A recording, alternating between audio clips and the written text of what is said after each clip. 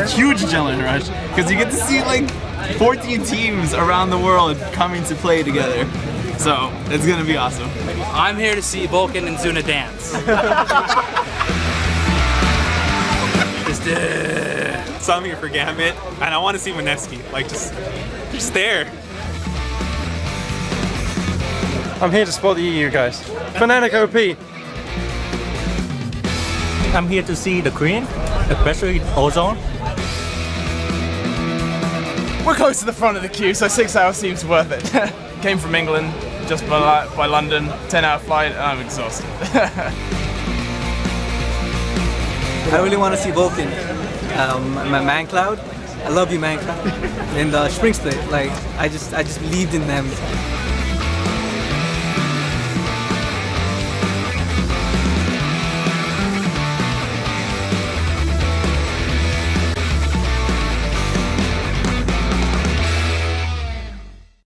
The first game of the Season 3 World Championship featured the international wildcard winners Gaming Gear EU taking on North American fan favorites Team Solo Mid. Speaking of favorites, Wild Turtle was back on Corki. Wild Turtle dealt tons of damage to help TSM pick up the first win of Worlds. I'm on my way. I'm on my way. Go, go, go, go. Ezzo, guys. His brother gets taken down. Alinea all on his own on the tower. He's going to get dropped, and it's going to be another double kill for Wild Turtle. It's Team Solo Mid that are going to take the first game of the Season 3 World Championship. Going for the groups. They got him. They got him, ladies and gentlemen. They got him. It's a great start for TSM, but this by no means is a sign of relief. Up next, the Lemon Dogs from the European LCS took on SK Telecom T1, who were playing their first game away from Korea. And for many fans outside Korea, this was their first look at SKT's phenom, Faker. Showing why he is considered one of the best players in the world, Faker led SKT to their first win of the day. The charm comes in there, and now Bengi gets on towards him. He can kick him towards the tower. Faker picks up the kill. Baiting in there. Picnic is going to be the focus, and he is going to get melted. It's down to 2,000 hit points, but look at Dexter just getting melted. There's no damage coming out from Lemon Dogs, and I can see SKT1 just turning it around. Faker picks up one, picks up two, comes on through, and SK Telecom T1 will be taking their first game against the Lemon Dogs. Job done for the man in the middle. After winning their first game of the day, TSM struggled mightily against China's OMG, but the General never gave up. When he wants to get in, get the smite down, he gets it! He gets the smite down for TSM. The Baron steal was not enough for a TSM comeback, and OMG charges to a 1-0 record in the group stage. The Wild Turtle is still alive in the pack. Now he's taken down. Dyrus is going to be the last man standing. And OMG with a triple kill for Sand. Take them down. That's going to take TSM to 1-1. A great, great start for OMG. After playing SKT T1 tough in their first match, the Lemon Dogs methodically took down Gaming Gear to improve to 1-1. It's going to be Lemon Dogs with a very definitive victory here over Gaming Gear EU in our fourth game of the day. 29:01 on the clock. They had every building destroyed and every champion dead at the end of that game. OMG versus SKT T1. Faker versus Cool. This game lived up to all of the hype. And it looks like they may be able to continue. Bengi trying to help. This would be a double buff transfer. Oh, he hits the Q! He follows the Sonic Wave, and he gets the safeguard out as well. Faker continued to dazzle. Oh, he great beautiful all the way back to the turret. Cool's gonna be going down, and Faker with a beautiful play by himself. But OMG capitalized on their early advantage to pull out an impressive victory for their second win of the day. San with a double kill coming in. The Nexus is open. It's over an 11,000 gold lead of OMG to take out SKT T1. In the first game of Group B, Vulcan came out of the gates on fire, taking down two Fnatic members for an early lead. That's a flash forward from Zuna, 100 HP, 50, first blood secured. That's in Zuna's back pocket. He now has a red buff to back it up. Peke rooted in place, down to 110 HP. Zuna's trying to chase, manages to pick up the kill. 2 early kills for Vulcan. Vulcan's teamwork was OP, allowing them to pick up the first win of Group B. Smithy's going down right above Baron. And it's all Zuna! Zuna saves Smithy! What a flash! Ace in the hole, not gonna do it. Vulcan are going to pick up game 1 here in Group A. North America has drawn first blood against Europe at the World Championships. Longtime European powerhouse Gambit secured their first group stage win when they took down Mineski, the Southeast Regional Champions from the Philippines. They've shut down Ezreal in the background and now turned their attention over to Yume. Diana is now out as we see Snoy gets charmed up. That was a great charm by Alex Edge. 4 for 0. They get Dragon. This is complete control. Game had a little bit of a slow start in the game, but they turned it on in the mid game. Only 24.5 minutes in, they're going to take down Mineski's. Vulcan continued to press in the early game. Dandy as he flag and drags out to safety. Lupa to the top line, the true shot barrage! But Ozone ran Vulcan in circles to pick up their first win at Worlds. He gets flung backwards. Third proc is going to be needed to get over the wall. Now Lupa turns his attention over to his Smithy, has now decided to teleport. He's teleporting up the lane. Zuna wants to be his target. He's turned backwards. A play onto Mancloud is going to get Rune Prison in place. Now Zuna is doing the best he can to get away. Another knockup. Ozone are going to be picking up their first win here in Group B. After starting the day 0-1, Fnatic took out their frustrations on Mineski, winning their first game in dominating fashion. Poor Mineski, actually. Oh, no. As we said, they had a decent start. So last one, Fnatic actually not leaving. They're going to come around the corner from this one. Good Stranglethorns coming down. Yellow Star falling low, but Fnatic dive right back in there, picking themselves up a couple more kills. Exo's not going to be able to escape. I'd be surprised if Yume makes it. Ace in the hole will finish off. And that will be an ace coming down from Fnatic. Fnatic was not happy about that loss to Vulcan. We can say that. In the last game of the day, Gambit showed all their practice paid off. Look at Ozone. They're one by one being taken down. Imp got into the middle of them. They need to lock him out of this one. He will be finished off. It's Genja that picks that one up. Gambit, that boot camp is paying off for them right now. They are in control of this game. Gambit defeated Samsung Galaxy Ozone in a landslide, and they joined OMG as the 2 teams to end day 1 undefeated. And there is the surrender. Surrender, brilliant victory here from Gambit. Thoroughly deserved victory, I'm going to say there. Absolutely. This is a message to the rest of their group right now.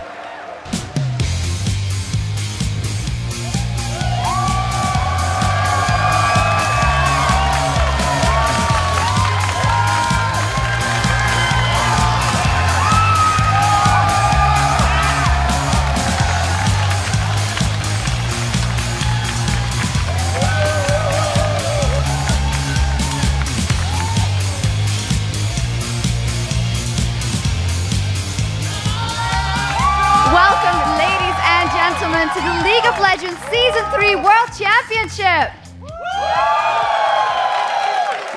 I'm Ify Shokzaportra, coming to you live from Los Angeles, California. And as you saw in that video, the first day of the Season 3 World Championship was incredible.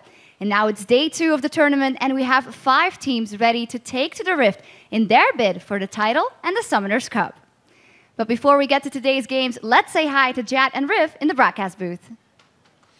Thank you very much, Shocks. I'm Rivington Bism III alongside Joshua Jat Leesman, and this is the spot where our team of broadcasters will bring you every Invade, Baron Steel, and next level play from today's group stage matches. And we're just getting started here at the World Championships, but before we get to today's action, let's send it over to Joe, who's getting comfy in the interview lounge. Thanks a lot, Jat, and welcome to my perch here high above the studio floor. All day long, I'll be joined by players from the World Championship teams to talk about their games and their experiences of playing here on the big stage. But for now, let's send it over to Kobe and Quickshot at the analyst desk and kick off day 2. Thank you very much, Joe. I am Trevor Quickshot Henry, and beside me at the analyst desk is Sam Kobe Hartman-Kensler. And this is the spot where we'll be breaking down the biggest plays, setting up the games, and making our predictions for the Season 3 World Championship. Plus, we've got a few friends who are going to be hanging out with us all day long at the analyst desk to help make sense of it all. Welcome to, of course, OGN caster Monte Cristo, the Evil Genius of Support Crepo, and the North American All-Star CLG's Doublelift. Good to be here, Trevor. Thanks for that, Crepo. Glad to have you guys back. Even you, Doublelift. I hate you. Especially you, Doublelift. Today we've got 5 awesome games from Group B heading your way. But before we get to what's coming up, we do have to talk about what went down yesterday. So on Sunday, we kicked off the Season 3 World Championship with 10 huge games, as every team in the group stage took to the Rift twice. Yeah, and after that incredible day of action, let's see where the teams stand, starting with the 5 teams in Group A. China's OMG is the only undefeated team in the group, thanks to their unexpected win over SK TT1. Tied for second with identical 1-1 records are the Lemon Dogs, SKT1, and Team Solo Mid, while the international wildcard Lithuania's Gaming Gear is still searching for their first win. Yeah, now that each team in Group A has played a couple of games, let's kick this off to the analysts. Monty, do you still think that SKT is the favorite, even after dropping a game to OMG? I do, and for me, I've obviously cast SKT quite a lot, and in Korea, they almost always drop the first 1 or 2 games in a best-of series, and then they always adapt very well and come back to complete a reverse sweep. So I think they're still very strong. That said, OMG played exceptionally well in that match. They are still dangerous, but SKT, they adapt so quickly that I don't think they're going to take the next game, and they may cause some problems. Well, we will see, we will see. Crepo, let's throw this one over to you. You've gone head-to-head against the Lemon Dogs during the course of the summer split. How do you think they looked yesterday? I think they looked pretty well, actually. They showed some of their strengths, which was their early strategy. Definitely seeing like Enrated's analysis going on there, because they basically copied the level 1 that Enrated taught us as well, and it almost worked out for them. They still showed some weakness in closing out the mid to late game, as well as the draw phase. They weren't really exactly ready for what their opponent was throwing at them. But then again, the other game that they played, they was really solid, like really convincing victory, like textbook. That was really nice. So it sounds like you got some faith in them. I think, yeah, even similar to SKT1, Lemon Dog's strength is in adaptation as well. So I think they have a good chance coming back. So let's throw one over to Double Lift. Just like Crepo, you do have a team from your home region in Group A. That is, of course, Team Solo Mid. And yesterday, they faced off against OMG, who I know you're very excited about watching. So how do you think about both of these teams after day one?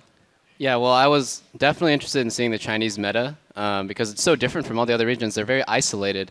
And Cool, who's the Chinese MVP, I was curious as to see how he would do against Reginald. He did really, really, really well. And if you win lane against Reginald and you put him on tilt, you will, well, TSM will lose.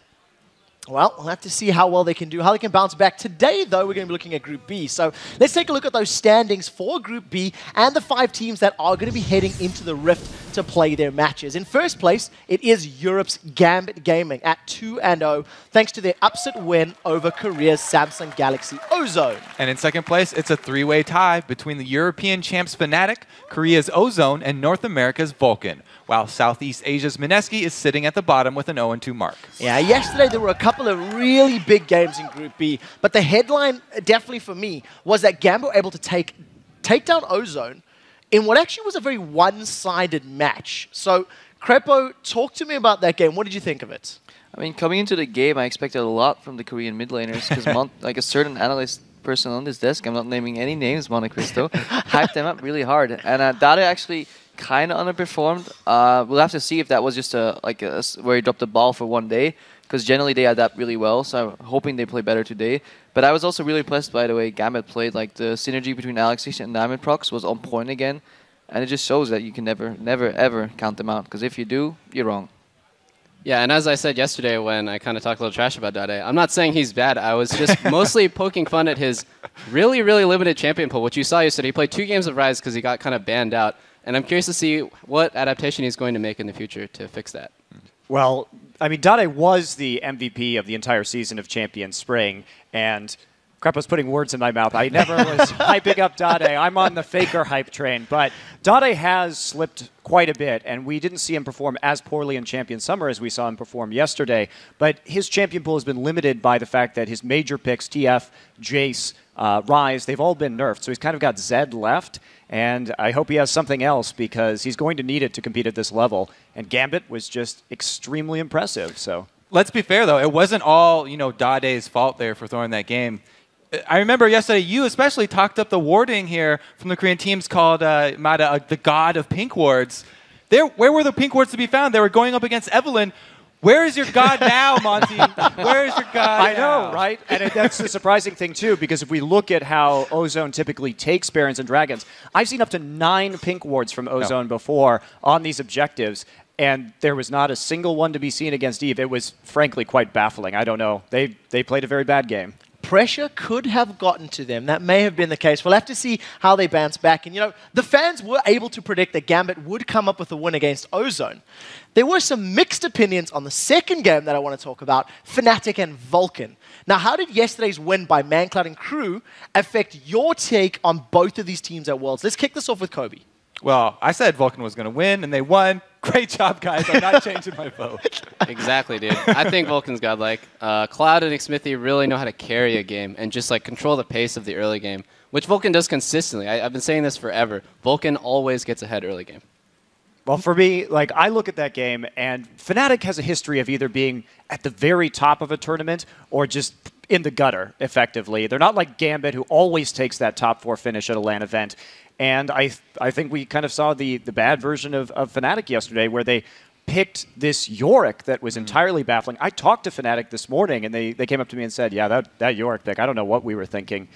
But I mean, I wanted to change my prediction to Vulcan as soon as I saw the end of that pick and ban phase. You guys know I was kind of flipping out. You're locked in. You're committed. This picks and ban. You can't just jump ship and change. Krepo, what was your take? I was really surprised by the Yorick pick as well. It's something I didn't really see Fnatic going for, especially Soaz. He's such a wide variety of champions he can play in the top lane. I think a lot of them that he plays would have fit, like a Kennen, for example. I actually met Vulcan earlier and not Fnatic, and I talked to them, and they were equally surprised by the Yorick pick. As well as the level 1.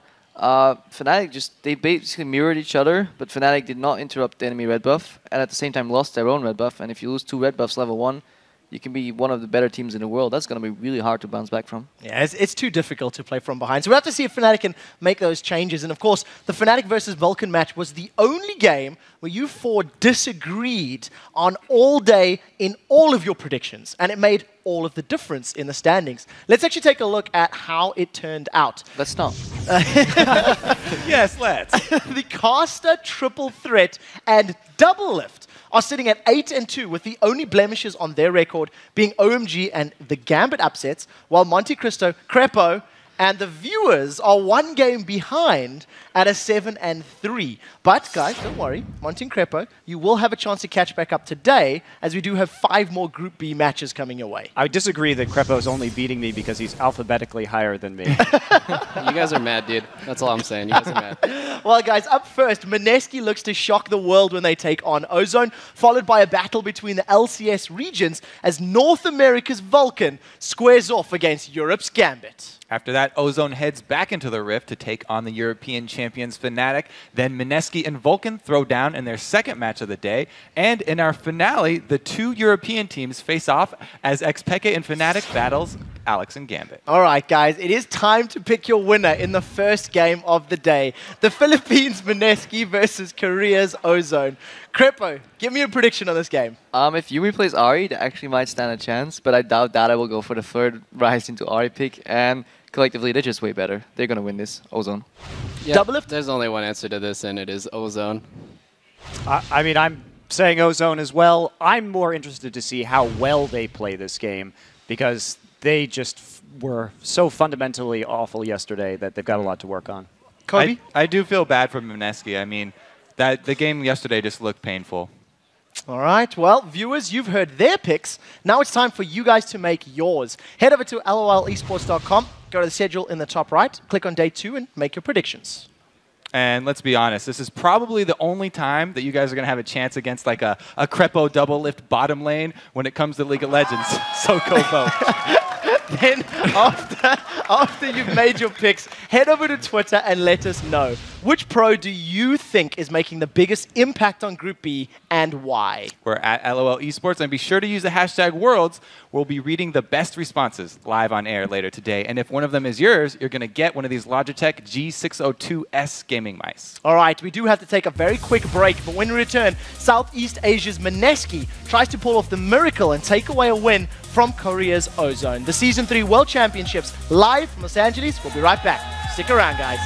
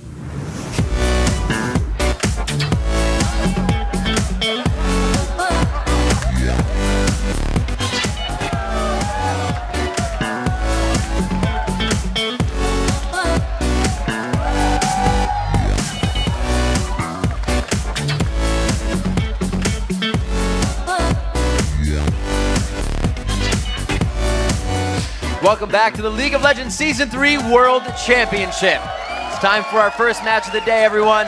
Southeast Asia's Mineski versus Korea's Samsung Galaxy Ozone. Coming into this match, I don't think anyone, including our analysts right now, are giving Mineski much of a chance here, Jap. No, and it's because Mineski looked entirely overmatched yesterday in every aspect of their games. They just weren't really able to put things together against Gambit. You know, that game they were killed 21 times in 24 minutes. And then in their game against Fnatic, they almost lost the game in 17 minutes. Right. And Mineski's mechanics are okay. They keep up with Fnatic in terms of farm for the most part, but then they just kept getting outplayed by all the other aspects of the game. Yep. That was it. Absolutely. Well, Mineski has to be feeling a little shell-shocked after yesterday's matches. Ozone had their own implosion as they were upset by Gambit Gaming. Yeah, so none of us expected that, and then the fans did because it was a 56% vote for Gambit. But I mean, Ozone tried to play similar team compositions in both of their games yesterday, but then Gambit was ready for them. Gambit outpicked them, and then they outplayed Ozone in that match as they were able to beat them. But that was only one loss, and Ozone still has 6 more matches in the group stage. You know, if they want to bounce back from that loss, they're going to need Dade to really start picking up his game. Double have called him out a little bit yesterday after he got beaten in matchups against ManCloud and Alex each. So he's going to need to return to that MVP form of the spring, even though his champions have been nerfed out a little bit, if Ozone wants to make a play for the Season 3 World title. And another person that Ozone will turn to as they try to bounce back from yesterday's upset is their leader, Home. Even though he hasn't gotten his chance to play on the world stage, he's still the heart of one of the world's top teams. 정말 운이 좋다고 생각해요. 저는 이번 시즌에 롤드컵을 나갈 수 있다는 게. 한국 게이머들이라면 누구나 한 번쯤 가고 싶은 곳이니까 아무나 갈 수는 없는 곳이잖아요.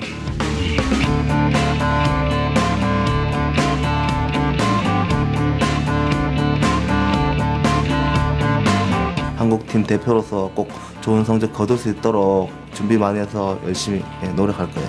스프링은 일단 우승해서 좀 강팀에 입지에 오른 것 같아서 매우 기쁘고, 썸머도 3위로 나쁘지 않은 성적 냈고, 그걸로 이제 롤드컵 확정지였기 때문에 거의 꿈을 이뤘다고 볼 수 있을 정도로 좀 많이 발전한 것 같아요. 또 이번 시즌 오면서 확실히 롤이라는 게임이 많이 좀 바뀌는 게 많아서 잘 맞춰서 연습 많이 해서 좋은 성적 낼 수 있도록 열심히 준비하고 있어요. 게임을 주도하는 거는 제가 될 수도 있지만 팀 리더는 역시 탑 포지션을 맡고 있는 옴무 형님이라고 생각돼요. 하는 편이에요. 저희 4명이 약간 마음속으로는 생각하지만 이렇게 손뜻 못하거든요. 근데 탑형, 옴무 형은 되게 되셔가지고 일단 살아온 인생이 길다 보니까 그걸 토대로 어린 양들을 진압해 주시고 통제해 주시는 것 같아요. 또 제가 솔직히 롤 게이머 중에서 나이가 최고 많아요. 그러다 보니까 아무래도 항상 사람들한테 어떻게 보면 사람들 걱정도 많이 하시고 나이 많아도 할 수 있다는 걸 진짜 보여주고 싶어서 솔직히 어린 친구들만큼 피지컬이 될지는 모르겠지만 대신 그 꿈을 위해서 그 친구들보다 많은 시간을 투자한다고 생각해요. 그 무대에 이렇게 제가 좋아하는 팀원 동생들하고 같이 이렇게 갈 수 있다는 것만으로도 지금 행복하고, 사실 저는 그러니까 집이 솔직히 어릴 때부터 잘 사는 집안이 아니어서, 근데 저는 솔직히 제가 제 나이에 솔직히 미국이라는 곳을 이렇게 가보는 것만으로도 저는 솔직히 너무 지금 기뻐요. 매우. 그거에 대해서 많이 기대가 돼요. 딱히 결승 가서 우승을 하기보다 결승에 가서 그 많은 사람들 앞에서 게임을 하면 어떤 기분일까, 그런 걸 느껴보고 싶어요. 이제 저희 같은 경우에는 사실 이제 중국 팀들 아니면은 많이 이제 붙어볼 수 있는 기회가 많이 없었어요. 그래서 이번에 또 다른 해외 팀들하고도 많이 붙어볼 수 있어서 경험도 될 것 같고, 기본적으로 다 잘하는 팀들이 나와가지고 누가 우승할지는 솔직히 짐작하긴 힘들지만 그 팀이 저희가 되도록 열심히 노력할 거예요. And it's amazing to see the camaraderie of these teams, you know, what they focus on, when they figure out they need to focus on it, and still know that he's a huge part of the team. Yeah, even though Ohm has been basically put on the bench here Yep. for Looper. He is still obviously a communication factor for them, and he's a leader to them even from the bench. So they still have the potential before every game if they want to put him in the starting lineup. It's not locked in that Looper's playing every single game. Absolutely. But this one, Looper's playing. All right, so with Looper in there, let's check out the lineups all together. In the blue side, it is going to be Mineski. In the top lane is Snoy, Kaigo in the jungle, Yume in mid, EXO at AD carry, and TG on support. And in the red corner, it is Samsung Galaxy Ozone. Top lane is Looper this game. Jungle is Dandy. Mid lane is Dade. AD carry is Imp. And, of course, Mata is the support. And as you know, you're saying a little bit yesterday, a lot of the same things from Ozone within their 2 games, the one victory and then the one loss to Gambit. It showed a lot of Rise as well. And then in the other lanes, they had Singed. And they had in the jungle the same thing continuously. Yeah, exactly. Dade picked Rise because traditionally Rise has been a counterpick to Ahri. Right. Now, Rise's ranges have obviously been decreased in recent patches, and honestly, I still think the Rise pick could work against Ahri, but Dade just played far too aggressive in the early game, gave up too many kills early, and then was never able to get going. And look at that, Looper has drawn the Singed ban. His first 2 plays at an international level, and his ban does get drawn. We've heard about the very strong or so-called godlike cannon that he has, but we haven't seen it or any other champions in his pool. Exactly. That's one of the big factors that Ozone has coming into this is when they bring in Looper, it throws out the book of everyone's scouting. Right. Because Ozone as a team has been very mid and bottom lane focused when they play with Ohm because Ohm generally plays, he's got the Shen or Nasus style where he just plays a tank that can survive in lane, and then he tries to make his impact later in the game with team fights and with overall team positioning. So you could kind of craft strategies around, oh, we just need to shut down Dade, or if we can get enough assassination, we'll be able to take down him. But then obviously, when it was actually Vulcan who played that game, Looper with his Singed play kind of ran over them a little bit. They didn't have enough damage to take down the tanky Singed.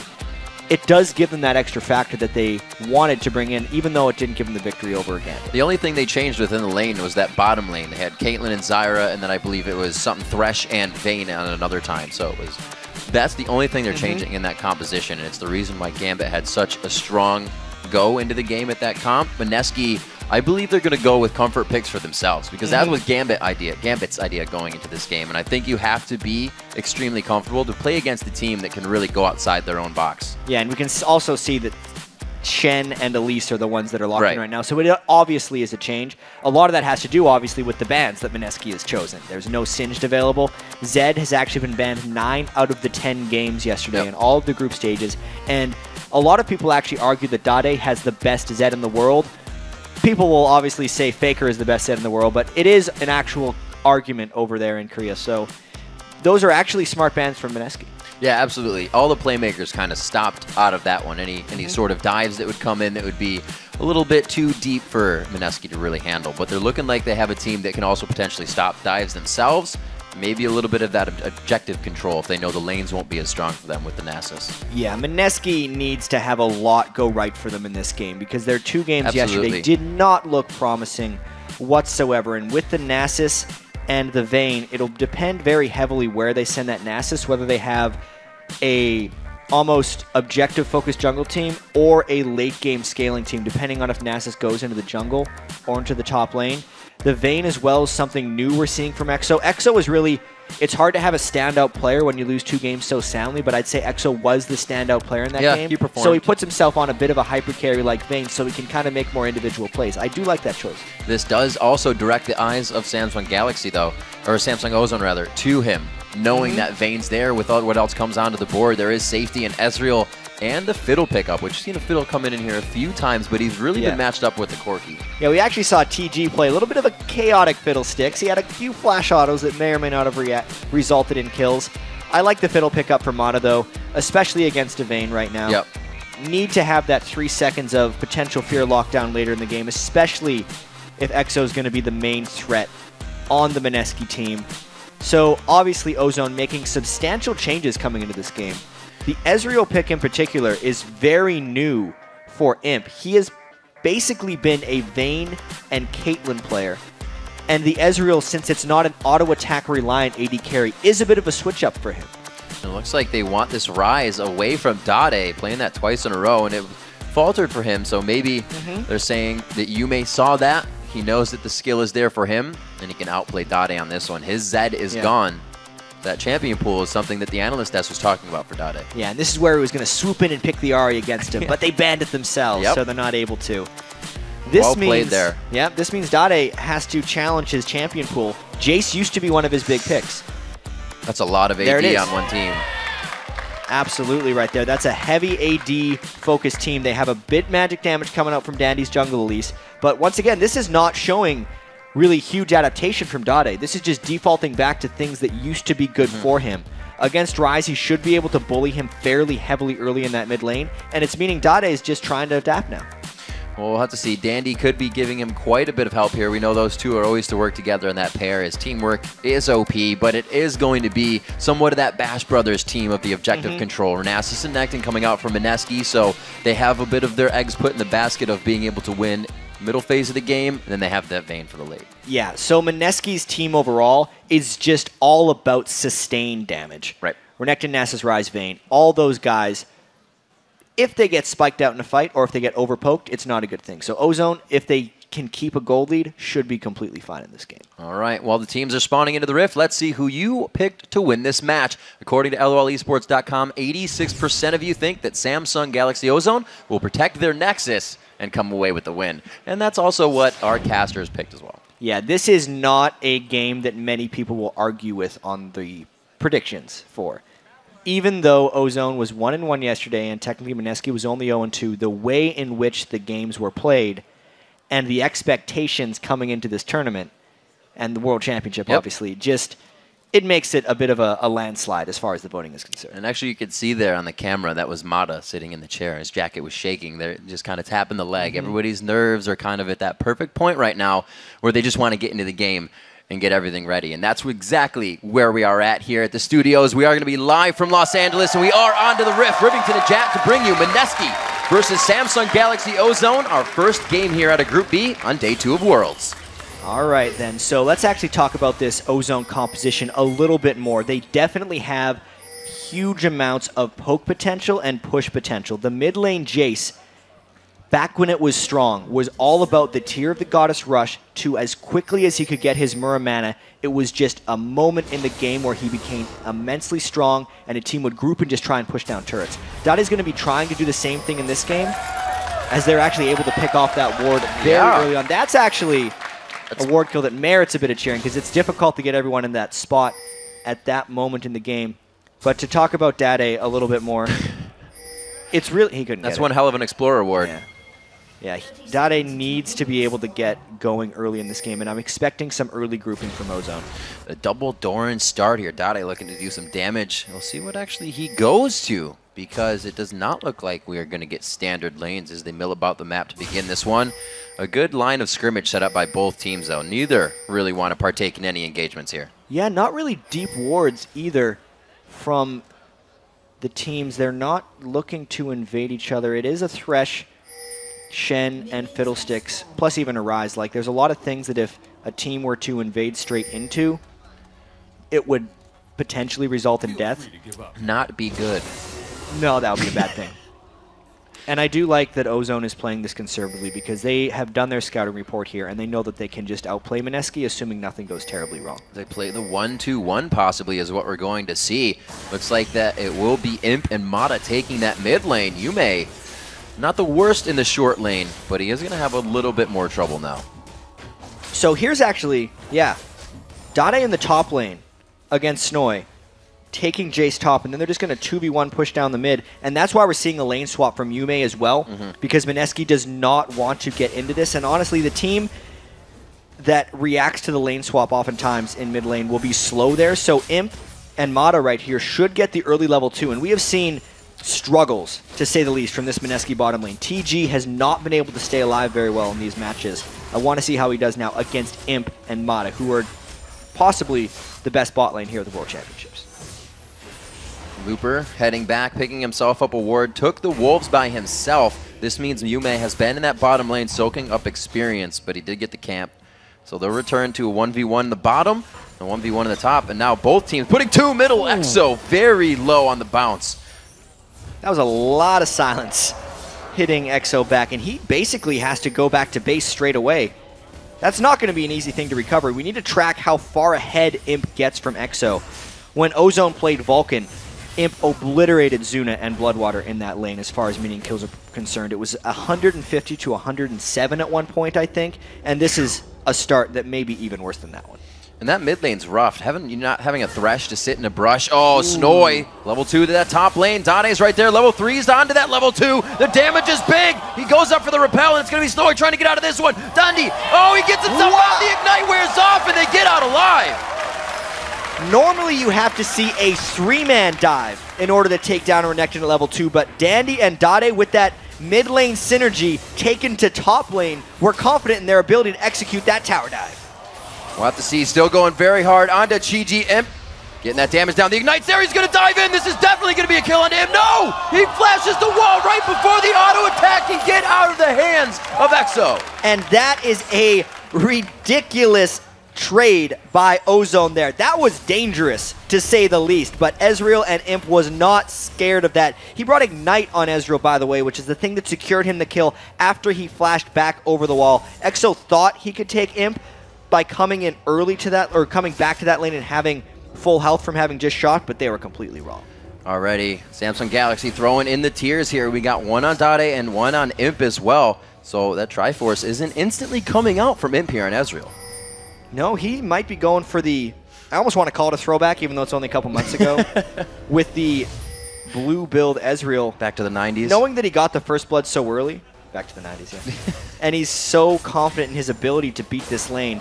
Since he got the first blood, it means an early tier.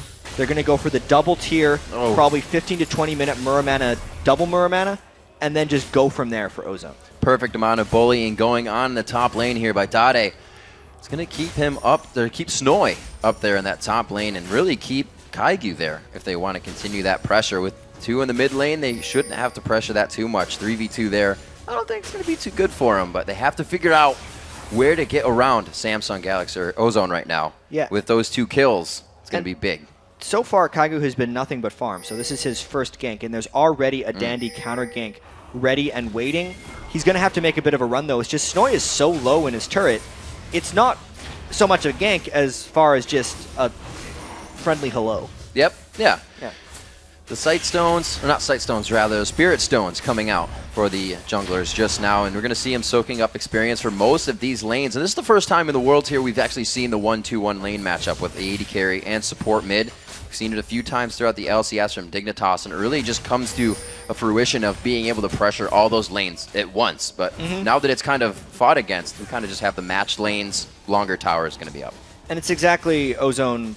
It's exactly what Ozone's going to be trying to do, is push down all of these lanes as quickly as possible. As long as Mineski is back at their turrets, it will allow Dandy counter jungling opportunities. And that's just kind of textbook Ozone as far as map control goes. They just get control of their lanes, allow Dandy to make plays, and then starve you out of gold. Looper with a quick Negatron cloak buy for himself in that lane. 32 to 28, so not too shabby there. Kaiju looking to clean up some wards, and they get Mata on that one. Very well played there. Looks like Mata has forced the flash out the same way that Imp did earlier. They turn this one back around onto TG. 3-1 in the kills now. It's going to be Kaiju and Exo still somewhat pursuing, but they give up. So even though Mata got hooked and seemed like it was doom again for Ozone, they did manage to get a kill back to Imp. That's 2 kills now onto Imp. And even though he died from that, he's looking scary in this game. You do not want Imp to get farmed if you're against Ozone. Well, he's off the map right now. Exo doing what he can to pretty much freeze this one. Not trying to push it too far up. Dandy's soaking up all that experience. Everybody now leaving the base of Mineski to come back to lanes, and they are going to switch it up actually. Renekton now to the bottom as Snoy takes it up against Looper, and they match up against Dade in the top lane on Jace. This is a little bit strange because Dade was doing such a great job against Snoy, and even though Ryze has seen some top lane time since we've seen Ryze in this tournament, it's been more of a mid laner. I almost feel like this is just an attempt to slow down Dade's farm in the slightest. They don't think he's going to be able to bully Ryze as well as he was bullying Renekton, but if that lane pushes out at all for Yume, he's incredibly vulnerable to ganks from Elise, and that's why top lane Ryze is always a bit of a risk. And something to look at that Mineski was not doing yesterday, and maybe they've taken from watching, is they are now bringing in the pink wards. Pink ward for Snoy, a pink ward as well, obviously TG, but more coming out. Kaiju just buying one really reminiscent of the Korean play that we've been seeing here at Worlds. Yeah, you have to fight pink wards with more pink wards if you want to compete in this game. Oftentimes, these teams actually dump immense amount of golds into it. I think a little bit too much, and that might be something Wineski's doing here, because buying pink wards is one thing, but placing them in the right spot to get your control back is another. And the team that is ahead always has the pink ward advantage inherently, since they are the stronger team, and if you try to counter ward, you are risking getting caught and dying. They only have the movement on this. It looks like they're trying to thwart whoever's going to come over. You know, the top lane is gone a little bit too late on the ward. Dandy had the idea, though. He had the idea, but he should have warded much earlier. Knowing that Rise was in the top lane, he should have been trying to cut him off, because there's no way EXO or TG were going to go in for that, and the spot with which Dandy was standing is a spot where a mid laner would actually come over to get blue buff, so he kind of missed an opportunity there. And that Stand United is up, but I feel it's go. Oh, Mo's Kaigu from the backside here. Dandy finding him out. It's going to be a 3v1. Just on the other side is TG and EXO. TG puts himself in the middle. He does have his ultimate, but he doesn't decide to throw it in the box until he's farther out of the fight there. Vineski going down on that one pretty hard, but Galaxy losing one as well. That's exactly what we were just talking about. You can fight pink wards with pink wards, but you have to be able to use them properly. They tried to be safe there with TG throwing in the Thresh Lantern so Kaigu could get out of there, but the Lantern wore off. Ozone just decided to pounce on them, and they maintain control and essentially get paid off for those pink wards and a turret afterwards. Constant pressure towards that mid and top lane coming in here from Dandy, making sure that Kaigu always has something to think about, and it's so far working at 5-2 for Galaxy, or for Ozone, 14.5 to 12K right now. And oh no for the difference between EXO and Imp right now. 4-1 versus 0-2, and it's nearly 4,000 gold to just 2,300. That is completely unfair for EXO right now, because he is not going to be able to deal with Imp. No matter what, Imp's build is actually progressing very slowly. He's building a bunch of components right now. A Vamp Scepter generally doesn't give you immediate power in lane. The tier needs about 20 minutes, and it needs to be transformed into a Manamune as well to get effectiveness. But Imp is just so confident in himself and his team that he doesn't care that his build is progressing slowly, because he knows the moment in time that he is going to hit those items and complete them, and he's just getting them all.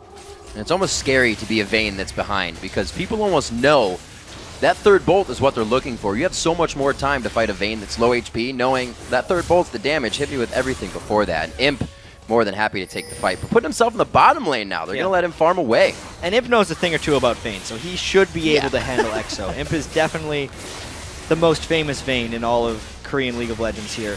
I don't know about the world. We'll have to have an argument about that. See what Doublelift had to think about it. Exactly, Doublelift.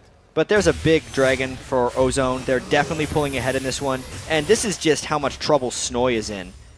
Imp, the 80 carry who has been in the dual lane most of the game, is nearly going for kills right now. In fact, Vineski's trying to set up a counter gank, and at one point, Kaigu just decides to show himself. A lot of safety there, getting back out. Kaigu trying to go for the Wither, but there was no follow from Yume, no follow from Snoy.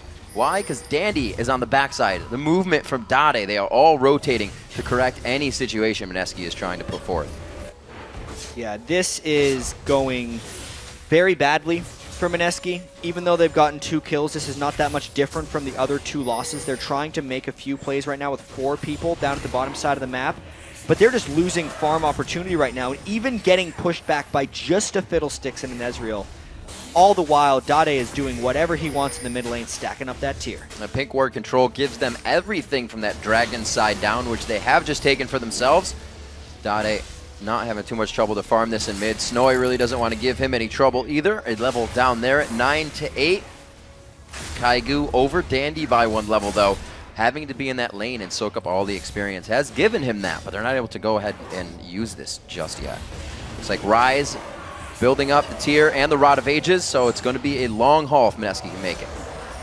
You may still yet to buy movement speed, which will make it very difficult for him to dodge any shock blast that Dade throws out once the turret sieging begins. You can see Dade rushed his last Whisper there. Yeah. His Tier of the Goddess is actually at 284 of 750, so it's still got some time. Imps is farther ahead of Dades. He's at 300 of 750 only because he got it so quickly after picking up that first blood in the mid lane.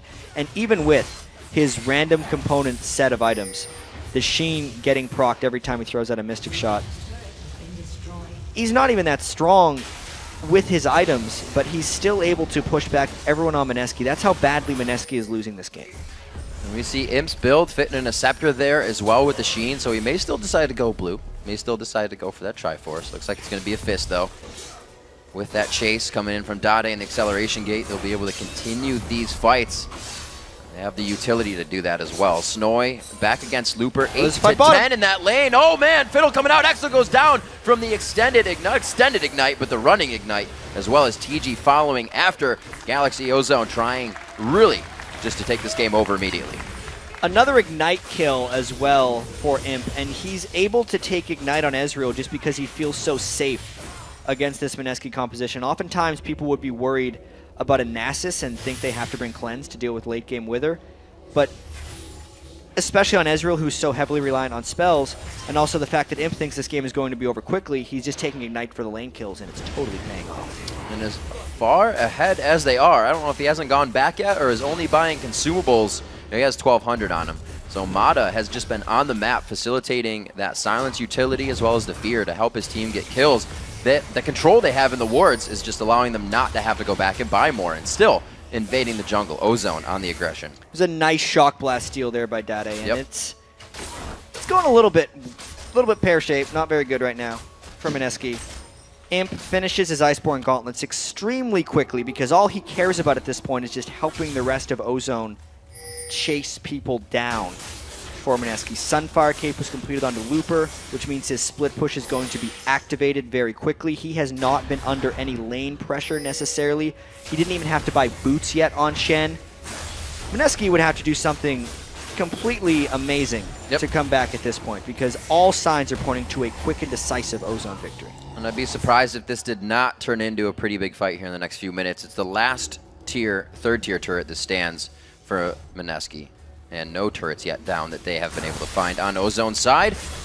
Looks like they could get the fight that they want coming on the bottom side as Mata, but his ult is down, so this is all pretty much going to be what you see in front of you in skill shots.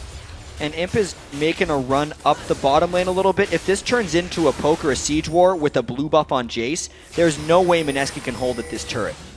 Also, Ryze got caught by Ezreal. Yep, they ping him out. He does go for the Iceborne. He gets that at 15 minutes while double dipping into a few extra builds. He flashes into the wall, and the fear connects just after. Unfortunate for Yume. Well, the Iceborne Gauntlet Rush from Imp is what kind of created that when he caught them with the Mystic Shot, and it gave him more of a slow than the red buff would have. Then the Flash Fear over the wall by Matic gave them yet another kill and more pushes on the turrets. All the aggression. They leave the top turret, actually. That's Dade's. He's going to take that himself. They put some mid pressure down. Nasus is going to be able to Spirit Fire that. For now, Mineski has a bit of wave clear, but they don't have enough people behind that just Spirit Fire to stop this. You can see every time they get just one wave, it's a quarter of the turret's health. Yeah, and if we look at Mineski's team composition overall, it's not bad. They've just lost the laning phase so badly. They picked a team comp that needs to be engaged in long, extended team fights, and Ozone is just not granting that to them. They're kind of doing a hit and run with the Ezreal from Imp. Iceborne Gauntlet stops the persistent team fight if Mineski would even want to try it, and it's really just leaving Mineski no opportunities. Going in out of Exo, the Repel goes up, and this is the aggression that they are so sure of. Dandy pretty much telling the team, we're not fully fighting, I'm going in to be aggressive, but here comes the stand united. Dandy very low on mana, he's going to be staying on the outside. Mata goes in for the ultimate, he is focused down very fast. They're looking at Yume now, eyes onto him, he takes the Lantern home, the safety is there, and the Ignite will not take him out. Oh, the Shock Blast, just on the tail side there, looks like they will finish off Snoy. Mata went down after that one, but the rest of Ozone is just going to meander out of the base, losing no one else, and that is just them flexing their muscles right now at Riv. It's an 8,000 gold lead. We cannot say enough about how much Ozone has just dominated this game over Mineski. They've caused that switch early game from Mineski. It's something they weren't really able to come back from. The Ryze in the bottom lane isn't really able to roam and help other lanes, so that's something they lost as well. The first turret went in favor of Ozone, and then it's all defense from there, especially with Nasus being up in the top lane, helping Snoy a lot. They've really just been scattering to stop the chaos Ozone is creating. Yeah, this seems like it's just going to be a mop-up for Ozone for the rest of this one. Oracle's Elixir got picked up on a Dandy. Yes, there's a dragon that Kaigu is looking to go and take, but it's a bad idea. This is a bad idea. Get out of there, guys. So they throw it on the pink ward, but they have one in the back as well. A little bit of a sneaky one that may cut off the vision of a pink that comes from Ozone.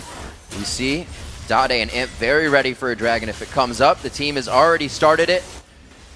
Exo is just in the mid lane by himself, so no Vayne for this fight. And that Vayne only has a Vampiric Scepter. So it looks like Ozone gets this, and this Kaigu can get himself in. No, it does go to Dandy, and he will not be able to do anything about it.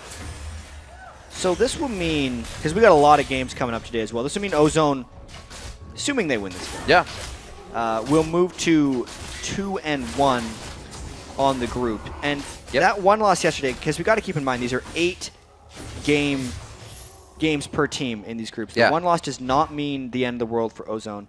Cannot wait to see. I feel like Mineski got trapped in an incredibly close and difficult group right now because Ozone, Gambit, Fnatic, and Vulcan are all on an extremely high level, and all those games, actually aside from the Ozone Gambit game, have been pretty close, at least in some point in the game. And Mineski's just not in that class of teams right now, so they would have to do some type of miraculous thing to even take a game in this group. They've definitely changed up their play style a little bit, but it still holds them at a plateau just under where Ozone is. Their pink warding still coming out. The mana immunes being finished up here. Boots of Lucidity almost have the same effect and burst coming out of those two champions. Not the same on the Shock Blast, but Dandy on the hook here. This may be what Ozone wanted, though. They know they can instantly pick people out, even if it's under the turret. It really isn't there. Looper taking a bit too much damage, but that was his job as the tank. And you can see Dade on the backside single-handedly zoning these guys out till they finally take him down. That was a really sloppy dive by Ozone. They got caught within the turret. This is a team that's 10,000 gold up against Mineski, who was holding an extremely dangerous turret that should have been able to get turned around. But Ozone did not get a clean dive. They're going in for round 2, though. And that's not the amount of damage you can take if somebody is diving your turret. They do go 1-for-1 again, but that's going to be a 3-kill shutdown going to Yume. Yeah, this is not the most impressive closing of the game here by Ozone because they were able to jump out to such a huge lead. They still don't have their Manamunes transformed into Muramanas yet, but giving up that many kills in a turret dive right now isn't the type of play that's going to get them out of this group. We'll see if they're getting a little lax with the lead that they have. It's not something that we usually see from Korean teams. They're still pink warding. Looks like Spirit Vision's almost coming up onto Looper. He'll be able to get that ultimate out more with the Sunfire Kate push, as you were talking about previously. And that's actually, that fight did set Ozone back, but they're not going for something right now. They want to get their lanes pushed and then get back to where they were and hopefully not make that mistake again in their mind. And I mean, we do have to keep in mind that Mineski has a team composition built around extended fights. The long duration of the Nasus and Renekton ultimates will do a lot of work in long fights. Ryze, of course, is not a burst damage caster, but instead needs to rotate his spells multiple times in a team fight to be effective. That's kind of what Ozone let Mineski do in that one, with the slow nature with which they turret dove. The fight was very long, and Ozone needs to do more to just poke them down because they can do it very easily. Jace plus Ezreal plus even an Elise Cocoon, you land one of those things and you're going to take someone to half health or even worse, and then they can just kind of wear them out. It's not like Mineski has any type of sustain at these turrets. And here we go, it's kind of round 2 at a different turret. Let's see if Ozone does a little bit more poking and a less sloppy turret dive. Kaigu standing in front a bit with Snoy there as the Bash brothers. Kaigu picking up the Locket of the Iron Solari for a bit of that extended fight you're talking about, looking to mitigate a bit of that damage for his team as they're all quite behind. So the burden he is taking on his shoulders. We see Merc Treads coming out on Yume so he can keep himself. Nothing coming from that death sentence, but that now lowers you know, how much scare is put out here by Mineski. See, there they've taken Exo to below half health, and it just means Mineski has to back off the turret. This is what they need to be doing. Continuously pushing another wave there, mid lane past River. Their bottom lane won't be anything they're looking at right now, so it's either going to be this rotation to mid or the fight they grab here just by constantly pressuring these turrets. And something that we actually don't get to mention that frequently is how well Fiddlesticks works in poke compositions, because against good teams that can control wards, it's almost impossible to get strong Fiddlesticks ultimates off. But if you're a poke comp, the counter to a poke comp is to go in and fight them, and that's meaning you're jumping into a Fiddlesticks Crowstorm, which is why Mata was really smart to pick Fiddlesticks in this team comp. A 5-man group defense cannot stop the damage from going on the turret. They throw down the Locket of the Iron Solari, and it looks like they get the Flash Flay. Fiddlesticks going to walk out of this one, silencing everybody down the line. Mata going down there, and it looks like they may try to turn on this one. Looper goes for the flash. He gets locked up there. TG going to be going down onto this one. They keep trading kills back and forth. So far, Mineski on top. Yume very low. Can he make it back into the fight to help his team? It's going to be the shots onto him. Looper coming in with the ultimate. Tries to get Exo so the damage can't be done. Kiting very well. Blade of the Rukin keeping Exo alive in the fight. And holy crap, Mineski comes up huge. That is not expected right there. This is a team that is 10,000 gold behind Riv, but they are catching fights in the right spot. Right now, Ozone is not deciding to fight here. Rise got so much damage out with his ultimate before that fight began, and then Ozone split. TG made a great play there with the play onto Mata, catching them out. And look, Imp is over the side of a wall. He's not team fighting. Dade was nearly dead before this fight happened, and Ozone should honestly just disengage. They should have used their acceleration gate and ran away, because in extended fights, apparently even with 10 to 12,000 gold disadvantages, Mineski can come out on top because Ozone is not using their competition to its strengths, and in team fights, Mineski is.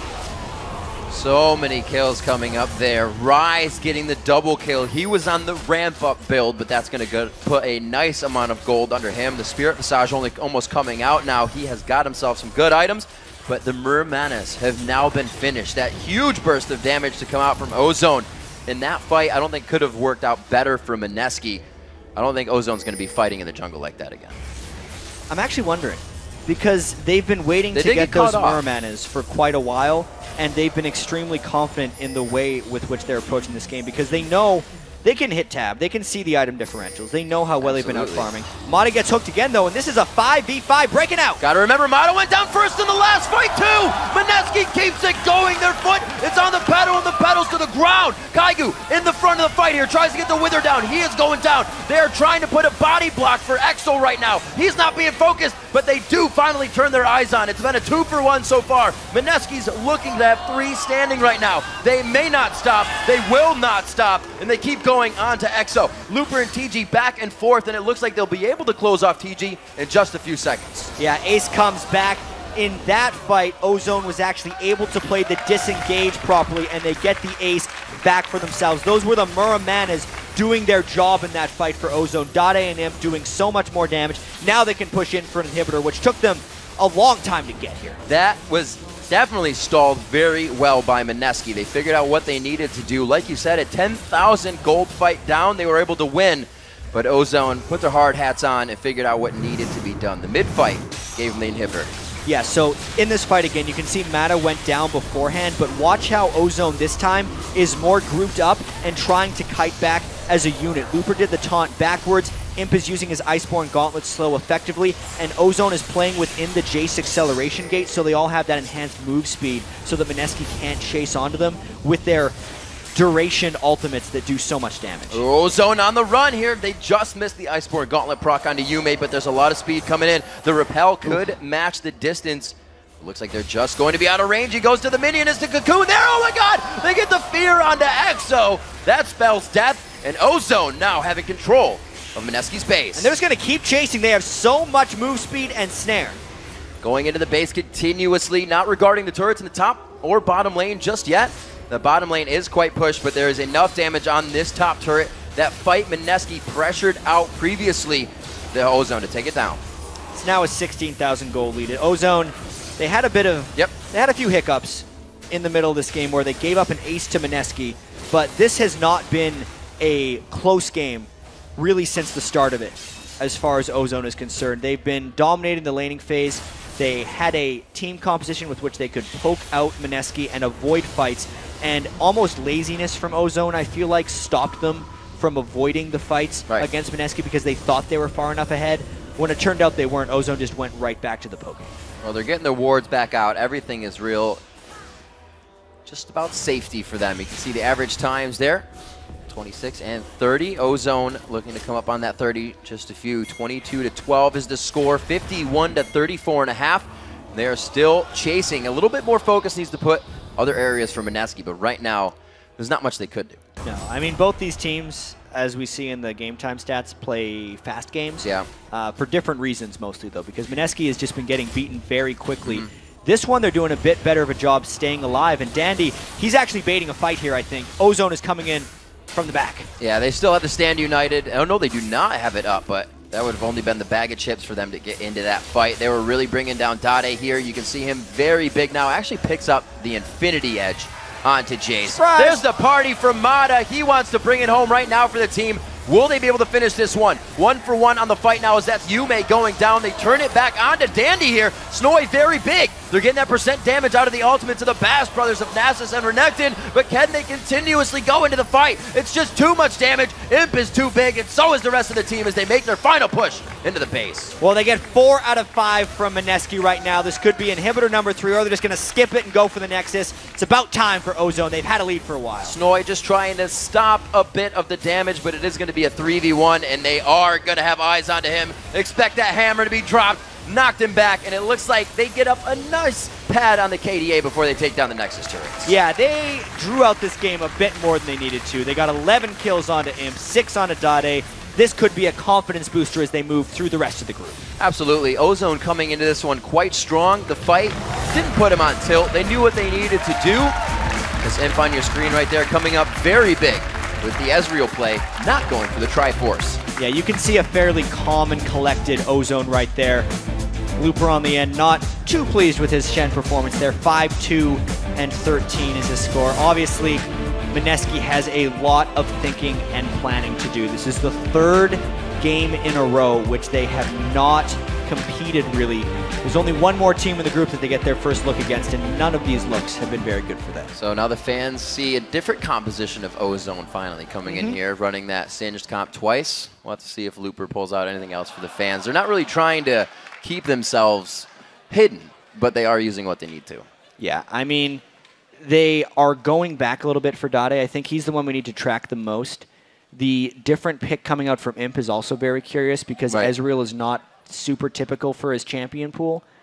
I basically just think that they were just on a bit of cruise control right here. And I'm actually surprised they didn't look as crisp as they could have in really trying to make a bit of a statement that they're recovering from yesterday's Gambit loss. Right. They actually still look, if we're comparing them to the other teams in the group, a little bit shaky. And it's actually, if you remember what Monty said, those champions that Dade hasn't been able to play because of the changes, he brought that Jace back out. He brought one of those champions out that he's been playing, and it worked out well for him. All right, so now let's send it over to Quickshot and the guys at the desk for thoughts on Ozone's Game 1 win. Thank you very much, Riv. Congratulations there to Ozone. A little messy towards the later stages of the game. Let's open this one up to the panel and actually go right back to the picks and bans phase. We've seen Mineski maybe counter-picking a little bit, trying to take some things away from Ozone. What do you think, Monty? Yeah, I'd actually really like to talk about the picks and bans here. I mean, we saw this Singed, Lee, and Zed taken out. They don't want Looper on that. They wanted to see what else he can play. He's only played Singed so far in this tournament. They took Thresh out immediately as well. That's Mata's best champion. And then going down, the Ezreal pick, it's interesting, and I think we're going to talk a little bit about that later, but what they were doing actually is because they were on red side and had last pick, Dade can play that Ezreal in mid lane if necessary. So they were saving it, and they were seeing whether they were going to take a Caitlyn or another, perhaps a mid laner right there, put Imp on Ezreal. They decided to take Jace, but that was to keep their options open for the rest of the draft because Ozone is one of those teams that really loves to run double AD compositions, but it gives them an out with that last pick as well. So these guys I know had a lot to say about the matchup in the lanes, though. So yeah, we argued a bigger bit back and forth rather about the Ezreal pick. I actually would have liked to see a Caitlyn more. If they're actually leaning towards the double AD composition with Ezreal and Caitlyn, I would have secured a Caitlyn earlier because I think it's really strong against the Vayne with a Fiddlesticks as well, and really strong against the Thresh. But Imp and Mata played really well in mid lane. They got the early kill really quick, and I kind of felt like Mineski could have done more in the mid lane, though. The Thresh landed a few really good hooks, but the follow-up plays were always in the wrong position. Either he played Fiddlesticks instead of Ezreal. He one time played Fiddlesticks forward, so the Fiddlesticks could escape. They just weren't on point, but there were so many options where they could have, I think, abused the fact that they picked Ez into inferior lane. To be fair, you guys didn't seem like you were happy with either of these duo lanes. Yeah, definitely. So I wanted to touch on Imp and Mata, who they're held as really strong, and I think they are the strongest spot lane in their group, for sure. But their champion pool, you could tell this game, Corki was up, and Imp chose to play Ezreal instead of Corki, which to me means because they banned Corki 2 times, and he didn't play it the 3rd time, he doesn't play Corki, which is a big disadvantage to him because he needs to learn to play a counter. Graves, Varus, Ashe can do well. There's a lot of skill matchups, but Graves and Varus come to mind as counters. He needs to either play Corki or play the counters. And that's something like he needs to adapt with fast because Corki is going to be big for other teams. Yeah, I think that's a pretty big hole in Ozone's strategy right now that's been exposed very early. Was that Just leave it right there. Yeah, global warming definitely going to be a problem. But yeah, I think that's a pretty big weakness to expose very early. But they also have, shown Looper does have more than just Singed in his pack. So I want to ask a question now. Let's take a step back. First of all, Ozone, even though it was slow in the beginning, they did close the game out once they got the ball rolling and a few misplays here and there. We've already talked about the fact that Home in particular, we feel that he may not be as strong on this patch thanks to some of his champions being nerfed and some of the change to the game. We've mentioned that about Dade. We've seen it in action already. We've briefly theorized about Imp. I mean, Corki, this is the first game out of 11. Not picked, not banned. So do you feel that Ozone, even though individually they're very strong players, their champion pools may limit how far they can go in this tournament? I completely agree. And in fact, this is a champion pool that I would have expected to see out of Ozone maybe 2 or 3 months ago, back when they were winning Champion Spring in Korea. This looks like exactly how they used to play. And we've seen these double AD compositions fall out of favor a bit because you do have, since the tier nerfs came in, you have a later power spike, a later Muramana, and it's dangerous against a team that has Nasus, Ryze, and Renekton, because once you hit that massive power spike of Muramana, you have only a little bit of time to take advantage of that before Ryze and Nasus and Renekton get so tanky that you can no longer poke them down. So it's risky, and it's been made riskier by the changes to tier because you get that item later. And I also wanted to point out, like, just the fact that Dade and Imp are supposed, the Looper is new. I expect Dade and Imp to kind of carry that team and do the damage. Dade seems to be really easy to ban out and counterpick mid, as you've seen. And Imp, if you ban Caitlyn, he has what? Ezreal and Vayne. Those are both bad matchups for Corki. It's just going to be really hard. Varus as well. But I've never seen him play that yet, though. He even picked Ezreal into the Vayne, which kind of surprised me. Yeah, that is. As well, because maybe he has like another answer ready, but it seems that the Vayne just generally does well against Ezreal's. Aside from that, Dade as well, we don't want to make this Bash at Dade show, but he rushed the Last Whisper really quick on that Jace, and I can't but wonder if Brutalizer would have been slightly better. Well, I just want to expand that a little bit before we start moving on to the next game and do a bit of prediction.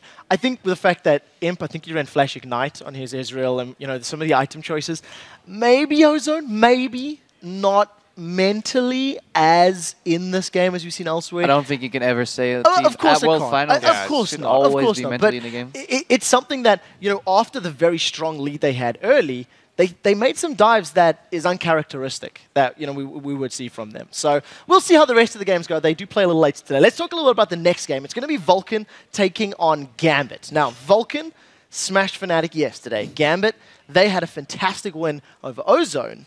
So let's see, Double Lift, Vulcan versus Gambit. What are you most excited about for this game? Oh boy. Well, I've been bad-mouthing Gambit because my other analysts have been hyping them up. So I gotta say, even though Gambit beat Ozone yesterday, I feel like Ozone was really off their game. It was a really uncharacteristic game of them to lose. And I still think that Vulcan is the strongest, or tied for the strongest, with Cloud9 team coming out of North America. And I expect Vulcan to win. I don't know. I'm still aboard the Gambit train here. I picked them to get out of the group, so I'm really interested to see how they do here. Well, I mean, all you have to do to get Monte Cristo's vote is beat a Korean team. All this is based off of Gambit winning, so... Yeah, but that's actually a really good analytical point because you also inadvertently explained TSM. Yeah. All right, well, I'll tell you what, let's get to the official predictions in a second. We need to update the standings right now. And, with the Ozone's win, let's take a look at how Group B is actually sitting overall. Gambit are currently in the lead with that 2-0 scoreline, with Ozone sitting at 2-1, Fnatic 1-1, Vulcan 1-1, and Mineski, they're 0-3 right now. It's not something we're terribly surprised by, but, it's how the group currently sits. It's definitely not what everybody expected. Everybody obviously expected Ozone to be on top, Gambit to be a little shaky, Fnatic to do a little better, and I personally underestimated Vulcan. I think they're going to do really well later. Well, let's see if you're going to put your money where your mouth is, as it were, because you guys all picked Ozone to win the previous game. Let's see if you guys can keep your winning streak going, if you can call one successful thing a streak, and choose the victor of our second game. So ManCloud and Vulcan versus Alex and Gambit. This should be interesting because, as we said, Double Lift and Kobe picked out Vulcan to come out of the Group B, while Monty and Crepo pick Gambit. So are you guys prepared to stick to your guns? Yep. Yes. So let's start with Vulcan. What's your prediction? I'm going to stick with Vulcan here. The only thing that does worry me is that bottom lane. Genjin, he definitely showed up big against that Imp and Mata bottom lane, so I think he has a strong chance. I think Genja has pretty low game impact. In terms of Gambits, how they win games, I feel like if Darien gets unkillable and then Alexich and Diamond can make plays together, that's how Gambit wins. I think the bot lane is really irrelevant, and so that way Zuna's kind of shaky early game is overshadowed by that fact. My money's on Vulcan still. Personally, I actually like the way Mancloud and Xmithie work together, and I think they can match whatever Alex and Diamond Prox are bringing. Other than that, like Vulcan really impressed me. They significantly got ahead every game they played, and they seem to have fixed some of the issues with stalling the late game out. Not everything, but then again, Gambit often like makes a mistake in the late game as well. We've played them a lot where we're really far behind, and we said, yeah, guys, just chill. It's Gambit. Like they might slip up, and generally, whenever the Gambit does really well and you start rooting for them, there's always that one disappointing loss. And I hope this is it, because then I can pass Monty, hopefully. So you coming over to the dark side now, voting for the North American team I would have never instead? imagined me voting for a North American team. We've got him. Well, Gambit's my dark horse. Gambit's my pick to make it out of the group, so I'm sticking with them. I'm all in on the Russians today. Well, the only one sitting, we'll have to see. That's either going to claw you back the distance on the predictions or push you further down. Guys, let's talk about this game now, because we do have some time while the players are setting up on stage. We know where your allegiances lie. I want to touch on the duo pairing of Xmithie and Mancloud and Diamond and Alex. It's two, I don't want to use the word duos, but it's a pairing that has worked very well in the respective regions. Crepo, you said that Xmithie and Mancloud could match Alex and Diamond. Is it going to be enough? Do you think they can outplay? I mean, we've seen the very early, almost 2v2s, basically getting Alex, a really strong advantage, which helped them win against Ozone yesterday. But at the same time, I think Mancloud really showed that he's a really important mid laner. He won all of his matchups so far, like at least in the early game. Yeah, I'm definitely rooting forward. I'm not gonna make any solid predictions because it's impossible to know.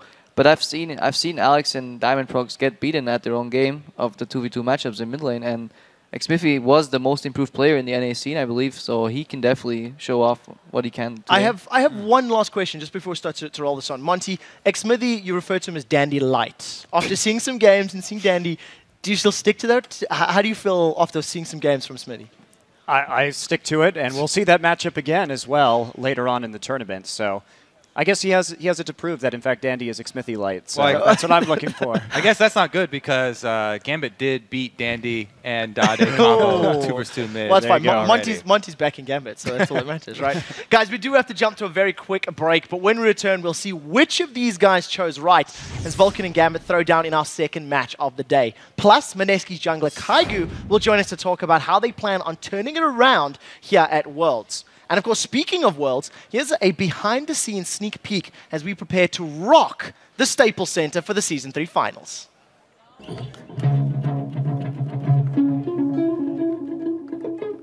Something like that. Basically, we're just sitting down thinking, what can we do that makes people's brain explode?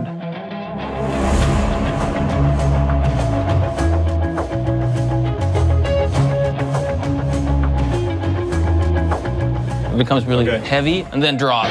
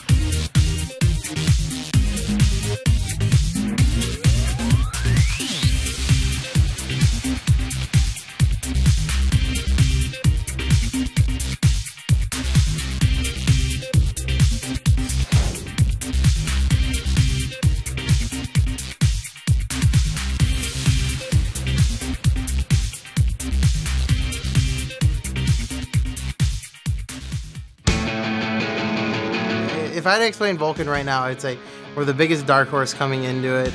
We are very good friends outside the game and inside the game.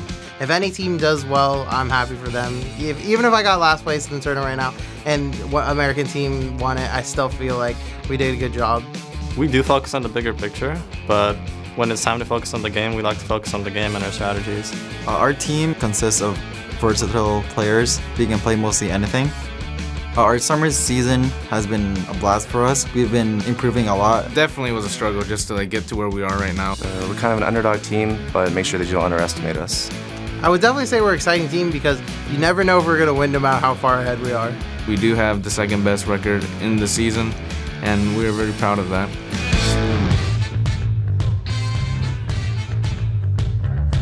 Welcome back to the group stage of the Season 3 World Championship live from Los Angeles, California. In just a few minutes, Vulcan and Gambit square off in our second game of the day. But first, I'd like to welcome Mineski's jungler Kaigu to the interview lounge. Thanks, first of all, for joining us, Kaigu.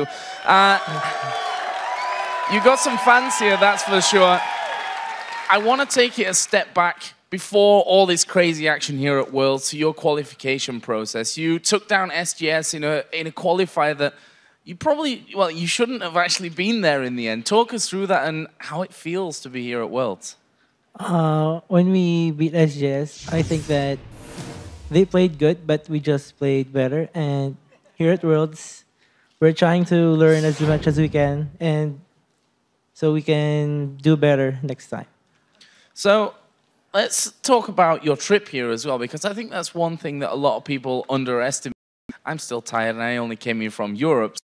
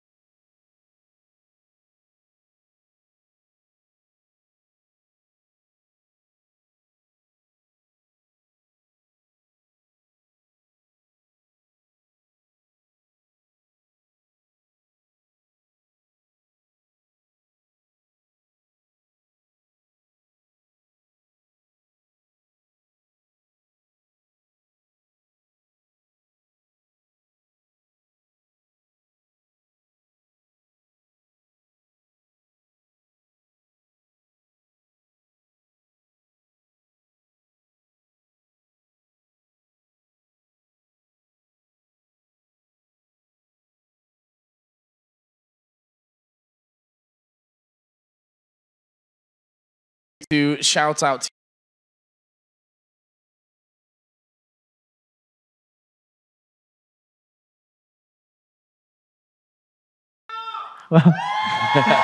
and your fans here as well.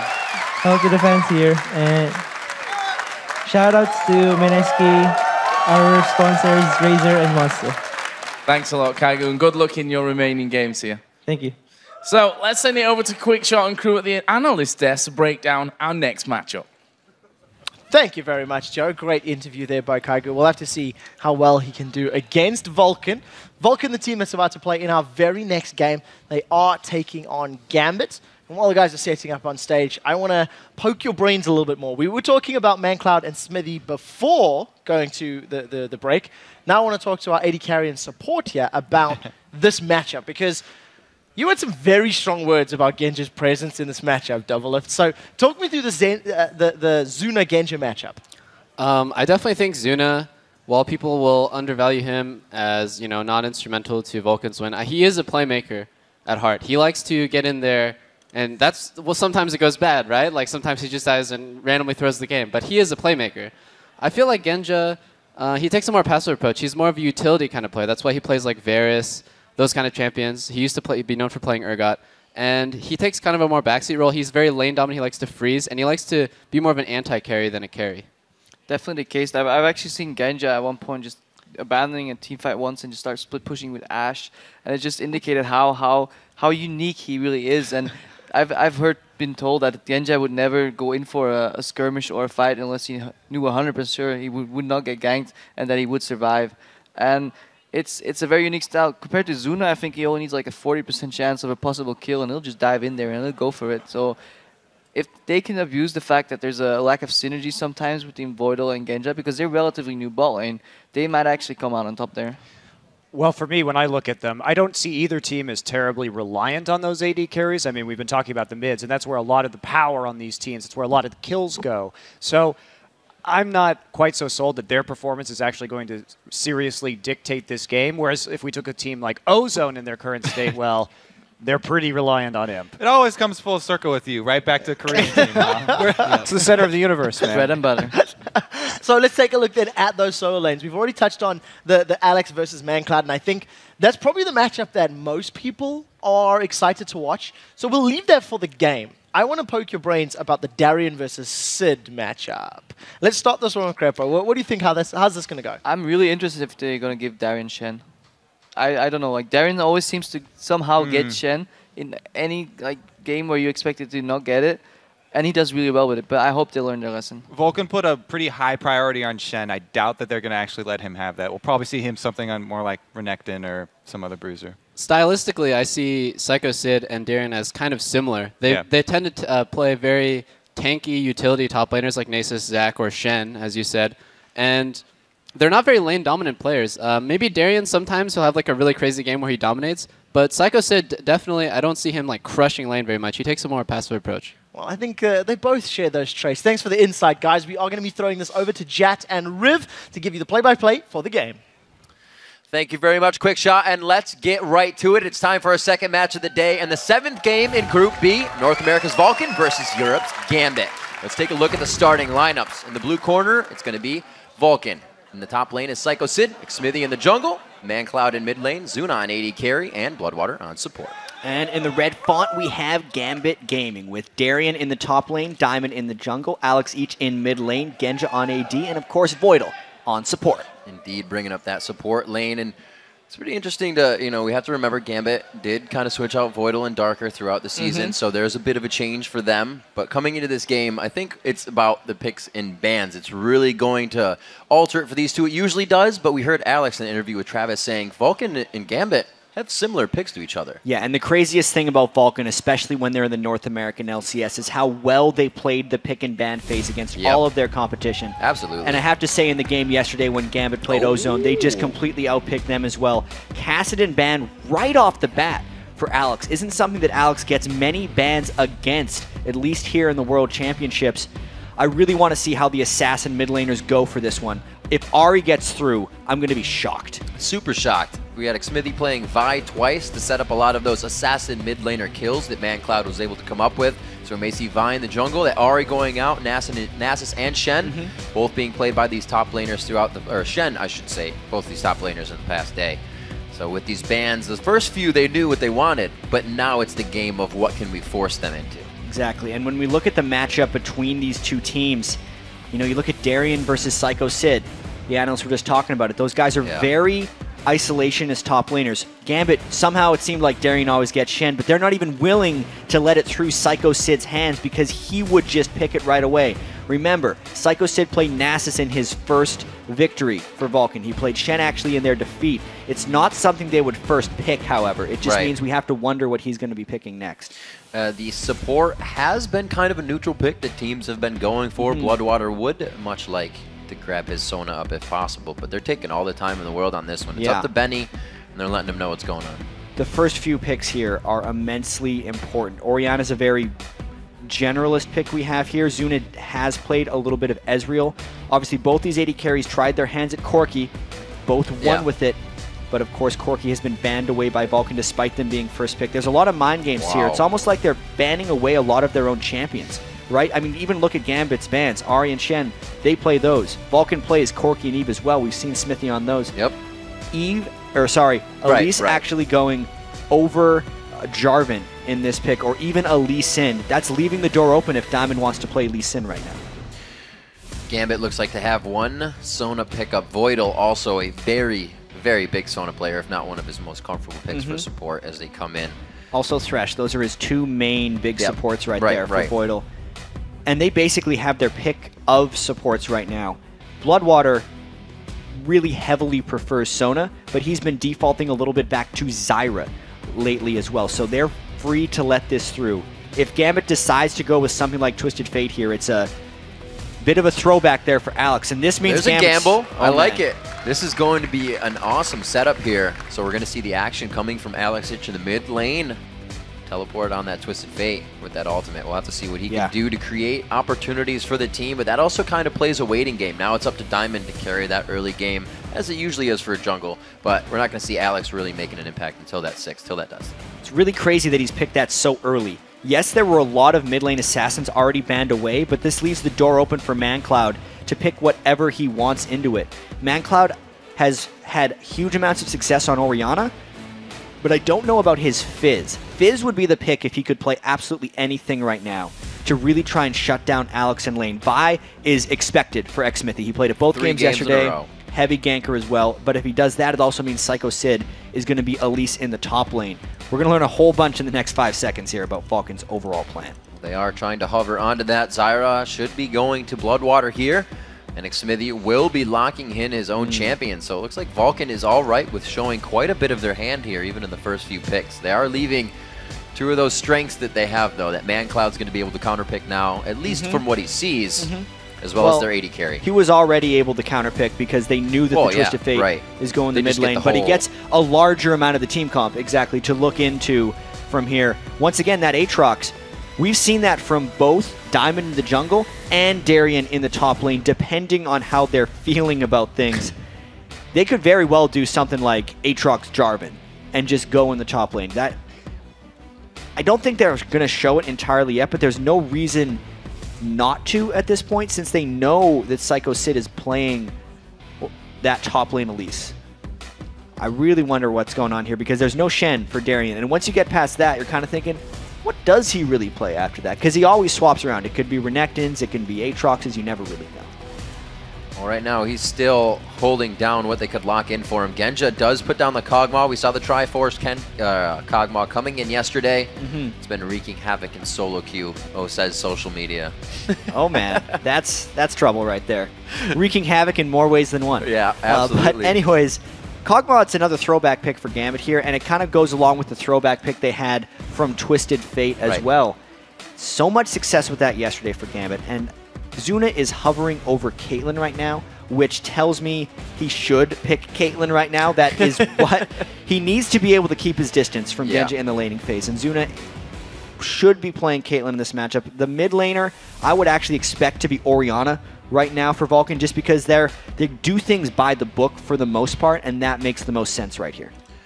Let's see what other kind of composition Gambit can come up with. So far, we are seeing a little bit of the mix between AP, AD, and the Orianna coming out. As you called it, it looks like ManCloud is going to be a little bit of utility and power for his team coming into this game. So Vulcan's composition works very well there. They have a lot of crowd control. Straight comp. Enough AoE. It's actually a very almost balanced team composition with a bit of an emphasis on poke. But we look at Gambit here, and they need something to complete this as far as it goes. They have the one diver who goes in right now with Aatrox. So they need to decide if they're playing a poke comp with a bunch of squishies or a team that just goes in and has overwhelming threat. This last pick, whether it goes jungle or in the top lane, is going to have to support their poke game or go with something like Renekton, make the Aatrox go in the jungle, and then you're just everyone diving in and just hoping they get distracted by Genja.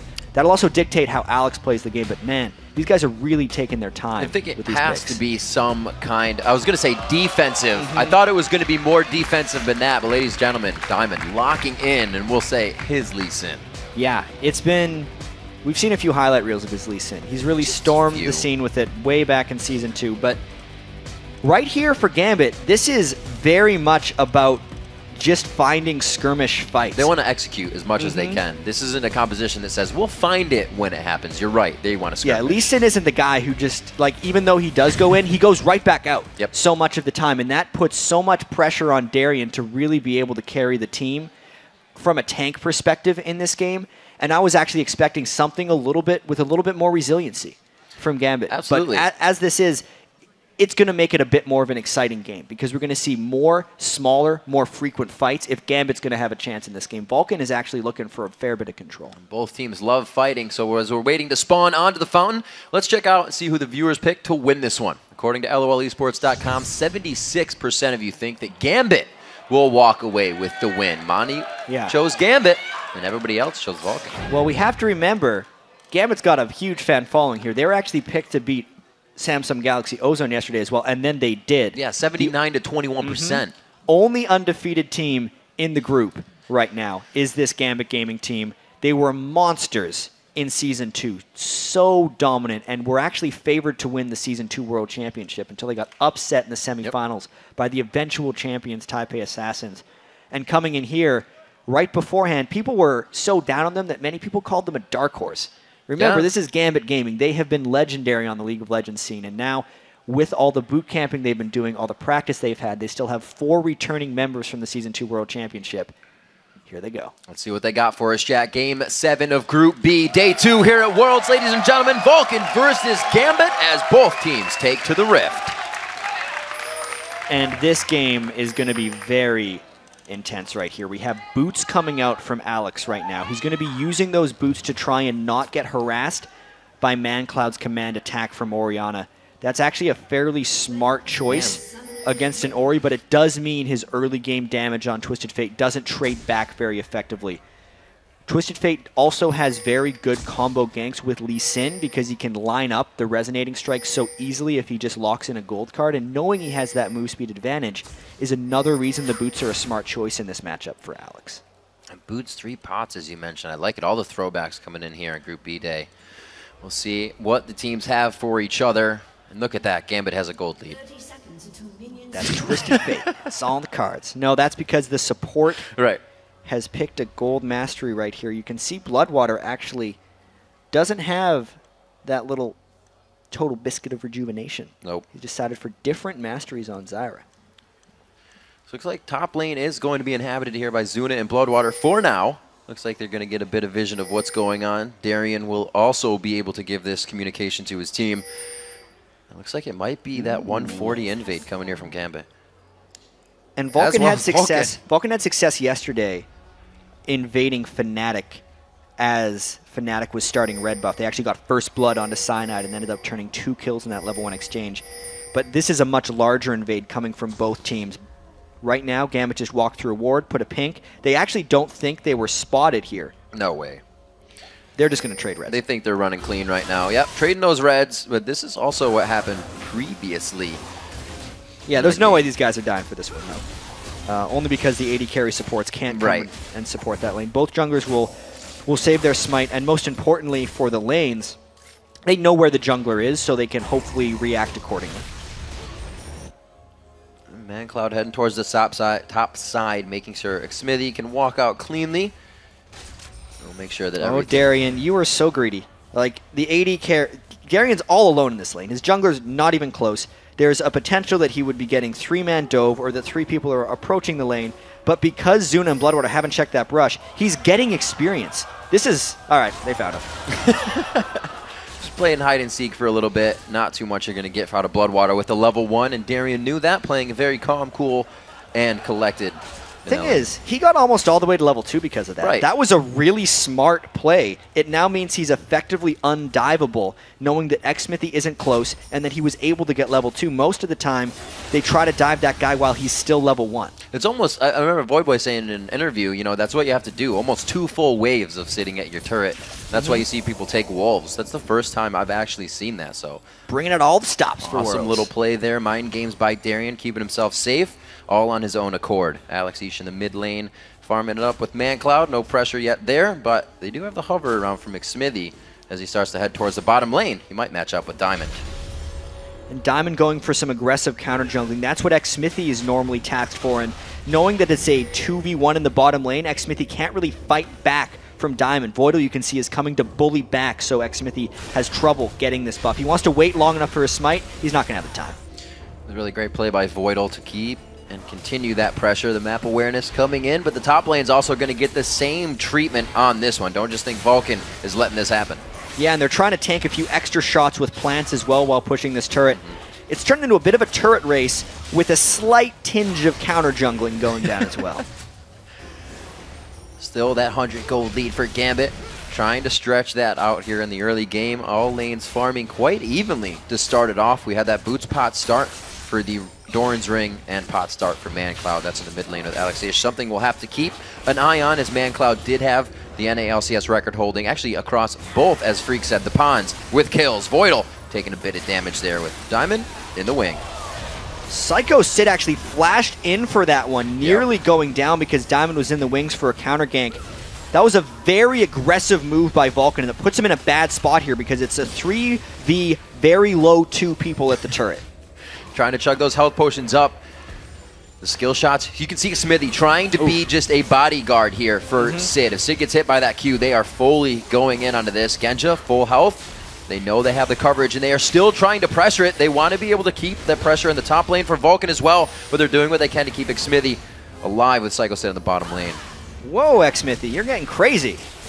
Level 4 to 4, they're going to Diamond! Could it be first blood? He pulls himself out just on the outside! It wasn't the Q! Psycho Sid couldn't hit it! The kill goes out! First blood going over to Voidal, and Genja gets the second one. 2 huge kills coming out for Gambit, and that's because Vulcan decided to go in a 2v3. They knew Gambit was going to be able to loop around the turret and go and get that one. They could have just taken the turret trade if they played conservatively, but they got greedy, went for first blood, tried to take it all, got very little in return. That's actually pretty good for Vulcan coming up with a gold there. 700 still in the favor of Gambit, but if Vulcan can now switch their lanes up, stop this bottom turret from going down, they could really start to set something up nice for themselves. And one thing that Vulcan just was amazing at in the North American LCS was finding ways to get leads early in the game. Likewise, Gambit struggles substantially if they fall behind early, which is why on paper in this matchup, 3 of the analysts took Vulcan over Gambit, because that's the way they were expecting this game to start. But now that Gambit has an 800 gold lead thanks to that bottom lane double kill, everything has changed. Gambit is actually in an incredible position to win this, knowing how well they play with leads. As far as their composition goes, Gambit still needs to go around and find a lot of smart fights just because they need to use their global map ability from Alex Each. It's still just such an amazing start. I'm expecting Gambit to try and pressure that somewhat extended fight now with Alex Each with the ultimate up. They can really get a nice pursuit on somebody that's low health and trying to gimp away. A 1k gold lead now in place. We see Diamond on the back of Alex in middle if they try to activate anything there. Looks like they don't even want to use the Destiny. They just want to get the first kill. And right now, Vulcan is playing the turret game against Gambit because they've lost the kill game right now. When they did the lane swap after taking the top turret, they're essentially assuring that unless Gambit swaps back, they can't get a turret of their own, and this 1-0 turret advantage should actually stick for quite some time for Vulcan. And I love what both junglers are going through their heads. Mids are 6, we're probably going to fight each other. Let's get some defense here as well for us. 9.6 to 8.8. That gold lead being only closed a little bit. Darian leaving his lane here, giving that farm up. But it's not hurting him too bad whatsoever. He's 35 to that 15. It was 15. Big gap picked up there by Psycho. Psycho Sid was dealing with Genja, Voidal, and Diamond procs that entire time, and then he ended up giving a kill back. The only reason that Darian is off taking jungle is because the lane is pushed up so far, and it's actually a dangerous place for him to be against Vi. Knowing that Xmithy is now level 6 for Vulcan, they need to pick their gank very smartly. Vulcan is actually should look to gank Alex, otherwise Alex is going to go and spoil one of Vulcan's ganks. Knowing that Xmithy is bottom lane means they have to be even more important about Alex potentially going in. Diamond going for ManCloud instead. Second time coming around, using that dissonant speed steroid to get himself to safety. And looking at this bottom lane, Xmithy waiting in the wing and in the dark. They know the flashes from Genja and Voidal are down, and if they go before the zone is level 6, it's a kill. Boom, right onto Genja, the Assault and Battery with the Vault Breaker. Genja goes into the bush. He's trying not to bring the fight to Voidal. He knew he was going down. Awesome stuff there by Vulcan. Extremely well planned. And the reason the Twisted Fate couldn't come down to spoil that day is because ManCloud maintained enough presence in the mid lane. And they only timed that gank as well after ManCloud had already been ganked by Diamond. So all the potential for a counter gank or a turnaround and Vulcan not having a 3v2 were eliminated by what ManCloud was doing in the mid lane. Vulcan playing that one very smart. 2-1 as they pick up their first kill here. Remember, they got the first turret of the game as well, and that has switched these lanes up back to even as they started in that 2v1 process. Now, 9 minutes into the game, it's only a 500 gold lead going in the favor of Gambit. It's being closed very fast by ManCloud and crew. I can't wait for the rest of this Group B because all of these teams are just so closely matched, but with just different play styles. Vulcan, Smithy just has such crisp and clean ganks. Yep. And the biggest surprise to me about Gambit is how well this bottom lane with Genja and Voidal has been doing. Genja and Voidal's bottom lane hadn't been working very well. Genja was building all kinds of crazy builds, Tear the Goddess Varus, triple Thorns on everyone. Sure, Trinity Force Kog'Maw is still a little bit weird. Most people don't say it's working, but they're doing well in lane most of these games. Boom, getting a bit of extra damage out for, not extra, but the quick damage out. Xmithie cannot respond to that. And this is one thing that, you know, we discussed with Krepo yesterday. If there is ever a ward near Diamond he knows about or in his jungle, he will pull anybody with a pink ward to clear that ward. He does not like wards around him. Yeah, both these junglers are having pink ward battles. Xmithie just trading back with Diamond, actually. Get out of there, Lee Sin. You can't trade with Xmithie's Vi. And whoever actually has a lead has better chances of maintaining the pink ward control. If Vulcan goes for the wrong pink ward, TF's going to ult in on them and try to stop it, which actually puts even more pressure on Mandatory Cloud to keep Alex Each from ulting. He's got to stay close enough to him that he can shockwave him with Orianna, but far enough away that Diamond can't gank him and kill him. It's a very tricky dance. Alex Each already level 9. Have not even seen the Destiny used in a pursuit of a fight for Vision. So they're holding that until the right spot. Him leaving lane, they want to make sure that doesn't give ManCloud too much of a lead. And Darien all the way down here, knowing that he made the Psycho trek. Sid is off in the top lane with no turret as well to push because someone is down. This is Gambit actually just outmaneuvering Vulcan right now. You can't realistically go in and defend this 3 or 4v5. All those pink wards, they are laying them down, getting a little bit of return on their investment here. Xmithie on one side, might try and steal, but he against does Lee have Sin. flash up. He does not get it. That's going to be tough. Lee Sin able to get the execute and the smite down. Xmithie may go down there. Oh, they throw the command shockwave. That was quite unfortunate on the Vault Breaker, just out. He connects with it and he kicks it back.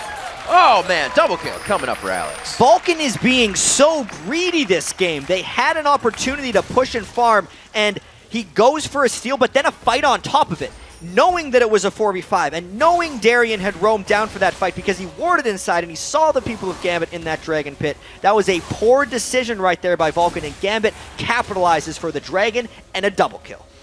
4-1 now is the score. Gambit has yet to really activate anything else off of their Dragon. They've kind of evened up that gold they lost to the turret, but they're not moving off the kills just yet. However, you can see the pink wards 4 straight down the river in a line, keeping them safe from any invades, keeping Diamond's jungle clear. Yeah, this is more to come back from here because there was the first double kill that Gambit picked up in the bottom lane. And then Vulcan was actually able to play smart and come back from it because Xmithie came to the bottom lane, was able to gank down Gambit. Then Gambit made a great play for a Dragon, and Vulcan should have said, we'll give you that one, and keep playing smart. Vulcan did not, and that's why they're here. I mean, 3,000 gold down 12 minutes in. Knowing that Alex just got a double kill is not a smart play, or not a good place to be in. The roam from him still only coming from walking down to that Dragon, so we're going to have a bit of a lull here for Vulcan to figure out what to do. Xmithie only trying to clear the jungle himself, still grabbing up red, or maybe trying to get that attack down on the mid lane. Alex's flash is still up from that engagement, but ManCloud's is down. So again, Diamond procs in that half of the jungle, just continuously trying to figure out who he can harass. He's been counter jungling very frequently against Xmithie, and he's definitely inside the head of Vulcan right now. Xmithie's made a couple calls that have backfired, and I think this is going to really temper the aggression that Vulcan is normally able to dish out early game. We haven't seen Xmithie really past the halfway part of the map this entire 13 minutes, and that's because Diamond is destroying him in this jungle matchup. So with this composition, what do we see Gambit trying to do? Because it's not what we thought, the level 6 Alex everywhere. They're kind of just controlling the map. Exactly. It's Diamond doing a lot of work and Alex just making sure he farms. That's completely okay with Alex. If he is willing, if he's able to get 300, 400 minion kills like he did in the old days for Gambit, and Gambit's winning, no problem. We see possible Hydra build coming out of Darian on that Aatrox. Looks like he wants to get out a maximum amount of DPS from his build, so he's going to go straight for that damage. We see again Diamond procs. Constant harass towards this mid lane. And bottom lane, Stranglethorn's down onto Voidal. Now it's going to be a quick one. Will they decide to activate this in mid knowing the pressure is there? So Vulcan can get that whenever they want. Now it's about Diamond. He gets the Q. Destiny coming in. They're going to find each other. There it is, a good shockwave, but it's only going to throw them about for a second. Gets the shield on. The burn is there from Red. They get the flash out for it, though. They were actually a little bit worried he was going to get away from that one. Knowing that there was a kill in bottom lane, though, it looks like we're going to be trading some turrets. Vulcan pushing bottom, Gambit pushing mid. It's textbook reaction by both teams here. You see that much force in the bottom lane, you got to make something happen in a different one. Gambit takes down mid, Vulcan takes down bottom. This still leaves Vulcan up 1 in turrets, but I may speak too fast here. Yeah, Darian pops his ultimate. Aatrox gets an incredible amount of attack speed right here in the mid lane. They get the Sheen procs as well. That worked. Gambit is just capitalizing on pretty much everything right now. One thing I should note is Diamond used one of his pink wards to get in that gank for ManCloud, and normally like a pink ward for a kill is giving up a lot of the benefits of the kill anyway, but because they were able to get 2 turrets after it, it is more than worth it, Rick. They're figuring out everything they need to do to make their money back right now.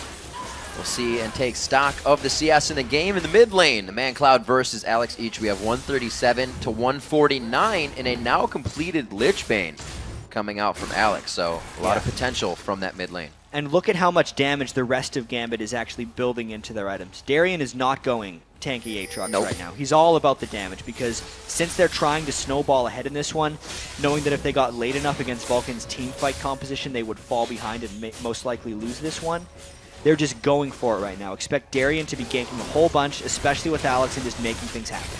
And some, not a resurgence, but a lot more of these Madrid's Razors coming out. We saw Dandy playing it on his Jarvan yesterday as well. Well, Dandy got it on Jarvan because he'd fallen a little bit behind it and needed to clean up in the jungle more. Diamond is just buying it here because he's a fan of that item. It helps him counter jungle much quicker, and he's been doing so much of that against Smithy that he can just go for that. As well, when you build a Razor, it's good for the early game when you're jungling, but it falls off later in the game, which just builds more into the Gambit strategy right now of just winning early. We'll see if they can continue their pressure. They have gone full force so far. Now 16 minutes into the game, they found themselves 5 kills. Every kill has been participated in by Diamond, and 2 of those in a double kill went to Alex. And from there, they've been able to control Dragon. That's coming back up in 30 seconds. We're going to have to see if Vulcan can really sway this one back into their favor. We just had it back there from Voidal. I wonder how these next few minutes are going to play out, because Darian has been spotted by the ward, and he's also going up to clear this top lane. Gambit is up by so much gold right now that if they decided to get the next dragon, any fight contest by Vulcan, I feel, would just be a disaster. So Darian has to run down as quickly as possible to contest this dragon. Otherwise, Vulcan will actually be able to pick something up. And knowing the greed that Vulcan has displayed so far, he might be going for it. He put himself in front of it. It made Smithy stop his punch, actually. The Vault Breaker keeps him close. They get an Ignite out of that one.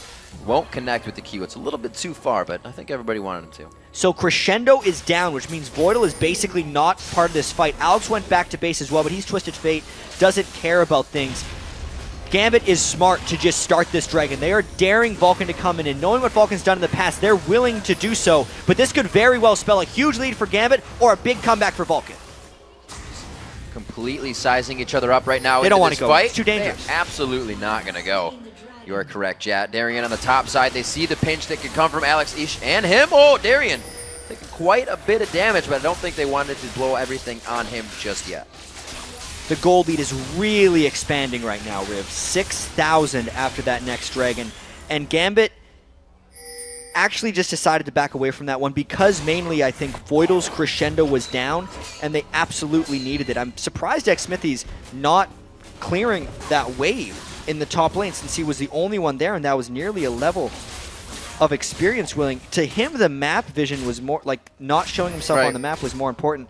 I do not agree with that backing decision.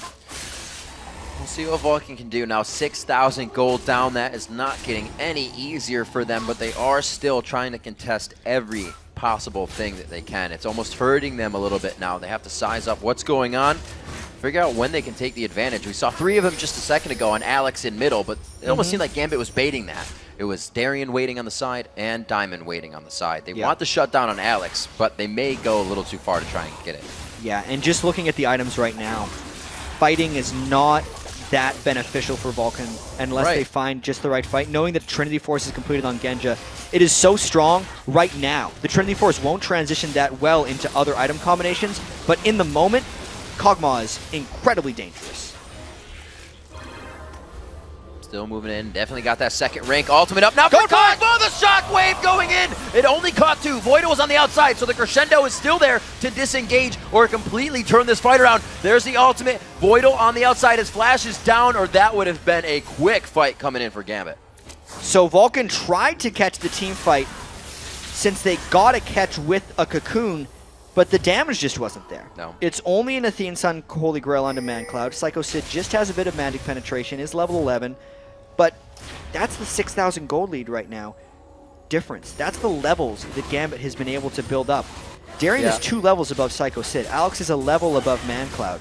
Every level is worth 500 to 700 gold depending on what champion you're on.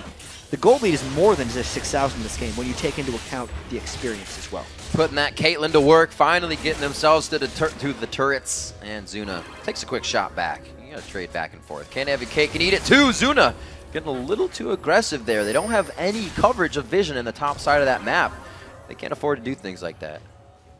No, they cannot. Vulcan trying to just sit back, farm a little bit at this point. They know that Gambit does need to force team fights sooner or later. And if Gambit's not too aggressively counter-jungling or forcing around Baron, the percentage gold difference will remain even and maybe even close a little bit. So it actually is on Gambit to make a couple plays here, unless Vulcan runs into them. You got the flash there out of Diamond.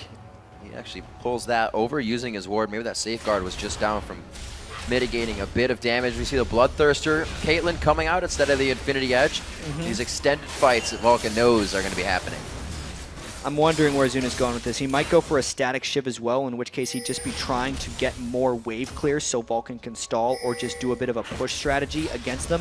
Vulcan does have 4 ranged champions, so they got pretty good poke if they can set up extended sieges. Vulcan doing a very great job at controlling some of these turrets. They finally push Gambit back with their gold deficit to take down the mid turret.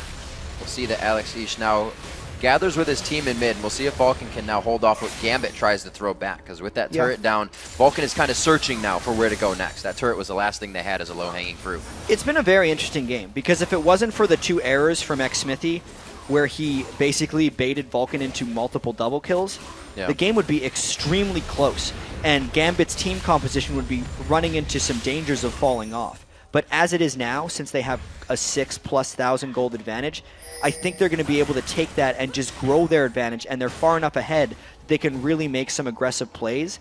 I think it's just a matter of Gambit getting the right ward control right now and then finding the fights with which they can engage. 2,500 gold in the hands of Alex over ManCloud right now. That's that. Zanya's coming in for him. The playmaking can also now start to come from Alex. We haven't seen the ultimate really start or end a fight. It's kind of just been to facilitate vision for his team to go in. So the way they're using the Twisted Fate, a bit different than usual. Yeah, it's not that crazy all over the map action, but a lot of that has to do with Vulcan always being within their turrets. There's no positional errors aside from the few that Vulcan has made that are there to be punished by Alex's Twisted Fate. So instead, he's just farming up a storm. He's more than 10 CS per minute with Twisted Fate right now, and knowing that he's got those loaded dice as well, he's just head and shoulders above everyone else. He's nearing 10,000 gold already, only 23 minutes in. The kills have slowed down somewhat with this first tier of turrets being down on both sides. We remember Darian popping his ultimate, and that last mid engagement allowed Gambit to take 2 in the mid lane. They haven't really tried to work off that, though. They're not invading the jungle. They're not trying to pressure in and get any pinch attacks in, like you said, waiting for those mistakes, but Vulcan not making them too often here. And despite Vulcan being behind, they are still dumping huge amounts of money into wards. There are 4 pink wards within Vulcan's red jungle, and that is what they have had to do since they've lost those 2 middle turrets. They cannot control the entrances and exits by turrets, so they have to do it with pink wards. It's an interesting play there because they normally need that gold to come back into the game with items, but instead they're using it for vision control, which actually tells me Vulcan is looking to find a team fight somewhere in their jungle while Gambit looks for picks. Voidal almost being the first one. Yep, he took his cue. They go to Dragon. The Oracle's on Voidal now. Looking over onto Bloodwater. I don't believe he has one just yet. Still working with the pink wards on his side. So Gambit clearing out this map for themselves. They will start to pressure and push every lane past the river and hopefully start to get some more attacks in the jungle. I fear that Vulcan could actually stall this out quite hard coming up here. Well, they've been stalling. Well, yeah, for quite a while, so they can try and continue that trend. The later it goes, though, the faster Gambit can kill Baron, and the riskier and more difficult it will become for Vulcan to actually play this stall game without just risking falling too far behind and getting tower dope. Vulcan has been prioritizing pink wards in their red side of the jungle because they were hoping that Gambit would look for a fight around Dragon and then Vulcan could turn something around. But that's actually going to turn to Baron next. Vulcan waiting in the wing. They see that ward come right over Wraiths as well. Gambit pretty much always has an idea what zone of the map Vulcan is on, what quadrant, if you will, if you split it up into that 4. And right now, they know that bottom is just warded up. They aren't even really entering it. Voidal's Oracle actually wearing off, so they don't know how safe they are, and it's not very safe. They're going quite aggressive here. They shouldn't be going that aggressive here because they are extremely far behind, and the fight in the open would not do Vulcan well. If we think of Vulcan overall, so far in the World Championship, they started off pretty much as well as they could against Fnatic. And then ever since the halfway point of that Samsung Galaxy Ozone game, they've been on a downward trend. They went from having a lead in that Ozone game till 8 minutes later just getting beaten in a landslide defeat. And the start of this game against Gambit has not been much better. This is actually a 2-man Baron, now 3, that could get things done. And since Vulcan has not taken any ward control in the Baron area, Vulcan spent so much time pink warding their own red buff, Gambit should be able to take this one uncontested. It's going to go. It'll take a bit. That Madrid's definitely helping out here. They're able to facilitate that. Throwing down Locket just like Solari. Oh, Smithy on the outside. He comes into the fight. Psycho Sid from the back. A lot of damage onto Smithy. Trying to peel off Diamond so he can't do much, but goes down. Will there be a follow-up? Oh, it's going to be the dive coming in from Darian. The crescendo comes out, and ManCloud will not be able to help the team. Still the chase coming in. Psycho Sid goes down, and there are kills across the map. Gambit not making the mistakes right here. They forced the Baron because they just waited until they'd be able to 3-man it. Honestly, Gambit is playing world class right now. They're gonna probably move to 3-0 in the group here. They have the Baron buff and 3 recently deceased members of Vulcan. This is a strong turret push for Gambit. Okay, people say you can't count them out. They perform when it comes time. This is going to be their first inhibitor turret, and it does not look like they are stopping. With 2 members down and 12 seconds on the clock for them, the inhibitor will fall in the top lane. Yeah, this game just blew wide open for Gambit. They'd had the lead for a while, Vulcan stalled for a bit, and now Gambit is just doing what they want. This whole base right now is Gambit's. They have a mid wave that was perfectly coming down that only helps them to get more objective here. That's the 3rd turret on this run, and it looks like Vulcan has the team up. They now want to engage. Those timers are up for them. Darian goes in, but it's a back off from everybody, and this is when Genja comes into play. Everybody's scattered, the living artillery to come down. And they still have the Baron buff, regenning everyone up from Gambit to get 2 more kills. Gambit looks like they have a very quick victory here if they just finish it off. A good body block there by Diamond. As Genja still throwing that Bio Arcane and Living Artillery at his opponents. The first Nexus and the second turret fall at the same time. It's going to be the Nexus as well. 10-2. Gambit 3-0 here in Group B. Gambit absolutely dominating this group so far. Vulcan looks strong. They took them down. They beat Ozone yesterday, and that only took them 27 minutes to dismantle that Vulcan team. Diamondprox has got to be happy about that. You know, they kept coming in with the same. He didn't have Ahri, and Alex did not need it. He brings out what I believe is the first Twisted Fate for us here at Worlds. Yep. And they were able to play it in a, not unorthodox way, but it wasn't the destiny to kill. It wasn't the destiny to, like you said, get somebody out of position, because Vulcan wasn't making those mistakes. So Gambit adapt, and they made it happen. That was an exceedingly measured victory by Gambit. They, even with the aggressive composition and the ability to start fights from very different places, they only fought a couple of times, but always in incredibly important positions, right after the Baron, right before the Dragon, and they ended the game quickly because of it. All right, chat. Well, that quick game, we're going to be sending it over to Quickshot and crew for a breakdown of Gambit's dominating victory. Thank you very much, Riv. I want to start this one off by saying, Monty, how does it feel to predict one that none of the other analysts predicted?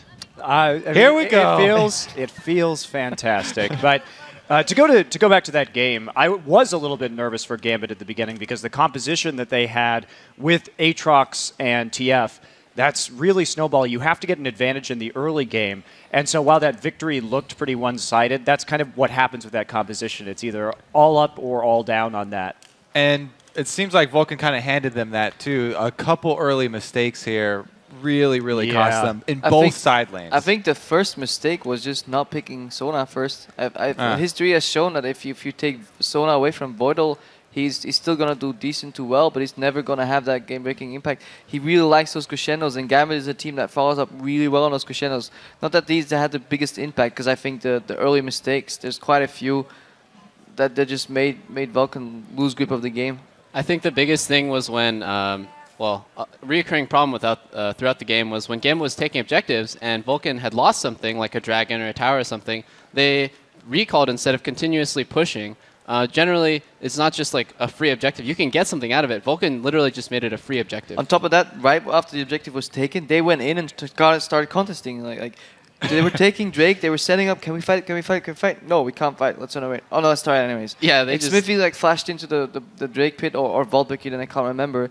But he went for the fight instead of using his second dash ability to get out. Drew Orianna in and got them baited. And that was not even the worst mistake. I think really early in the game, that's where they threw it.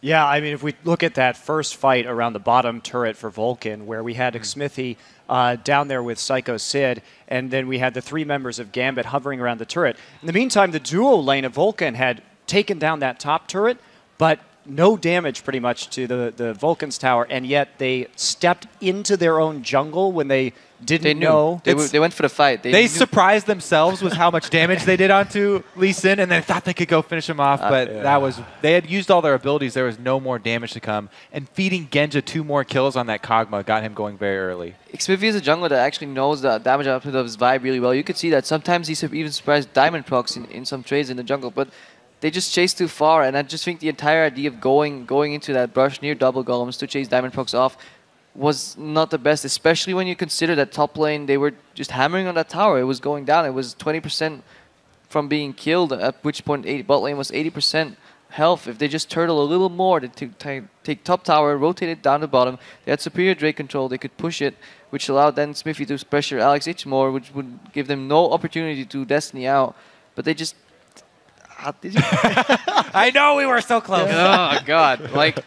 And even though we harp on Vulcan for all their mistakes, I gotta admit when I'm wrong. You know, Gambit played pretty well. They have very interesting map movements that a lot of NA teams wouldn't normally expect. I'm just gonna say interesting because those are not normal for us. The Drake. Break it down. What's specific now? Because and the reason I want to interject here, I overheard Crepo and Monty talking about the rotations from Gambit, and we weren't painting a pretty picture. So I want to hear your thought, first of all, double lift, and then bounce it to Crepo and Monty. I think, okay, first, their lane setup for the 2v1, I felt like that was a little bit unorthodox. Generally, you would want your Kog'Maw to lane against Caitlyn because that's a pretty decent matchup. That kind of threw them off. Like, who would send an Aatrox of all champions into a 2v1? You know, that's very strange to me. Another thing is they're a super aggressive dragon movement. The second they got any leeway to get it, they just hopped on it like a Korean team would. And another thing that really stood out to me was the fact that they would just randomly 5-man bottom lane. And it wasn't random, but it was very surprising. They 4-man with the TF very aggressively. I don't think you can really say Gambit chose to do that, because if you look back at the early game, Vulcan had the superior ward control. They knew exactly what Gambit was doing. Gambit actually had the chance to steal their red buff away, and they just pretty much traded red buffs. I feel Vulcan could have contested that, especially if you have the knowledge of what's going on level 1. Mirroring is probably the worst thing you can do. I think they could have punished that invade, because if you look back at the early game as well, Lee Sin could have actually dove earlier, like the 3v1 dive that we saw in the other game that last night as well. which can really hurt a lot of teams, could have happened earlier. They could have dove the bot lane at least way earlier. They just chose not to. Both junglers actually went for double buffs, a few jungle camps, and then went into the respective lanes. So I feel Vulcan could have exploited their wards a lot more early. For me, one of the big points, too, was we saw the itemization from Gambit while we were talking about the lack of rotation. So Gambit chose to build Ravenous Hydra on Aatrox first and then followed up with Lichbane on TF. And these are typically items that you get on those champions if you're looking to split push. But they didn't really split push. And at one point, Vulcan had filled their lower jungle full of pink wards, expecting that if they could get vision control, they could make a pick. But then Gambit just all stayed as 5. So it was kind of like a strange situation where I feel like Vulcan tried to guess what they were going to do, and then Gambit second-guessed them in response. It was pretty weird. Let's take a look at the bigger picture. We step back and you know, we can all sort of agree that there was some misplays from Vulcan in terms of positioning certain engagement, things like that. There was no super standout individual player. I think Diamondprox had some very good initiations with his Lee Sin, and you cannot discount the impact that it had in those very first few fights, because this was a low kill scoring game. Is it all just about the map and these weird map rotations that we've been talking about? I mean, Gambit just seems to be in control. Well, it's interesting that you brought up the Lee Sin there specifically from Diamond, because they've been practicing against the Chinese teams a lot, which is what you were referring to the earlier games where with the 3v1 tower dives. And they actually took a lot longer to pull off their 3v1 aggression there. It could have gone bad for them, but again, the Vulcan were the ones that overextended and sort of handed them that Chinese playstyle, what they wanted to go with. I really feel like Gambit really did well. I don't want to take anything away from them, but they handed Vulcan a few possibilities in which Vulcan actually opted out of. Well, guys, we do have to slowly start wrapping this one up. So let's take a look at how that victory for Gambit has affected those Group B standings. So we'll pull the graphic up for you in a second. You'll see that Gambit sitting 3-0 at the top of the group. And you can see Vulcan, they're currently 1-2 right now. So it's different. I mean, analysts, you guys were thinking that Vulcan was going to pick that one up. Gambit solidly in #1 position. They did fail us. I'm sad. Yeah. I'm sad too. It's okay. We're back to even now. Well, guys, I think we have to take a look. Except for Crepo. Crepo's down to the show. We'll get some time. We'll get some time to hammer on Crepo's inability to predict correctly. Right now, we need to take a look at some of the Twitter responses, because earlier today we asked you guys which pro do you think is making the biggest impact on Group B and why? And here's some of the responses that you have had. At Juka Julian, he says, Xpeke has been the best mid laner in Europe, the region with the strongest mids, making him the most impactful players. He's more than one player right now. Crepo, as a European player and seeing Fnatic's play games already, what do you think? I think Pekka has the potential to be one of the most impactful players, but he hasn't shown it yet. Ooh, big words. But it's the truth as well. So Lissandra left a lot to be desired yesterday. At Farron Corey, he says that ManCloud's got my vote for the biggest player in Group B. I felt like Xpeke went in underestimating him yesterday. I see Double of nodding his head there. People are going to underestimate ManCloud, dude, because he's underexposed. But obviously this game, when he gets shut down early, you know, it's just over for him. But if he gets a good start like he did in the first 2 games, would you say he got shut down? I think he got baited by that dragon fight and died to Lee Sin at a bad time for Orianna, because Orianna's not an early game champion. She needs to get to mid late game pretty fast. He did dodge quite a few Lee Sin ganks in mid.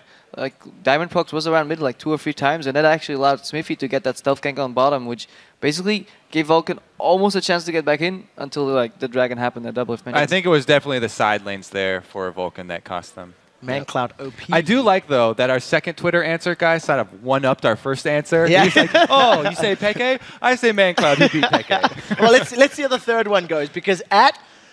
Yeah, I'm sorry. There's no ways. At Chaz Wadzwadzki, I'm sorry, dude. What did you call him? Yeah. Lupa is the deciding factor of Group P. If he's good, Samsung Galaxy Ozone rolls. Getting shut down will be a sure loss.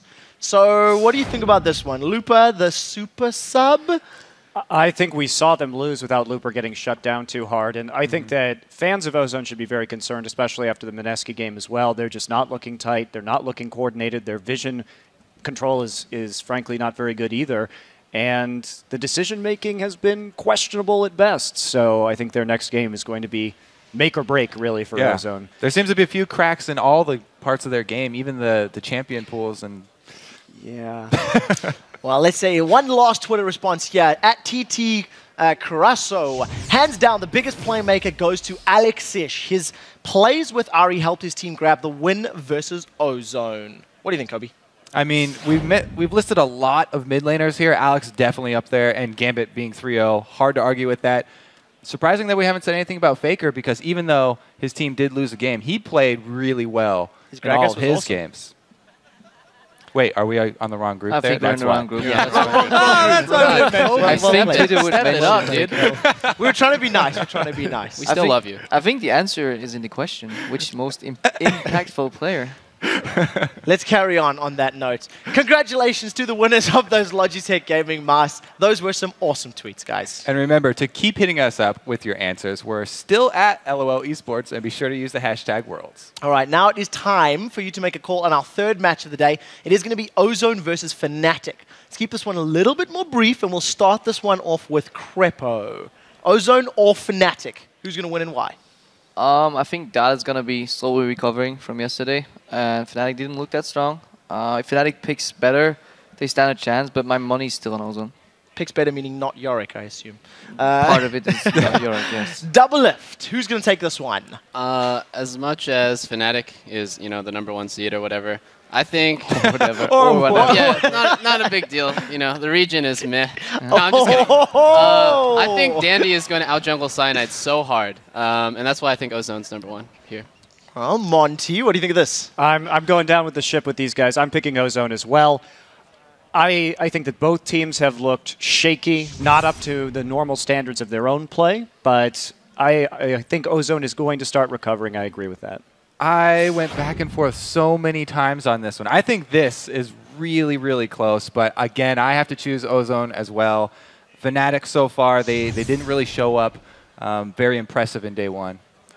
I also think that this is a hugely important match to both teams, because if whoever drops the loss here is going to have an even harder time making it out of groups, and this may in fact decide to a certain extent who leaves in the end. Well, once again, all four of our analysts are in agreement, and we'll have to see if they sink or swim this next matchup. Guys, we do need to jump to a very quick break, but when we return, Ozone and Fnatic take to our Rift in the third match of the day. Don't go anywhere. The Season 3 World Championship live from Los Angeles. We'll be right back. And like Riv always says, don't touch that browser, guys.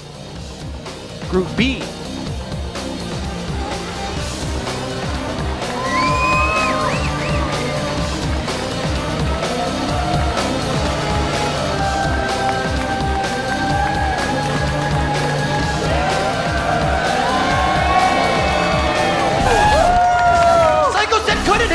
Kill goes out! First blood going over to Voidal, and Genja gets the second one.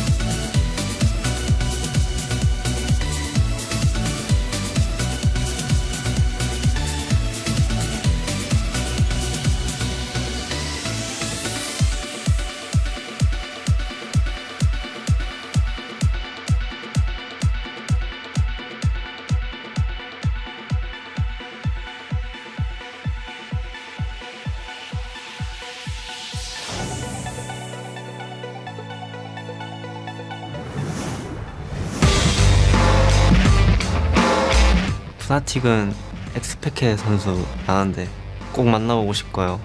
푸나틱도 저희가 이기긴 이길 것 같아요. You learn a lot from them, not only Korean teams but foreigner teams in general, because their play style is a lot different. You're not used to it, and you improve a lot, and it feels much better. Yeah.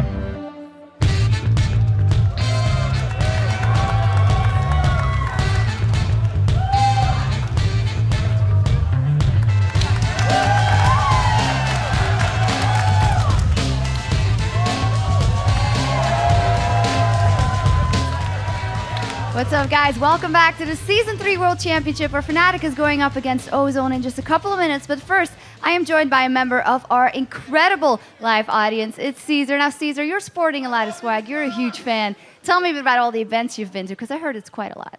Actually in the past, I've gone to MLG. I went last year to playoffs. I survived the CLG versus Wii game, and that was just tons of fun.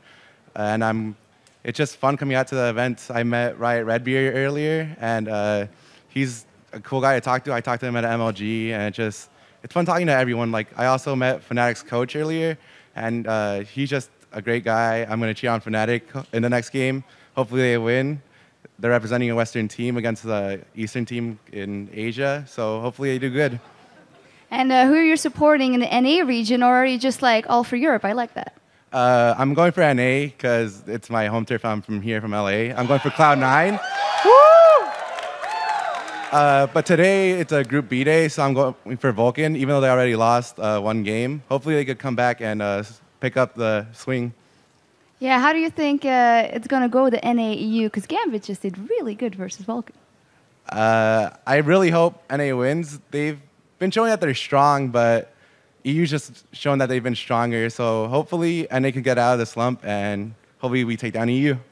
All right, final question for you. What's the coolest thing for you coming out to these League of Legends events? Just cheering on everybody, talking to everybody. It's like, I've lost my voice at MLG. It's tons of fun interacting with the crowd, and especially the pro players.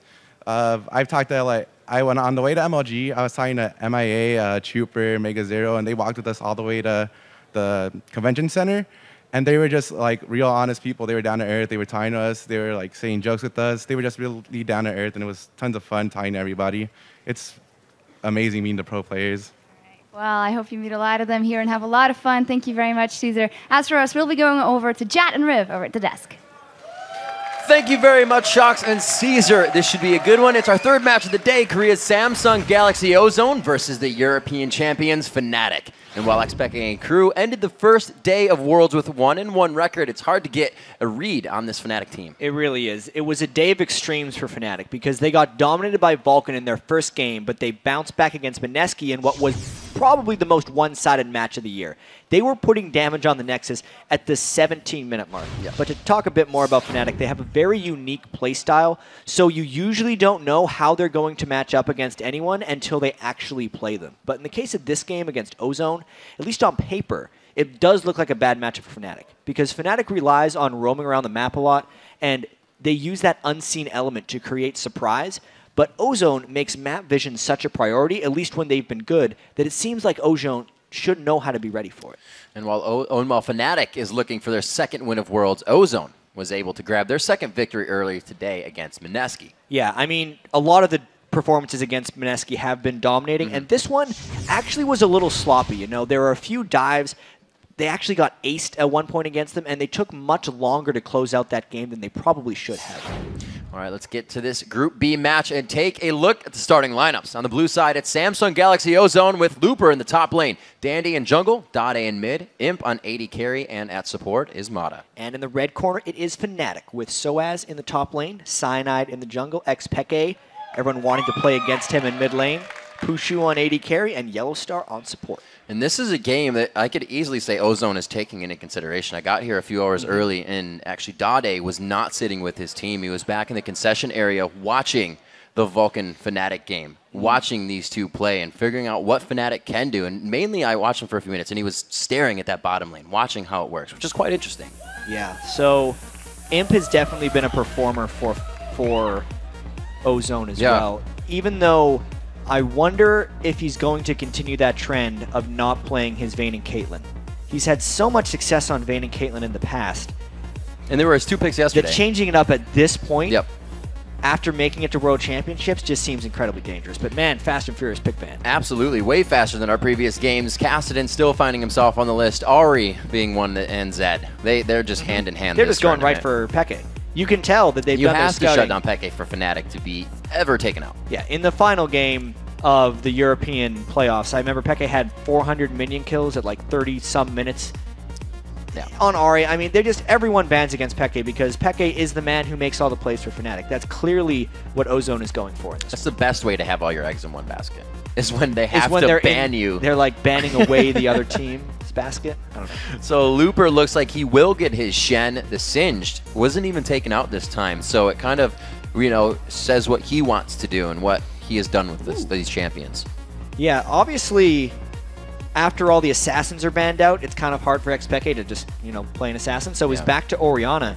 But that's not something that you think of when you think of Xpeke. It's the balanced average mid laner that can obviously have a strong laning phase and then have an impact in team fights. That is a very interesting choice by Fnatic.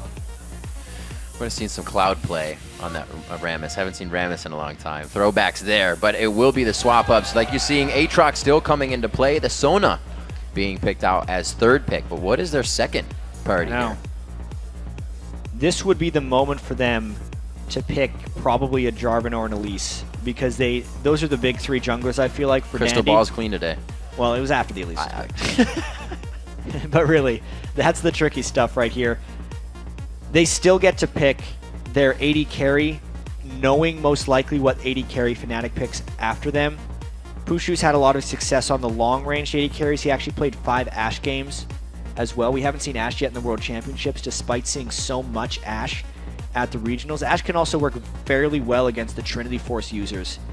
It would be a potential pick for Fnatic if they're going for more of a control-centric team composition, knowing they already have the Ari locked in. Or sorry, the Orianna locked in. We're still waiting. Long bans coming out for both of these teams consistently. Bans were fast. Or picks, right. Slowing down a little slow. Picks. I'll get the right word.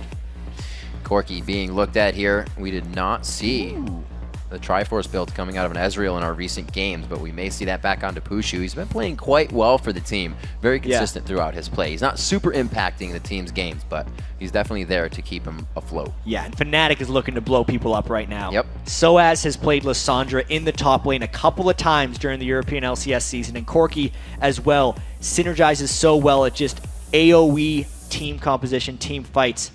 Knowing that Ozone is a little bit more of a controlled team, and knowing that they used to generally run with 2 threats when they had Ohm in the top lane, wow, this is a whole bunch of damage for Fnatic, and then Ozone picking the Gragas to try and disrupt those combos coming through. This is going to be a very nice composition. We actually get to see Imp on Kog'Maw. He's made a 3-game resurgence here. This is going to be different for him, but will he decide to go for the Triforce build that's been done twice now by Genja? I'm not sure. No. I'm going to say no. Imp is a Blade of the Ruined King user for the most part. I think the crowd agrees. Yeah, well, you never know. We'll see if it can terrorize the rest of the group as well as solo queue. But, I mean, Genja is 2-0 on it so far. This last pick for Fnatic, however, it's odd that you actually see the support this long into the pick and ban phase. Well, it could be. Look at these picks. You have Orianna and Lissandra, so that could be your support, right? The support Lissandra. The support I know Ellie, Edward and it's was not practicing though. it, but Awesome. that's not it. How much AP do you want, guys? They just want to... This is actually something that I don't know if will work out for Fnatic, because their team composition is so much about just comboing all of their spells together at once in the team fights. And That's a big boom. That doesn't necessarily work against the best teams in the world. We've seen so many teams try and do it, and they will get out split pushed, they will get out pressured, they will get outmaneuvered in team fights. And Fnatic has to find ways to kind of catch Ozone in odd situations. Knowing that Ozone generally has such strong vision control as well, it is a very risky composition for Fnatic to pick right now. No real tanks in their entire team composition, but a whole bunch of team fighting champions they want to pull out. If they fall behind in this game, or if Looper gets farmed on Shen, Fnatic's not going to be able to pull this off. All right, well, as the teams load onto the Rift, let's take a look at who you guys think is going to walk away with the win. According to LOLesports.com, our closest game of 51% believe that Fnatic is going to be able to take the Nexus, and the analysts, I'll pick those now. I can imagine being a fan at home right now and being like, you're counting my fan vote. I was one of the 49%, right? Because it's those Riot versus everyone else right here. It's just, oh man, 51-49. Who was it? It was Fnatic ahead?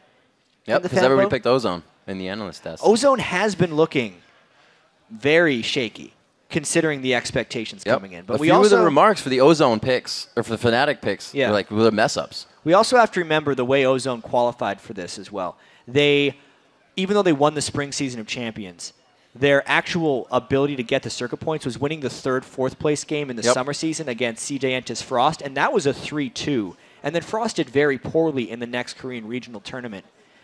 Just saying, they may or may not be like the craziest of they're not playing as well as they were when they won the season. We'll have to see what happens here. Game 8, a very and much awaited game of the day here in Group B on our second day of World. Samsung Galaxy Ozone versus Fnatic, the European champions, and we are on to the Rift. And look at this double Fairy Charm coming out from Xpeke as well. Instead of a Doran's Ring, he's definitely going to try and maximize his item build instead of getting the early lane farm, but maybe we'll see some level 1 action here, because that's a very aggressive move up by Ozone. Soaz is just waiting to kind of see that happen.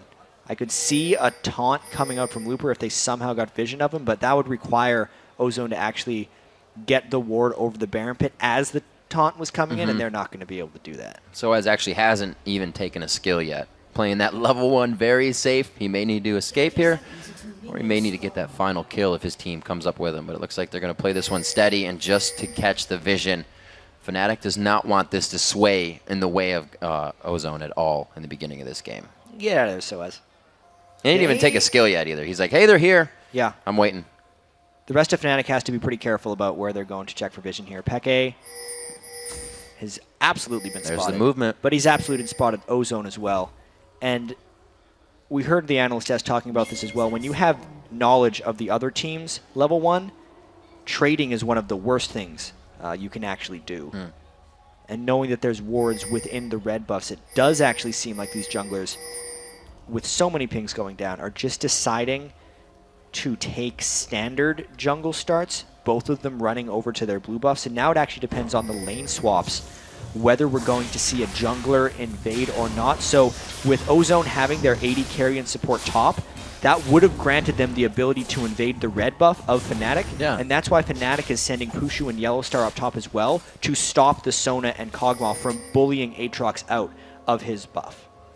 So how does this work as the junglers get through their lanes and you have now Elise going to the bottom side? It's going to be on the 2v1. And you're going to have Aatrox going for that. Yeah, it's all standard at this point. Because they've kind of done the counterplay to stop each other. I think the lane matchups here are partly influenced by the jungle starts and the wards they have created, but it's also just because they want to lane that Corki versus Kog'Maw. Yes, Kog'Maw has some pretty good matchups against Corki, but that is actually a fairly skill-based matchup, and I think they want to fight. All right, so Cyanide making his way to the red. It's matched up by Dandy. Actually, Dandy has already completed, so he is on the move here. Let's see if Cyanide makes an impact in any one of these lanes. And we did see the Fairy Charm start in the middle. Soaz taking a bit here, and he's going to be able to get walked on. This could be some big damage for Looper, but he doesn't really want to take that much damage from all those minions coming up on him. Yeah, Soaz has to be incredibly cautious right now because Cyanide was just doing his own red buff, and that's the reason Looper was able to taunt onto him. He knew there was absolutely 0% chance of anyone being there, and he could get down that essentially safe harass onto the early game Lissandra, who has mana costs that are too high to trade damage properly with Shen right now. And you're right, Jap. Both of the junglers actually doing the orthodox start, and it was Cyanide from his red to all the bottom way back. lane. He spent so long to set this up because he was expecting an Elise gank with the way Looper was playing. But Dandy stuck around in that lane for so long, and the wave is pushing back against him that Dandy's actually left. Looper is just going to let this lane shove in, and that actually means a huge amount of wasted time for Cyanide. Both junglers caught themselves out a little bit. Double movement into the brush here for the ward. So Dandy and Dade moving together as an extension of each other just to safely place these wards down. So really just conventional laning from these guys. It looks like a bit of a gold lead for Ozone right now, but that's just because the waves were shoving in towards Fnatic's turret. Mid lane, of course, Peke. I want to see how he does against Dade here because Dade. The double Fairy Charm doesn't necessarily mean Peke's going for much early on, and he's both of these mids are somewhat vulnerable to ganks, but definitely Peke more so, just knowing that Gragas can jump away. But if those land, it's big damage. Kuju not with the Gatling yet, so it's all about the auto attacks. They're not going to be able to shred out. He has 2 in that queue and 1 in his Valkyrie. Just used that, the cooldown quite far. Mata's able to stay in. They have the sustain. That is the difference between the heals and not having the heals, and the first blood goes to Mata. And so has teleported up. They're making that kill. Dandy tries to go hard. The red buff is burning. Stop, drop, and roll for the safety. Pushu gets out alive, and they're going to continue on to Imp if they can get this kill. It would be quite big, but he makes it out safely. He leveled up right as the red buff was trying to burn him down. Fnatic, because of the teleport from Soaz that was not able to be interrupted by Looper in the bottom lane, get the 2-for-1 in a chaotic exchange. Huge pressure in that top lane is going to help this double AP composition get quite strong. Teleport used there by Soaz to make an impact in the top lane, and they used it perfectly. You can see now Soaz just trying to get some of the farm back, and the lane swap is already on. The Corki was actually beating Pushu pretty badly in that lane, even before the flashes were expended, so they just wanted to swap that back. Soaz, he's going to get him. Very nice. He throws Dade for a loop there. 7,000 gold to 7.4, so not too much has been done with whatever kills have happened. Both of the junglers showing a little bit of presence. And this is why this group is just so incredibly close. Like, I almost feel like anyone can beat anyone in the top 4 right now. Ozone had such a strong game against Vulcan. Vulcan had such an even stronger game against Fnatic. And early on, Fnatic knows how to deal with this Ozone team. I still think we need to wait for the team compositions to really come into effect.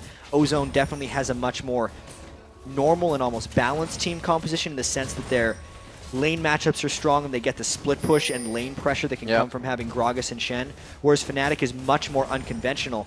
That's the whole reason. You don't know what Fnatic's going to come at you with until you play them. They're so variant from game to game, and it becomes so difficult to actually plan for them. It's kind of put Dade into the position where he went top lane. And now 6.5 minutes in, it's 47 to 37 in CS. Xpeke already has that lead in CS. And we said in the beginning, shutting him down is pivotal this game. And he's getting no focus right now from any of Ozone. I wonder if Fnatic's going to go for this Dragon as well. They have done the lane swap. There was the scout from Dandy. He only got vision to the outside of his repel. So he didn't actually see them going for Dragon there. That was awesome movement there by Fnatic, sticking back for the Dragon. Since they had the ward over the wall, they knew when Dandy went for the vision check, and there's actually no knowledge right here of Ozone, knowing that Fnatic's taking that Dragon. That's awesome. Very good play. 7:15 is the Dragon. That will be 13-15 the next time. That one will be nearing the respawn. 10,000 to 9,000 gold. So it's only 1K lead. It's not too huge for them, but they are going to try to extend that quite far. The Chalice now picked up on Dade, and a yet to back here for Xpeke. And Dade has been heavily questioned so far in this World Championship, knowing that a lot of his champions have been nerfed down, his Zed has been banned out. He defaulted back to Jace in their first matchup of the day, did pretty well with it.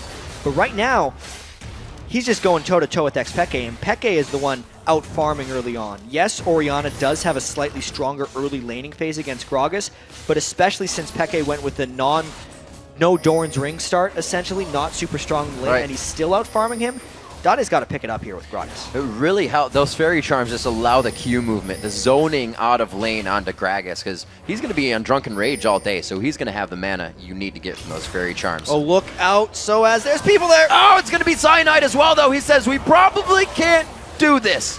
And Soaz gets shattered.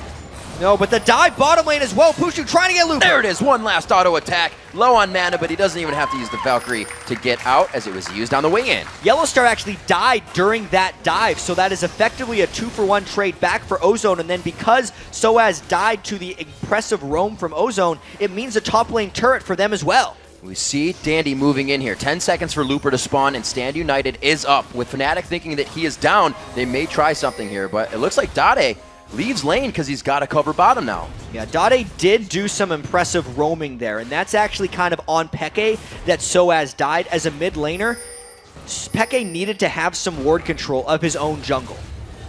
Dade trying to throws out the barrel, gets a bit of damage down there. Will he go for the slam and the cask?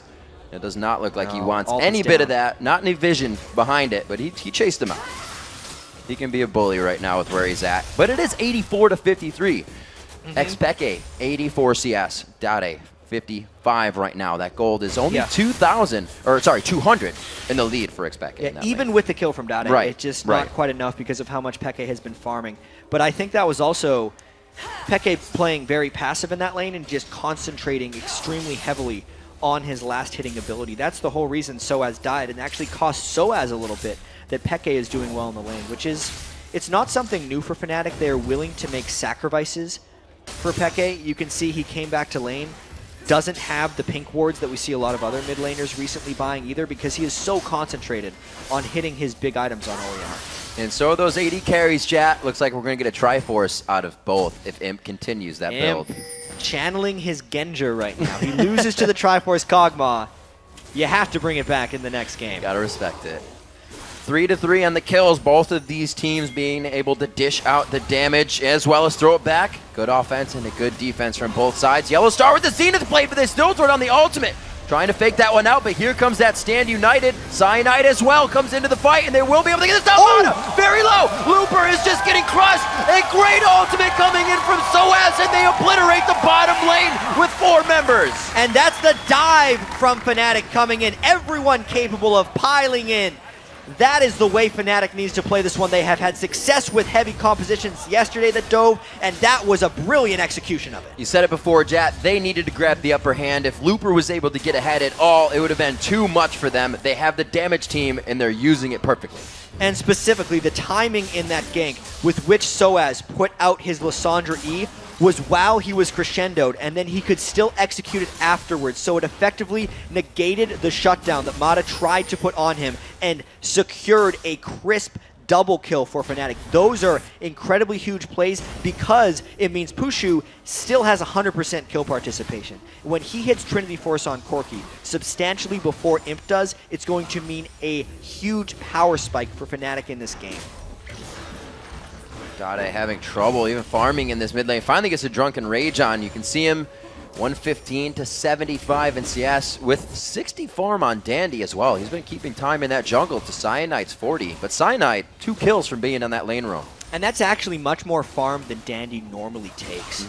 He is generally a jungler that completely defaults to his solo laner's farm. It's very uncharacteristic for him to have 60 mostly Dade to say. This early into this game. It always goes to Dade, and they usually just leave Home Alone in the top lane. That was not intentional. 6-3 here. You can see Looper trying to create some type of impact in the top lane. The 3K gold lead, however, shies them away after the taunt does not make it. We are having that 1 minute until Dragon coming back up. Ozone is going to clear out their jungle. The roam of Imp and Mata hip and hip right now as they continue to clear camps and get ready for this Dragon to spawn. Soaz also rushing that Abyssal Scepter because there's so much magic damage that actually comes out for Fnatic. Specifically, Soaz is going to hit that Abyssal Scepter around the same time that Pushu gets level 11, which is rank 2 missiles on Corki, and that is going to be a huge power spike in the game for Fnatic, since that's actually going to be at a point in the game where Ozone can't build that much magic resistance yet, and the dive and just overall area of effect damage that will be coming out of Fnatic in that game, at that point in the game, could mean just a huge amount of objectives for them. That's what Fnatic is going to be going for. Oh dear. That was, I think everybody knew what happened. That was a very impressive juke by Xpeke.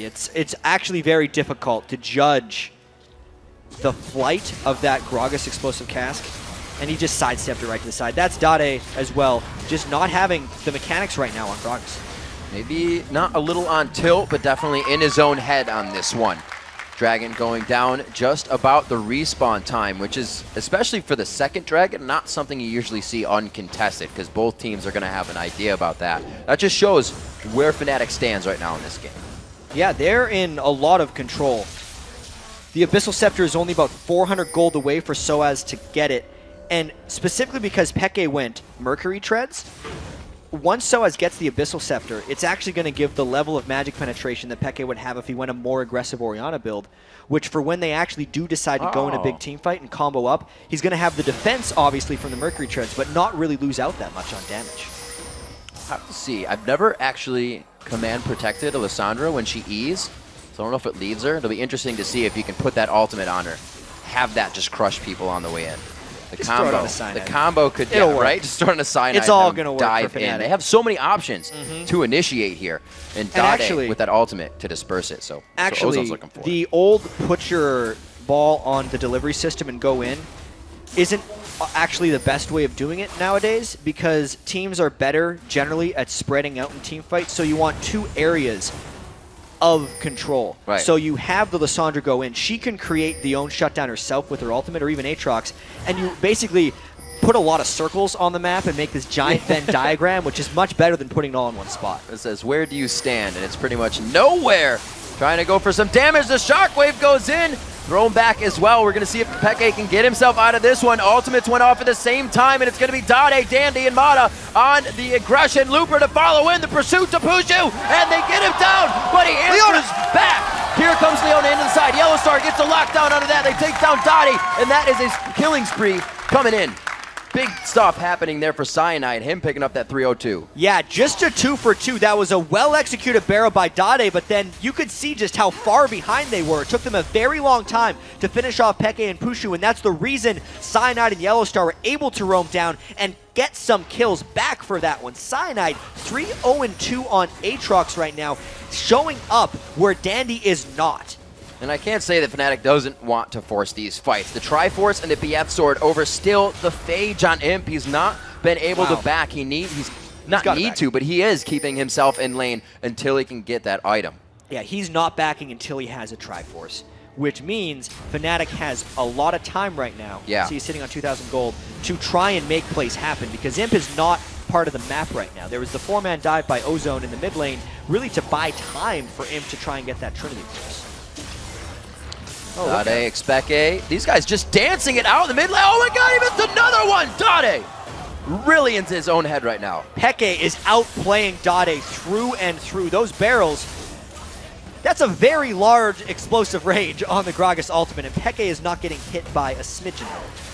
A turret goes down. They were able to take Dragon on the last misplayed cask. It's a turret this time. The global gold is just accruing too heavy. 6,000 in a gold lead. 5,000 as they hit 22K at 17 minutes in. And Europe is really showing up in the World Championships today. Gambit dominated Falcon, now Fnatic dominating Ozone early on in this game. Everyone coming in to this World Championship was talking about kind of how Europe, no one really knew what they're going to do, but most of them were kind of talking them down. Because during the season, there was so much parity within the European LCS. Everyone was beating each other. There was a 4-way tie for second that had to have a playoff at the end of the regular season, and they were thinking that's because Europe's not very good. But what if it's because they were all very good and they were just kind of beating each other? That's something we have to consider here because Fnatic is doing amazing against a Korean powerhouse. And we gotta give it to Expeke. He's playing well. Dade's playing a little off, but still, after being banned out, holding his own, 165 CS to the 127. And it's still kind of beyond me why they aren't giving Dandy that support still in the mid lane. It's almost gone now, the chance that they had for that. But with him behind now, they need to formulate another plan. They do have the split push available from Looper. His game, not on Singed again, is falling behind once more. Yeah, Looper had a very good first game here in the World Championships, but now, especially if they're going to be picking champions like Shen, remember, they can pick Ohm or Looper for a game anytime in between matchups. In between single games, not between a series. Yes, and Shen is a champion that Ohm would actually have plenty of ability to play. And we saw the video about Ozone, how Ohm is really their leader. How much is this costing Ozone? Not having his essentially calming voice in game, knowing he is so much older, and they talk about how much life experience he has compared to the rest of Ozone. It might be impacting Ozone negatively, not having him in the games. Well, this is where they try to make the moves. They're getting the gold wherever they can. Expeke going quite hard here with Cyanide on the outside, but he drew the exhaust from Mata. Soaz teleports in, throws the ult down. The cask hits perfectly that time. They disengage the right target, and they may be able to re-engage here. It's 1 for 1 on the supports, which means everybody is in the fight for themselves here to the cooldowns come back up. Looper getting chased down to the bottom, but Fnatic is also not following accordingly. Yeah, a very scattered fight ends up with both supports just having to go home because they're dead. Everything else was just traded ultimates right now. Everything pretty much burned from that one. A little bit sloppy, but really not much done at the end of the day. Finally, Imp having that Triforce finished. He is now in the bottom lane. They're trying to get the turrets back in their favor. It is 3-1. in those turrets that Fnatic has been able to quickly drop the outer tiers. Is now giving them a little bit of entry into river fights in the jungle. That river fight we just saw, and another one to come up as Dragon is alive. And pink ward control is becoming so paramount right now. All of the pink wards in the Dragon area have been placed by Fnatic. That is, or no, sorry, by Ozone. Right. Whoopsie-daisy. They need to take control back of this area. They have invested now about 6 pink wards into this Dragon area. If they do not get a team fight win or a Dragon out of this, they are more than 5,000 gold behind. As long as Fnatic is scouting around this area, they have the potential to punish Ozone for placing so many pink wards. Another one goes down, but they can get catches. They go on to Puju. Puju has the distance, but that means they've wasted quite a bit to get in here. Looper really not going for the full taunt on that, so he's still got it back up. Will they be able to hit this one? He gets locked up. Great peel onto Looper, and he doesn't even get to try in this fight. Goes down by the hands of Xpeke. They continue. Bottom of the fight is still just being drowned out, but it's Pushu and Soaz trying to corner them back into mid and stop this from doing any more damage. Low health bars on Fnatic, but they get out. So you can see what Ozone is trying to do. They're trying to get a pick within the Dragon area, and they did. They got one onto Pushu, but they didn't have the spike damage to finish him off before he could Valkyrie away. And now that Fnatic gets the Dragon anyway, that is a tremendous gold sink that Ozone put themselves into by pink warding, losing a fight and a Dragon. Such a definitive game. When have you ever seen a team do the Dragon with 3 red health bars when the other team is ace? So Fnatic knows how much ground they hold right now, and that's astronomical if Ozone didn't even want to attempt that with full HP on all their members. Ozone had just been pushed back from the previous fight. They couldn't think about contesting that one because they lost ward control. Effectively, Ozone tried to control that area with pink wards, whereas Fnatic controlled the area with an Oracles on Yellow Star. And because Fnatic was so much stronger, they were effectively daring Ozone to protect their own pink wards. And it did not work out for them. Those pink wards are still being thrown into the hands of Ozone. You can see them trying to clear out their own jungle here. It's something that these teams have kept up throughout the entire tournament, really is. Good warding going around. Some falters, as we talked about earlier on the analyst desk, but now back to the inventories here. 21 minutes into the game, Xpeke actually just picked up that Liandry's, but he's also upgraded his boots as well for that speed. Yeah, the Alacrity boots. He's already been juking a lot of those Gragas explosive casks, so he's going to continue to try and do so as well. The chase down after fights for Fnatic is quite high. Everyone needing to kind of pile onto Ozone since Fnatic is very all-in right now. It does seem like a smart choice. I feel like they're putting quite a bit on Imp here to be the late game carrier for them. They just finished up the Void Staff quickly on Dade, except besides a surge of power like a Rabadon's or something else. But still, whoa, Xpeke dodging out. Alacrity boots coming into play there, and it's going to be Yellow Star to lock him up. Bashes him with the shield. They throw the lockdown to the command shockwave. Will they get the kill for Pushu? And he does end it up with a nice missile.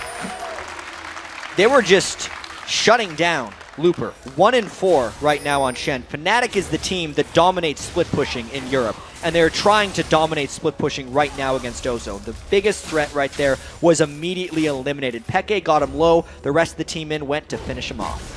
You know, Jad, I said earlier that Dade was watching as much as they could of that Vulcan Fnatic match, but from game to game, anything can change, and I'm sure Fnatic is not doing what Ozone had in mind. No, this is completely different from Fnatic right now. Just the fact that Soaz is on effectively a mage in the top lane with the Sandra, rushing that Abyssal Scepter, it just adds a whole new element to the Fnatic team composition. It's so much more damage, no real tanks. Who does Ozone actually try and focus? These fights have been very scattered. Generally, Fnatic thrives in scattered environments, whereas Ozone, as far as Korean teams go, is much more about control, catching the right vision, and then winning overall team fights. And that's not what Fnatic is allowing them to do in this game. I know, you know, we said before a little bit, if Looper got going, if Ozone was ahead, this would be a very hard composition for Fnatic to come back on. But since they're so far ahead, they can still put Merc Treads onto Xpeke and Soaz as well, and continue to build the items they need for damage. Well, the amount of focus that Fnatic has put down to Looper is actually extremely targeted, because they know that if Looper becomes that super tank, then all of the squishies of Fnatic will effectively have nothing to deal with him, because they wouldn't be able to stand toe-to-toe with a very farm tank. The people that Fnatic have been killing is very calculated. You see Cyanide respecting that Void Staff quick pickup. He buys himself a Negatron Cloak. Keep himself safe as more wards being cleared out. Yellow Star, like you said, they're working the Oracles in this fight. Well, Ozone still trying to work those pink wards. Finally get an Oracle onto Mata, but now towards the second tier bottom turret, Fnatic has all of their members. And if Fnatic wants to tower dive, Cyanide and Soaz have to lead the way. Cyanide, because he's 4-0-3, and now is actually past Dandy and Farm. He was actually pretty far behind earlier. Is really trying to 60 tank to up. 40. He's really trying to tank up so they can go and dive turrets to kind of end this game. They don't want to draw this one out too long. Soaz acting as that split push. Not the easiest to catch Lissandra. We saw him dip out of that .8 gank around level 4 or 5 earlier. Looper to the top lane. Both teams trying to pretty much give themselves an advantage in one lane or the other, but it's being thwarted here by Soaz in the bottom. He's going to grab himself a turret, and it's Looper trying to really get the lane past River right now. Soaz, he's got a ditch out of that one. Yep. There's a lot of ward control battles within that red jungle because that is where Fnatic is looking to focus their split push right now. And in typical Fnatic style, you can see the farm distribution amongst the team. When Fnatic is at their best, Peke is always top farm, 246 on Orianna, 25 minutes into the game. And then Soaz is also usually his split push buddy, who when Peke goes and makes a play, Soaz can always appear to support him. They've swapped that part of the role a little bit because Peke is on Orianna, who typically needs to be a bit more of a control type champion, but just the way they're distributing their farm is very core to their playstyle. That farm right now across the map, 40 still a lead for Xpeke. We have 196 to 167. Imp trying to finish that Infinity Edge, but with the Triforce beforehand, not getting the damage that he really wants just yet. Yellow Star making sure that they are clear on wards. And he'll know that one was placed, but they won't decide to clear it out. He does not want to be baited into this. Well, Soaz is not near the team right now. Right. It's actually allowing Ozone to get a fair bit of ward control back. You can see how much Mata has sacrificed in order to get this type of ward control. He just has his Ruby Sightstone, non-upgraded boots, and that's it. Whereas Yellowstar has been able to pick up a Negatron Cloak for the teamfight phase, and it hasn't actually cost Fnatic that much. 26 minutes of the game. Only one turret has fallen on the side of Fnatic, and back to the bottom lane without teleport. Soaz is able to stop that. Keep an eye on where Fnatic has these wards, because Soaz has initiated these fights quite strong from across the map. Fnatic was thinking of picking on Looper once again. Dade ult side on him, but that's the tank. He throws him right out of the move. Could not dive away, and it looks like they go into Mata. He dives out of the crescendo over the golems. He completely saw that coming. Dade gets locked up by the ultimate of Soaz, and they continue to go in. Again, like you said, the focus onto Looper. They know Imp just is not a factor right now. Fnatic just looking for fights because they know they can win them right there. Dade did not get a good separation with his Gragas ultimate, and the timing of Fnatic's invade was directly so they could get this dragon afterwards. This is only going to increase their giant gold lead, Riv. It's just focused faces for Gambit right now, for Fnatic, I should say right now. Not even really talking to each other. Everything is just going by movement and what they're doing. They are playing playing like a team right now. And it's just crazy. You never know what you're going to get with Fnatic. Look out, Imp! Imp gets hit up right there. He knows he can pretty much 1v1, but not with a Stand United. That's going to make him back off right there. But the blue buff becomes theirs, and this is the continued pressure that Fnatic has been able to place. It's causing Ozone to always adapt, and there's a little bit of it. And Peke, you know, he can ward off 4 people by himself with his Orianna. He may not be on Kassadin, but he's still a very potent threat. He's actually sitting on 2,200 gold right now. He is a very scary man. Those are some big pockets all around him. I'm very surprised, actually, in Ozone's champ selection right here. Going Kog'Maw on Imp, while yes, Kog'Maw is an auto-attack-centric champion, Imp's playstyle and his strengths so heavily revolve around his movement. And Kog'Maw is typically just a turret as far as damage goes. It just doesn't fit with what Ozone is good at. Fnatic is just running circles around him right now. Maybe Ozone coming in with the first compositions that Ozone ran is Fnatic coming up very big on the side here. That ward being cleared out. Revolved around that Singe, that Jarvan, that Rise in the mid lane. So we'll have to see what they can get up here within these games. Still backing off. No, all the control right now by Fnatic. Ozone trying to keep 5 in mid, but there's nothing really that is going to help them in that fight unless Dade can hit the perfect ultimate into that crescendo, because it's going to be big from Soaz and both Xpeke. We've seen the ultimates over and over. 10,000 gold, and Ozone still hasn't gotten that middle turret down. They're trying their best to run away, but man, they get caught a little bit, and Fnatic might just go and fight. This looks pretty big. They're coming around that banana bush. There's not too much ward coverage there. Fnatic is running into this. Yellowstar gets a ward down. He is actually quite far from the team. Can the gap close with him? Knocked out again. The ultimate only affecting one person. This is the decider now. Pushu going in. He gets hit up, but he's already taken down Dade. They turn the fight around to Imp. Soaz is 1v1'd as well in the fight against Dandy. And Fnatic takes the jungle back.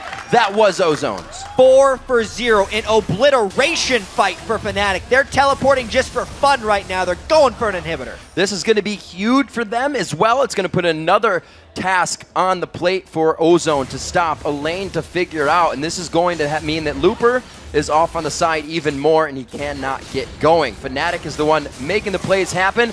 They're causing Ozone to dance around the map right now. And right on point. Inhibitor down at 30 minutes for Fnatic. They are just crushing Ozone right now. You know, no one saw that. Don't worry, it was not in the middle of the screen.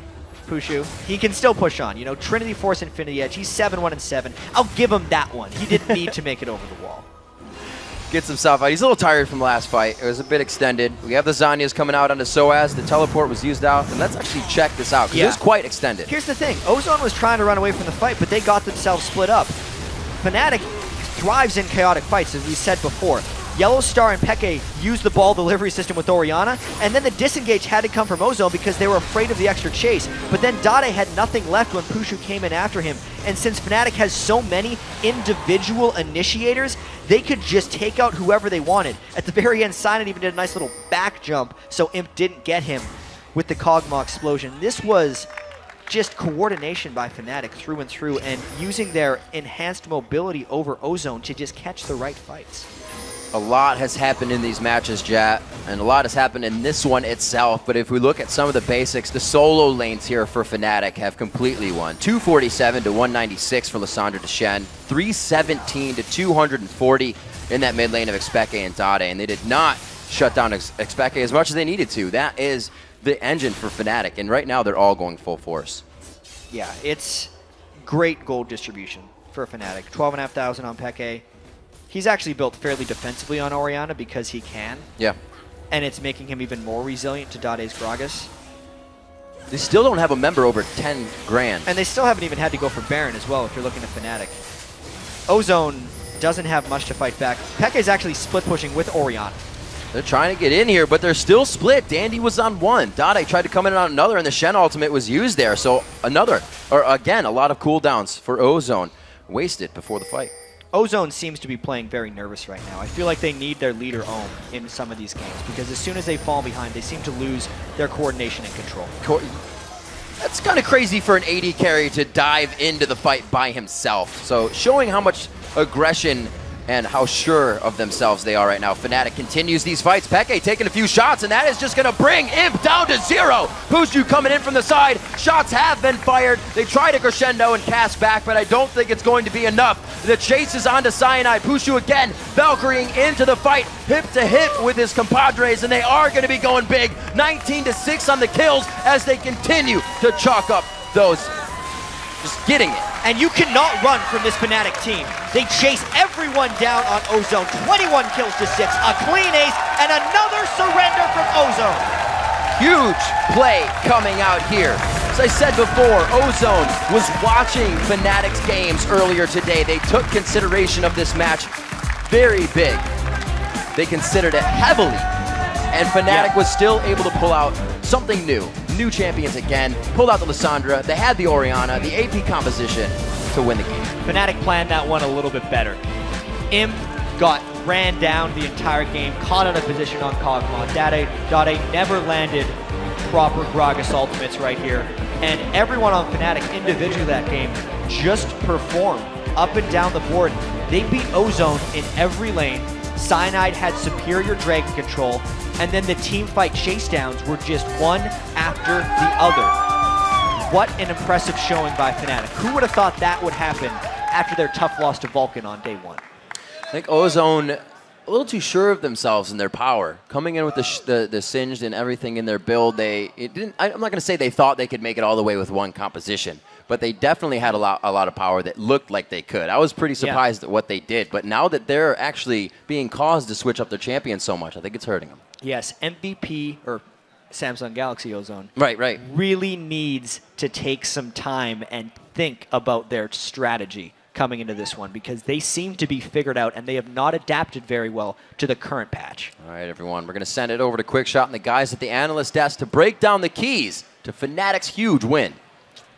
Thank you very much, guys. Before I even open this one up to these 4 incorrect analysts I'd like to highlight, I do want to talk to the 51% of you that predicted Fnatic were going to win this game. 51 to 49. It's the closest vote that we've had so far. And to the 2% of you that swung it in their favor, well done, guys. Actually, Trevor, I have a confession to make. Yeah? I was the 1%. Because it was going so poor, I've been starting to bet Every on single one horses. of them wanted to change their vote as the game started. I just wanted to say that before this, I had Fnatic down, and Jat made me change it because he wanted the caster vote to be the same, so we wouldn't fall behind. Calling him out, dude. Calling him out. All right, let's sit down and make this serious for a little bit. I want to start this off talking about the picks and bans. We've seen the duo lane coming in for Ozone, the Cog and the Sona, and we've seen counter picks, leaving the support to last for Fnatic. They had the Corki secured a little early on. They locked in that Leona. It's a pretty heavy counter, and I know, Krepa, you felt quite strongly about the 2v2 matchup,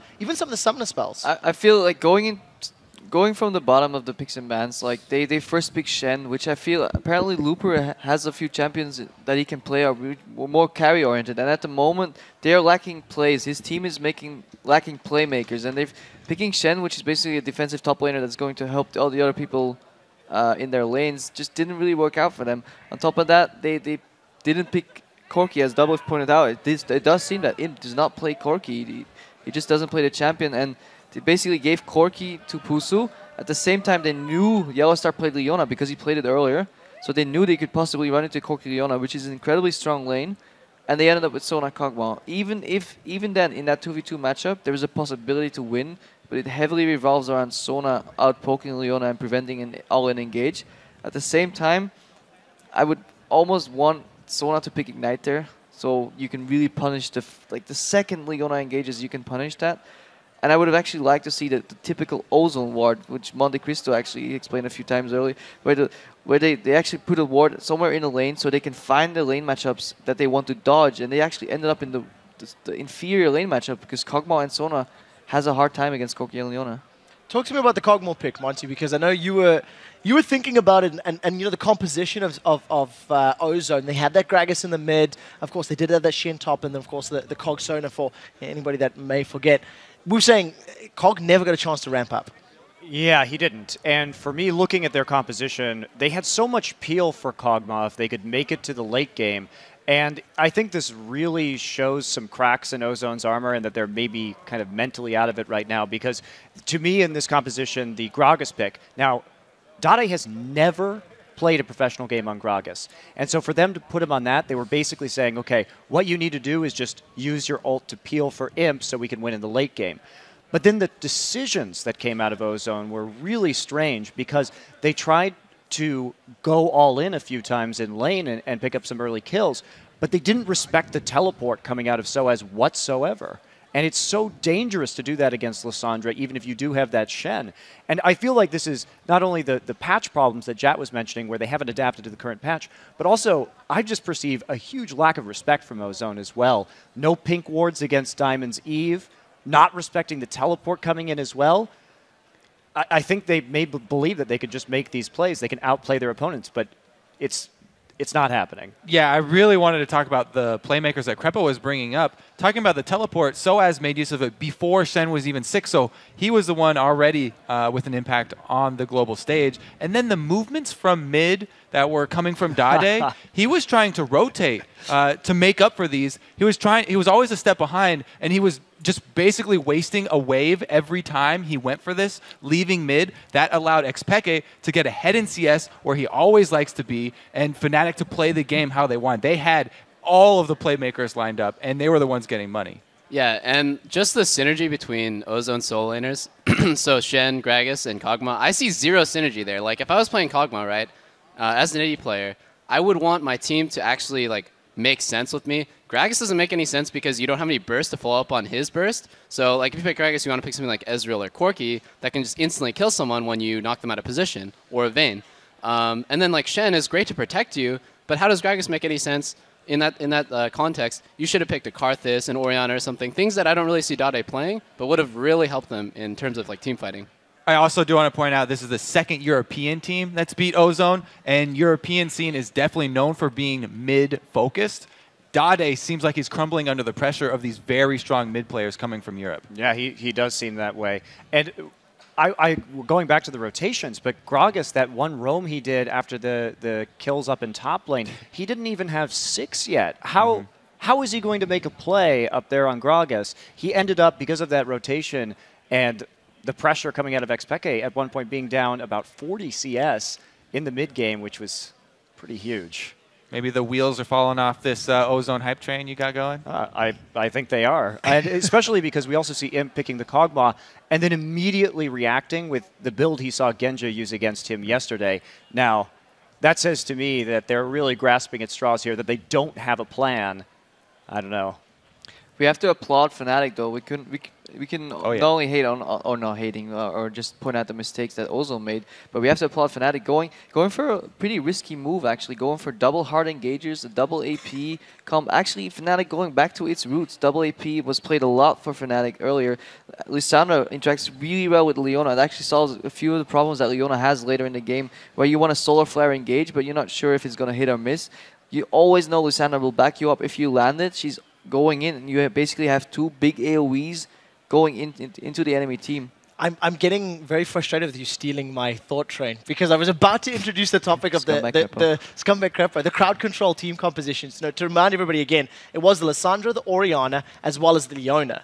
And then they had Aatrox in there for hard measure as well. So you've got all potential defensive ultimates as well as offensive ultimates, to get in or get out. So a lot of versatility in there. As a Leona player, you highlighted the synergy with the rest of the Lissandra composition, for example. Double lift. If you were a Kog'Maw, is that possibly the worst comp to come up against? Yeah, definitely. So AD carry perspective there's so much AoE power and zoning coming at you. You have to dodge Orianna ulti, you have to dodge Lissandra ulti, you have to dodge the Leona ulti and not get caught. It's like you need mobility against that. And he had a decent team comp. Sona and Shen are really great to kind of protect you during a team fight, but it's just really, really hard to play that out. I feel like if Imp went Vayne, I don't really remember if Vayne was banned or not, or if he played Ezreal, or just a more mobile AD carry, it would have been a lot easier for him to dish out damage in team fights. So what you saw was he tried to dish out the damage, and he would just immediately blow up in a fight. It's almost as if the Kog'Maw would rather go farm alone in the lane. That's smart, dude. That's smart. You gotta carry that way. I'm telling you. Let's move this one along, guys. After that game, we have to take a look at how Group B, all of the standings look, because Fnatic picked up another win, and this puts Europe as a 1-2. Gambit 3-0, Fnatic 2-1.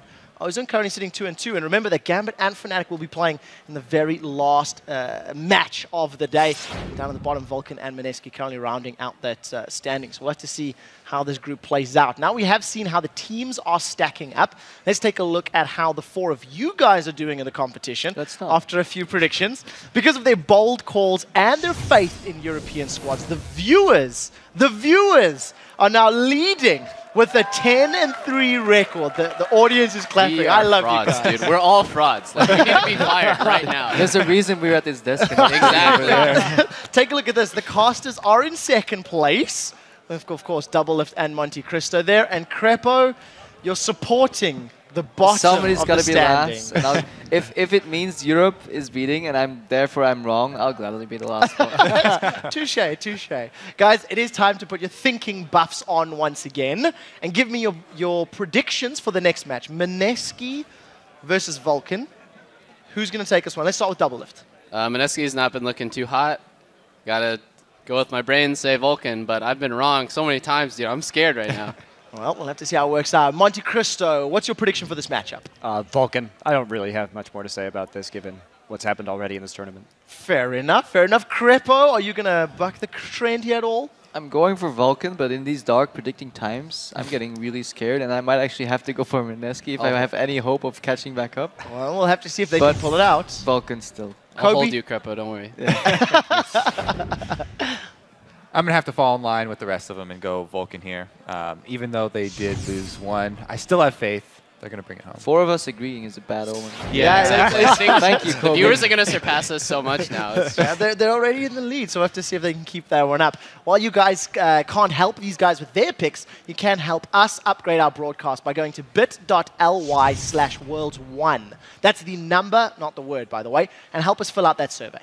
All you have to do is answer a couple questions like, what pros would you like to see on the analyst desk at future events? And don't worry, Double Lift won't see you. You see your answers, so you don't have to vote for him, just be nice. All right, guys, we do have to take a very did say quick... pros. Oh, guys, we're going to take a quick break, but when we return, it will be time for our 4th match of the day, as Southeast Asia's Mineski takes on ManCloud and Vulcan. Plus, Fnatic's Xpeke will join us to talk about their huge win. Stick around, the Season 3 League of Legends World Championship will be back in 3.5.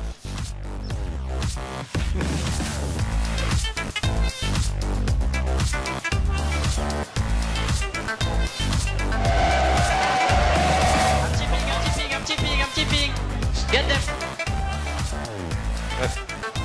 Go, go, go, go, go, go. Roll back, roll back, roll back. Come on, get them. Go, go, go, go, go, go. Nice.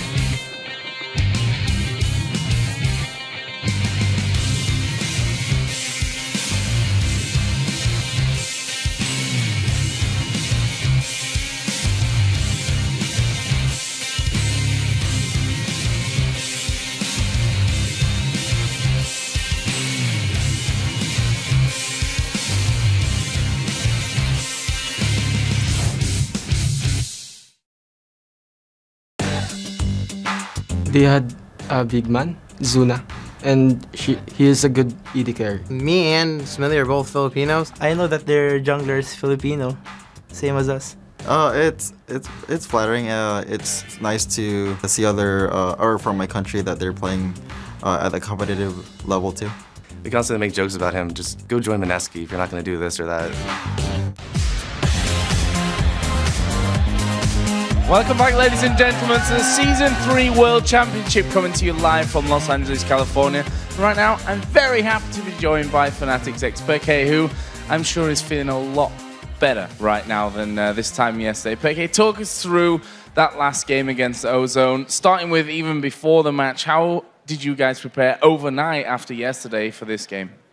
Well, pretty much, yeah. We kind of, in our mind, we had to win it, because we knew if we lost this game, it would be really hard for us to make it out of group stage, and we would be really down after a loss against Gambit. So, yeah, we pretty much, our mindset was like, we have to win it. The game against Bulkum, we didn't lost it because we were bad or anything. We just lost it because of mistakes. So, in our mind, we were like, let's play how we normally do, play our game, not do mistakes, and we don't know if we will win, but I think we will do much better. And from what we saw from them, they are not playing that good.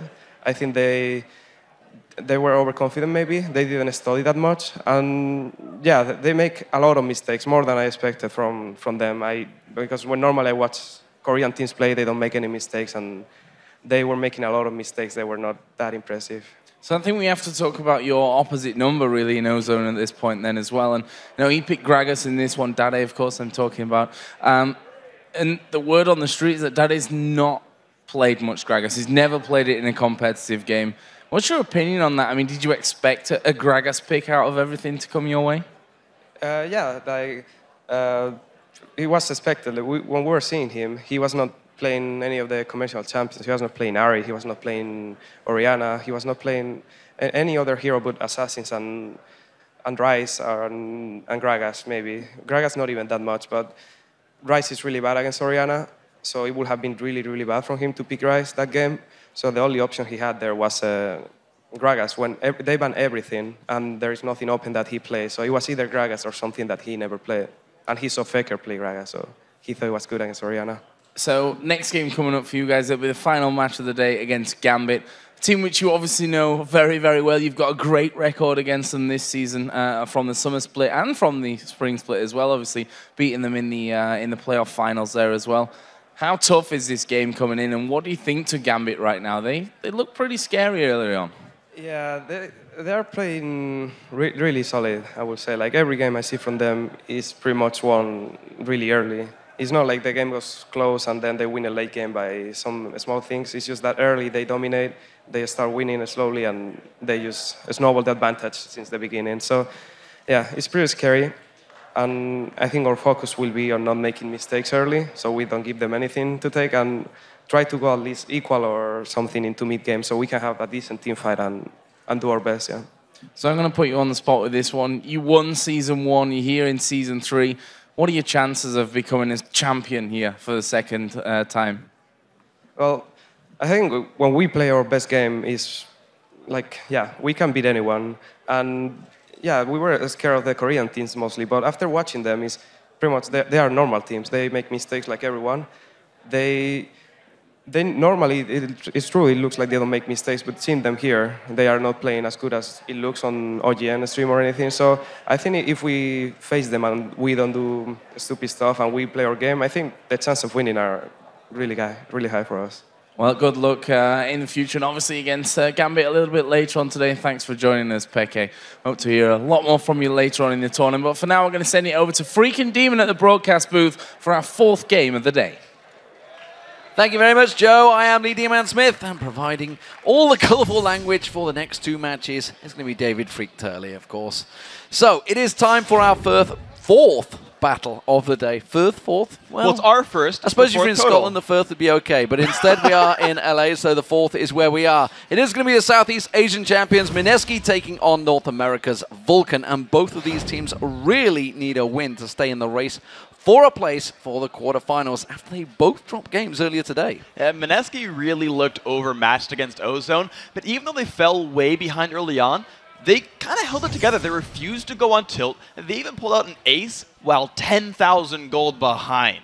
Unfortunately for them, it was too little too late. They lost their 3rd game in a row here at Worlds. But Vulcan, to be fair, they didn't do much better in their match. ManCloud and crew made a lot of mistakes. They ended up losing their Nexus to Gambit in just under 28 minutes. Pretty rough game. So, North America's most deadly player, he got lucked up by Alex and Diamond. ManCloud actually ended the match with no kills, no assists, and 4 deaths. And if Mineski can repeat that, they're in good shape here. Okay, it is just about time to see if ManCloud can man up for the win, or if Mineski will grab their first victory of the Worlds. But let's have a look at the lineups first. So, on the blue side, it is going to be Mineski. In that top lane will be Snoy, Kaigu in the jungle. You heard him interviewed by Joe earlier. Yume is the mid laner, EXO as the AD carry, and TG on support. Meanwhile, for Vulcan, it's going to be Psycho Sid in the top, Smithy in the jungle, ManCloud going to hope to manhandle Mineski, Zuna on the AD carry, and Bloodwater as support. So, Freak, coming into this game, obviously Mineski coming in big underdogs. Vulcan, yes. We've just seen them earlier on, though, going down pretty heavy to Gambit. Will that have knocked their confidence that much that Mineski could steal a match? Because, as we said, 10k behind, they still got an ace on Ozone. This is not a bad team. Exactly. Mineski is a team who, and even against Fnatic, we talked about their match against Fnatic before, where Fnatic was hitting their Nexus at 17 minutes, and yet you were still seeing fights pull fairly close. So Mineski had the ability to just keep trying, and they're here to learn, and if they learn after each game, they'll level themselves up. But you think about what Vulcan's been doing, right? Their loss to TSM back in the North American Regional, their loss against Gambit early today, is them not playing to their caliber. And if Vulcan continue to play at this sort of reduced state, there's every opportunity for Mineski to show up and start pulling up some wins. We'll see how it works out. Picks and bans are underway, as you can see on your screen. It is going to be Ari and Orianna being taken away straight away by Mineski, so they're focusing on ManCloud. But as has been proven so many times, you can't ban out ManCloud. He has got a giant pool of champions. Exactly. He can pull out whatever he wants. He's run Ezreal in the mid lane before. We've seen a couple of these guys start pulling out the double AD carry strategy and run Ezreal in there. There's a lot to pull from, but sure, you remove the biggest playmakers. Ari is one of the, I would say, sort of easiest to make plays with because she's so mobile. You get the 3 dashes, you can lock someone up as well. And you just tend to eat supports for breakfast. You kind of one-shot them and create opportunities. So the fact that Mineski's banning it, though, and not picking it as blue team is a little bit worrisome. And it tells me they've either got a completely different first pick option or they just can't play it. Interesting. So picks and bans continue to fly through. Zed continuing to be, I believe, 100% banned out in this tournament so far. Obviously, so many strong Zed players. Nobody wants to let that one through. Sona also being taken away as well as Lee Sin taken away from Kaigu. Corki being banned out. Probably one of the strongest AD carries, although Hogmore's put him in a good couple of appearances. So picks coming in. Shen straight away from Mineski. So we're going to see Snowy on Shen. It looks like Elise is going to get picked for Mithy. This gives a lot of opportunities for Vulcan. I should say X-Mithy, not Mithy, because we've got X-Mithy and Mithy in this tournament. Yeah, you got to be careful about all of those. So the Shen coming in is just a really good standard pick. It'll work with pretty much anything going on. You can run actually heavy dive comp with champions like Vi, which Smithy likes to run, or a Twitch for the AD carry and pull the submarine strategy, or just a standard default split push to protect the hyper carry in the late game. A lot of those options are available here for Shen. On the other side, for Vulcan, they've actually opted for an ambiguous jungle top lane pick. Some guys even play mid lane Zyra. It's not one that I know ManCloud for, but you never know. But Zyra, a great bottom laner. They're one of the two that Bloodwater loves to play outside of Sona, and it gives a lot of backline control as well as follow-up for hard engaged teams. So the pick's still waiting on Mineski. 20-second countdown. They're certainly taking their time, making sure that you make the full use of it. Nocturne potentially coming out. Yes, again. So we saw Nocturne used by Mineski earlier on in the groups. Obviously, it hasn't worked too well because they're still 0-3. But Thresh also getting locked in. Well, I like Nocturne being picked up alongside Shen, though. It allows Mineski to actually dive into the backline and wreak havoc and kill Zuna if he plays Ashe, which has been actually a pretty popular champion for him of late. He doesn't have good escape tools. He's pretty easy to jump on him with the Shen and Nocturne. And interestingly enough, for what it's worth, Twisted Fate is still available. You might see the triple global come out. You never know. Absolutely. Just shrinking down, guys. Don't worry. I got this covered. We're waiting for the next few picks for Vulcan. We're good. Is this better? Absolutely. Wonderful. Thank you very much, Freak. Tried to sneak that one through, but they weren't letting me. Production quickly switching back onto me. So Caitlyn potentially going to come out here And alongside Karthus for ManCloud. We haven't seen a Karthus so far in this tournament, so this could be an interesting pick. ManCloud, of course, as you mentioned earlier, able to play anything. Yeah, so I actually like the 2 picks they grabbed here. The Caitlyn, they realize that Nocturne Shen is so good at diving onto the back line. And actually in the North American Regional against Curse, he said, give me Kog'Maw, I can outplay Shen Nocturne, it's no big deal. This time around, he's like, you know what?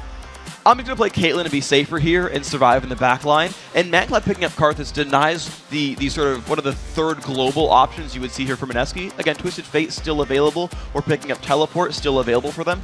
But removing one of the globals, also having one of their own for Vulcan to counteract some of those ganks, it's an important pickup here. Tristana potentially could make the first appearance, but no, going back to Varus instead. Which actually, you know, Varus we haven't seen a great deal of either this tournament, whereas coming into the lead up to this was a big champion pick for every team. Yeah, it's the crowd control. It's actually sort of a very European pick, more so than North Americans, because a lot of the flashy AD carries there play carry-oriented AD carries, whereas opposed to the utility-based ones. But this is a good setup here because they've added Ryze for damage output. I wouldn't have liked Varus and TF on the same team because there's not enough threat, there's not enough damage output. But now you can have Shen and Nocturne dive in there. You've got the follow-up from Thresh, the follow-up from Varus. Everyone's crowd controlled, and Ryze just throwing abilities out there. And we've got a champion like Karthus, who doesn't really threaten the Ryze in any way. Ryze gets to farm. And then if you actually gank with Nocturne, Ryze has some lockdown and can kill the Karthus off in a duel. So this actually gives a pretty good matchup to the Mineski mid lane. When Nocturne hits 6, there's a dive potential in the mid lane. And when Shen hits 6, there's another dive potential as well. So fast on-the-spot prediction for Sid here. What's he taking in that top lane? Nasus would be a good one. It's just kind of a good sort of passive laner against Shen, who's going to scale better ultimately. Honestly, it's been the sort of type of champion he's been playing. Kenan's also a very good one-on-one matchup. Kenan beats Shen straight up, has stuns to break out the teleport as well. On the other side, he could also be a jungler picked up. That could also have been Elise the entire time for the top lane. Well, it was the first choice he went with. Nasus in that top lane. We saw him playing it against Fnatic. Didn't really get a great use out of it because, as he mentioned himself, I was off the side guy. I was doing a great job. I was split pushing everybody. I was doing a great job. He was basically the insurance policy because no one ever touched him. He was spamming that siphoning strike. He had a lot, and I wish I had the number on hand, but it was in the 400s. It was high on a moderately short game. He was a very stacked Nasus. If a team fight had to break out later on, he could have two-shotted people, so that would have been all right. But again, he was the insurance policy. His team won without him. That is looking like Nasus right now. By the way, he's got teleport and goes for summoner spells. He's swapped onto the Nasus, and that matchup is good because he can 1v2 and survive, and he can survive and actually thrive in 1v1 because there's no kill threat from a Shen. So while these teams are spawning, let's see who exactly you guys at home think is going to win this matchup. And according to you guys at home, it is going to be Vulcan, of course. 81% of you will think that Vulcan will be bouncing back and picking up a victory. And of course, the analysts all agree with you guys, so the standings aren't going anywhere, whether we all got it wrong or right. Krepo, unfortunately, is still the worst among us. But just so you guys know, you're on a 7-game winning streak. You guys have predicted 7 games in a row correctly. So this is your number 8, which will make you legendary. That's quite impressive. That's quite impressive considering, you know, how strong these groups have, especially Group B. I mean, you just think of the teams that are in this group right now. Nobody really could guess who is in there. It's definitely all open. So the game about to come in there. What do we think we're going to see from this one? Mineski have gone behind early in a couple of these games. They need to try and hold out that lane phase longer against Vulcan. So this is the interesting thing, is Mineski's actually got some good late-game security in Ryze. He will be pretty hard to kill by the Vulcan lineup. None of them can really assassinate him. And he's got good scaling and good damage output.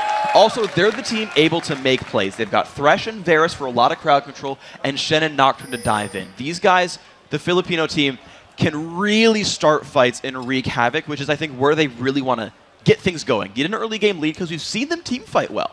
Even from behind, they team fight well. So they get ahead, they're going to team fight phenomenally.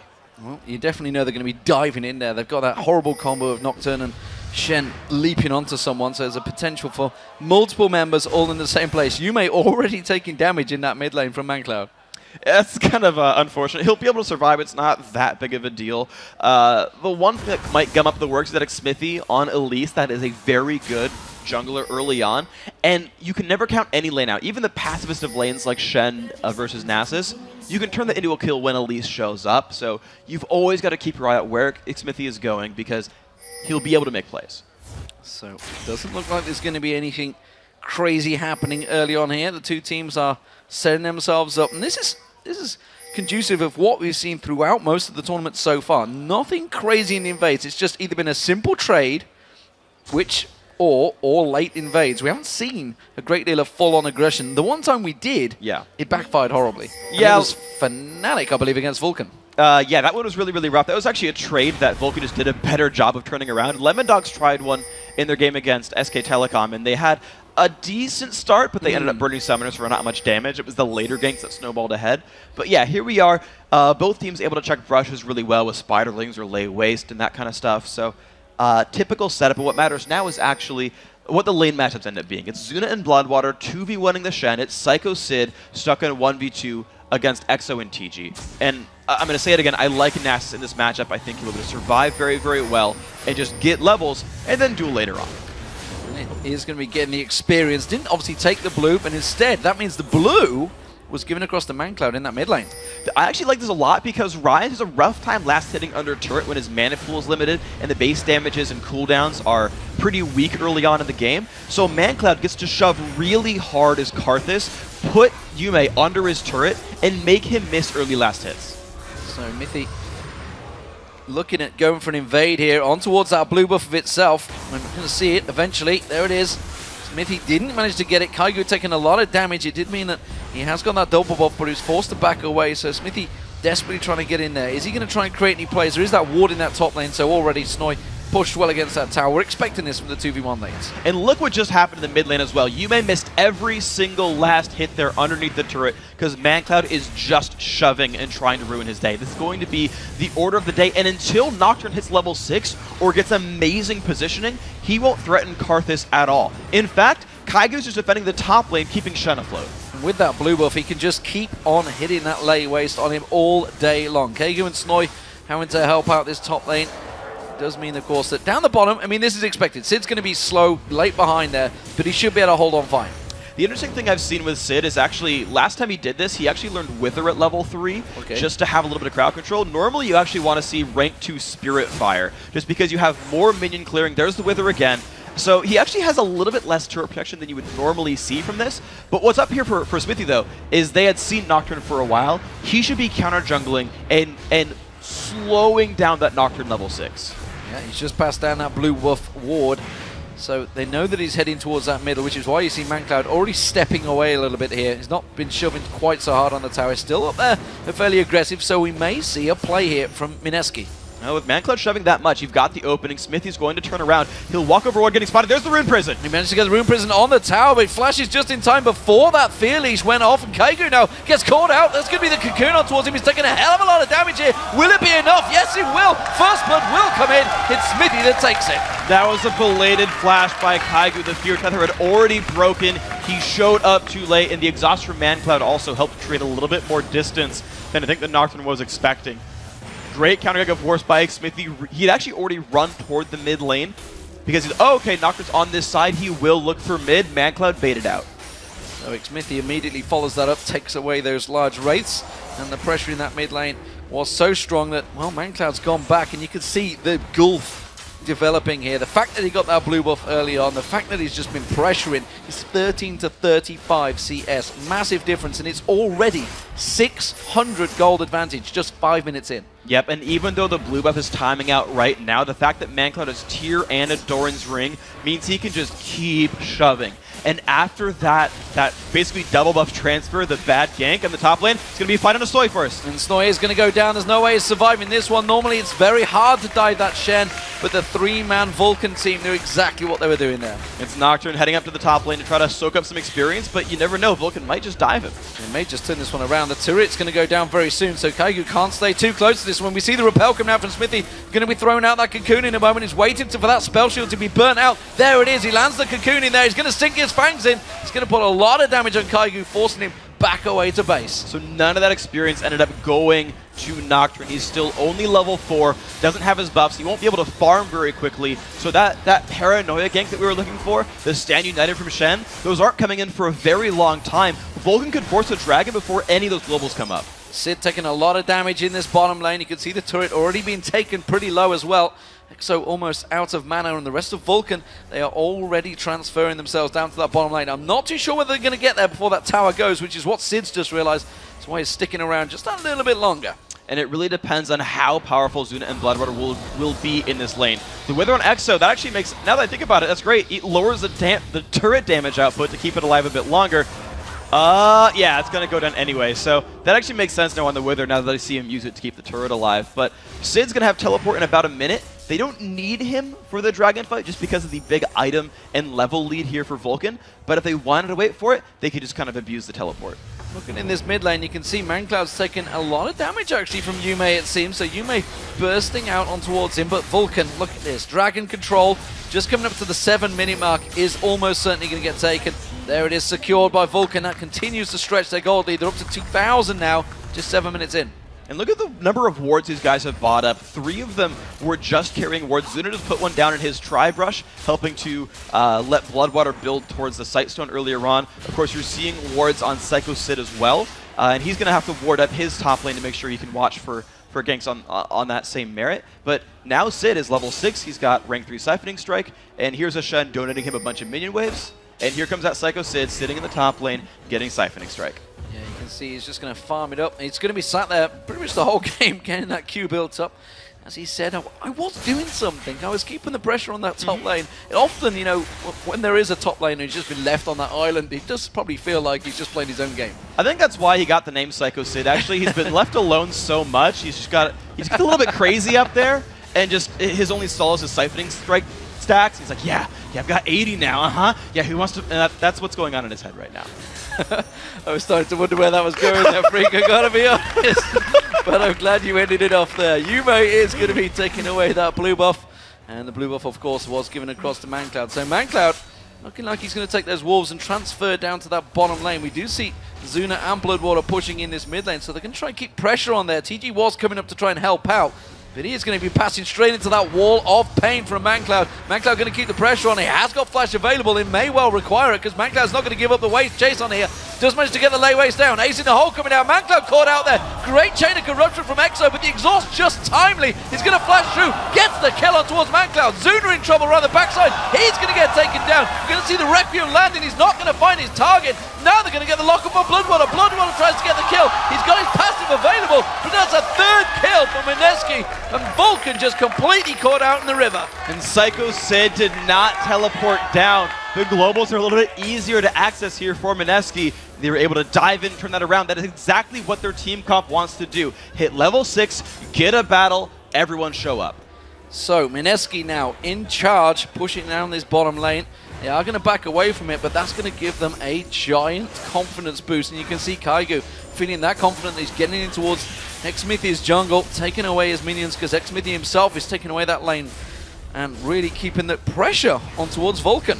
It's always an intelligent choice, and it's what we actually see from the counter junglers, is they typically do it once they know where the enemy jungler is. You don't want to run into a 1v2 and be like, surprise, I'm in your territory and outnumbered. You wait till you see the enemy jungler and start poaching camp sway. Take the big golem, take the big wraith, take the big wolf, and then when the enemy jungler walks around, he's like, oh, I got this lane experience, but I'm missing out on jungle XP, and it puts you ahead. So smart choices there by Kaigu. But here comes the cooldown period, because the globals are now down for Mineski. The thing is, they'll be back up in time for Dragon, so that's not even a big issue. You just won't see them play aggressive for a little while. So difference of items. We've seen so many Trinity Force stacked out this time from the AD carries. This time around, doesn't look like it's going to happen. No. Looks like it's going to be the standard Infinity Edge build here for Zuna. He realizes, okay, I'm going to go for that late game. That's always been Zuna's style, really, is play for the late game, build an Infinity Edge, do a bunch of damage overall.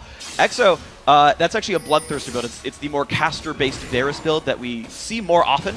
You can go Infinity Edge. It's still good. You actually have roughly the same damage output as a Caitlyn. You're just less safe. But he wants to deal a bunch of burst, snipe people with piercing arrows, do a bunch of burst damage with the hail of arrows as well. So it's just a different style. He'll be doing plenty of damage, though. And talk to me about Xmithie, because, sorry, not Xmithie, Psycho Sid, because he's gone straight for that Negatron cloak, and really the only magic damage is coming from Yume, and he just doesn't care about Snoy in that split lane.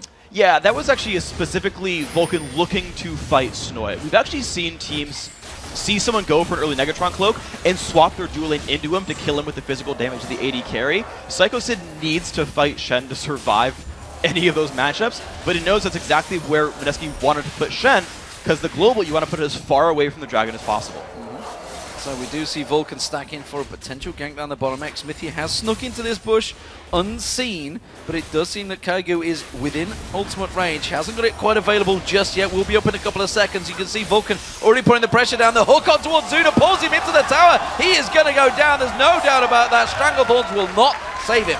Hitting a hook like that is so important. Getting the plays, opening them up, lanterning someone in, starting the fight. That is what this team wants to do. And now the globals are coming back up. Meneski can make another play and secure a dragon if they get the right opening. Sid just shows himself down this middle lane, goes back towards the top. There's nothing to be gained from continuing that shove on that top lane at the moment because Snoy is pushed right against his tower, seeing if he could gain anything on Yume, scare him away from that lane. But as it stands, Meneski are leading in the kills, 4-2. This is more kills than they've had, I believe, in the tournament. I don't believe they've hit that 4 mark. Oh, actually, tell a lie. They got the ace on Samsung Galaxy Ozone just earlier on today. But this is the first time they've had the kill lead in the tournament, that's for sure. And actually, in terms of gold, despite the fact they're 1 dragon down, they're only 100 gold difference. Yeah, they've tied the turrets equally. And it is that kill lead. It really is what it comes from. And actually, look at what EXO's been doing. When we first started the tournament, we said that EXO was the guy to watch, that he had done a very good job during the SEA regional. And you look at him, 104 to 93, has a minion kill lead over Zuna, despite Vulcan being the team trying to dictate the pace and trying to make a lot of the early moves and lane swaps. So EXO, with a finished Bloodthirster in time for Dragon, that is an important power spike. We'll see how that develops into that power, because we do see it. Dragon is up in just 5 seconds time. Meneski are setting themselves up. Yume is going to go back and buy before he goes to it. They wants to complete that Rod of Ages, it seems. Looks like it's going to be his first item. So we do see the 2 supports actually heading towards that river. Looks like Vulcan, though, have that timing down, coming straight in. TG tries to sneak that ward in that corner, and Vulcan realizing it. They don't actually have a pink ward of their own to get on towards that dragon. Yeah, they only have one kind of scooping off to the side, so they don't know for sure that Meneski can see them, but you've got to guess when you don't pink ward on top of the dragon, that's going to be available. The other interesting thing about the Meneski squad is they actually want to buy a little bit more time, because EXO just built the Bloodthirster, so he's still stacking it up. He's missing up to 30 attack damage for the next couple of minutes, and that's actually pretty important as far as team fighting well. Yeah, so Vulcan, despite the timing, they don't want to go for it. They're feeling a little bit more cautious suddenly of Meneski. Suddenly not so confident coming into this one. Sid taking some damage from Snoy with that Sunfire Cape. Xmithie getting aggressed upon by Kaigo. Kaigo forced away from this one, though. Yume does come in, just got himself that blue buff completed. And look at Meneski. They are setting up for a potential dragon of their own. They're definitely going to be able to, honestly, with the globals available, Ryze having his blue buff now, a finished Rod of Ages as well. That guy has not been shut down. It's a 2-0 Ryze. Here's the push in. They've got to realize, though, that Vulcan can see them go for this, and Nasus has teleport. He has teleport. There is also Stand United available. Oh, that's going to be, I think it was just off the side. Xmithie getting caught out completely. He's going to come in for this one. Doesn't get the steal. Instead tries to repel away, but he's got nowhere to go. Zuna's going to get dived on by Kaigo. And instead it's a bit of a sloppy fight. But you do see a piercing arrow landing across. McLeod getting involved. Gets himself straight up towards Yume. He goes down. Snoy gets the kill there, but this could be good turnaround from Vulcan. There's going to be the Requiem coming down. He manages to get one. It's going to be another going down as well. Sid comes across, and that is almost the ace coming out here. One more to go. Snoy turns around, gets the flash, gets down on towards Xmithie. Bloodwater taken low, but Psycho Sid with that wither should have enough to finish him off. He tries desperately to get on Bloodwater, but it's not going to happen. Wow, Kaigo the only man to have survived. But that's a 4 for 3, but with a dragon going over to Meneski. Let's watch this fight. Xmithie goes for the steal and doesn't get it. And now watch as the fight sort of starts out, but watch what Yume gets to do. He is a fed Ryze with blue buff. CC'd for a while, but gets to show back up. ManCloud blows up so fast. Unfortunately, Yume does get taken down in the back, but just watch Psycho Sid, though. He got the teleport in and gets to wreak havoc. Chases down EXO, makes that kill happen with a Siphoning Strike. And really, these top laners on the island got to just sit there and wreak havoc in the back. While everyone's distracted, everyone's trying to fight everyone else, Psycho Sid and Snoy ran around, killed dudes in the back line, made everyone cry a little bit, and in the end, still a small gold lead for Meneski. Kaigo taking a big chunk of damage there as well. So a 4 for 1 compared to a dragon means that the gold is actually still fairly close. Just 300 gold between them, you can see. And despite that massive farming lead that ManCloud had in that middle against Yume, so far it hasn't equated into too much damage from him. Did get good position in there, and it does mean the Vulcan are going to push on towards this mid lane turret. And you can see a lot of damage into Kaigu. Oh, Ace in the hole's going to get blocked off by Yume. This time around, it won't get the kill, but it will get them the tower. That's important, though. Of course, the top lane turret got traded back, but Vulcan aren't done pushing mid. They're not done yet. They're going to push on towards that inner turret. Sid's not going to allow them to back off either, so it's only going to be Yume protecting this one. So Vulcan should take themselves it. Just off the side, you can see Snoy is laying in wait. Is he going to go for it? It's going to be a very ballsy play. You can see just coming from the back is Exo as well. Yume gets caught out with the cocoon. They don't take the tower, but they do take it very, very low. And that is a dangerous thing here for Mineski. They want to be able to keep that alive, but there's so much push potential from the Vulcan lineup. And of course, they're happy to leave Psycho Sid in this top lane. He will scale harder than Snoy's Shen. So in a way, it does create a bit of pressure. And even though I talked about Ryze early on being important, Karthus scales hard as well. So ManCloud's going to be a big threat. And in the end, you've got to look at, well, you know, Vulcan has one extra high scaling lane. Honestly, it's still on Mineski to make aggressive moves and put pressure on.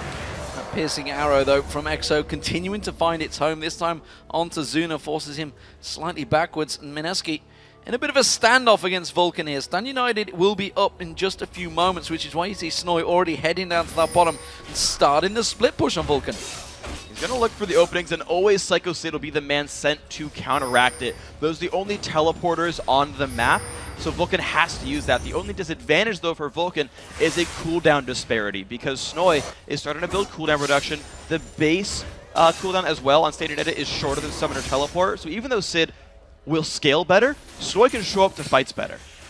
So Infinity Edge still yet to be completed by Snoy. Obviously wants to be the item he's trying to get. It's going to be a long way off it still, because as it stands 18 minutes into this game, Mineski are now in the gold lead for the first time. They've just passed in towards that gold lead, only ever so slightly though. That turret taking damage in that mid lane, but they've got to be careful, because it seems when Vulcan want to go, they could easily jump straight on towards them, but it's Mineski forcing them away from that turret. Yeah, they've got a really good siege team with good poke and good pick potential. If a hook lands from TG, there's a lot of follow-up available for these guys. And Smithy's not really helping to wave clear, so when these minions all fall down, Mineski gets a little bit of time to push that turret out, and then Vulcan has to try to get rid of minions to counteract that. Can they try and land that cocoon on towards anyone? Smithy tries to get that grab. Exo taking low. He gets the cocoon on him. That should surely be the go sign. Can they catch on towards him? Stranglethorns does manage to bounce 3 members, but it's Smithy that's trying desperately to back away from this one. Stan United was burnt out from Snoy, and Vulcan successfully hold onto the turret. And that's a really important cocoon, because now Snoy can't easily split push anymore, because he has no way of leaving and helping his team. So now he's got to be a lot closer to his team, because Vulcan's 4v4 is pretty dang good. So it does mean that Yume's going to pass across. Vulcan could try and push this one. Remember, that middle turret is very, very low, so they could try and catch on towards it. Just put a little bit of poke. That's all it's going to require. And Mineski forced to defend this one while Yume's away farming. And what's interesting as well is that both these mages have gone for stacking items, and they're still stacking up right now. The Tears turning into Archangel Staffs, the Rod of Ages still building up their stacks as well. So, you know, we're not even done seeing the power of the mid laners. They're going to continue to be more important in this game, but who's important right now is actually Exo. We talked about the Bloodthirster earlier. He's 3-1-3, has a Zeal done as well, whereas Zuna is not even close to finishing Infinity Edge. He can add the Cloak of Agility, but he's still another 600 gold away from finishing Infinity Edge. And that's not even talk about the Zeal and everything else that has already been added to Exo's inventory. So as far as those two are concerned, Mineski's got a much scarier AD carry. So it's going to be down, it seems, to ManCloud once again to carry them through. Sid doing a grand job, though. Let's not count him out, because he's just been off on his own, farming up that Q, stacking it out heavily. It's already building up. And what's he up to so far? 306 right now. 306. So I think he hit 500 plus last time against Fnatic. We'll see how long that continues to develop. But look at Mineski. They're trying to gang up on him. There's this taunt coming in. It's Kaigu going to show up. There's a lot here. Psycho is going to have a hard time getting out. He has to use that Ghost. Gets Fear Leashed off, but the rest of the team come in, closing around the side. Exo getting caught out. As we mentioned, he's the man. He's the target. But instead, he puts a good piercing arrow back across on towards Sid. Mineski's going to go down, though. Kaigu tries to get down, but he gets away from it. Zuna gets turned around. Has to cleanse off. Taken so low. But that red buff's not quite enough to take him down, and he gets away with just about 8 hit points. Spell Shield comes out from Kaigu. Requiem does not find its target. I'm so surprised ManCloud took so long to use Requiem. They had an opening earlier on in this one, but Zuna with no health at all can't defend a push right here. He needs to recall back.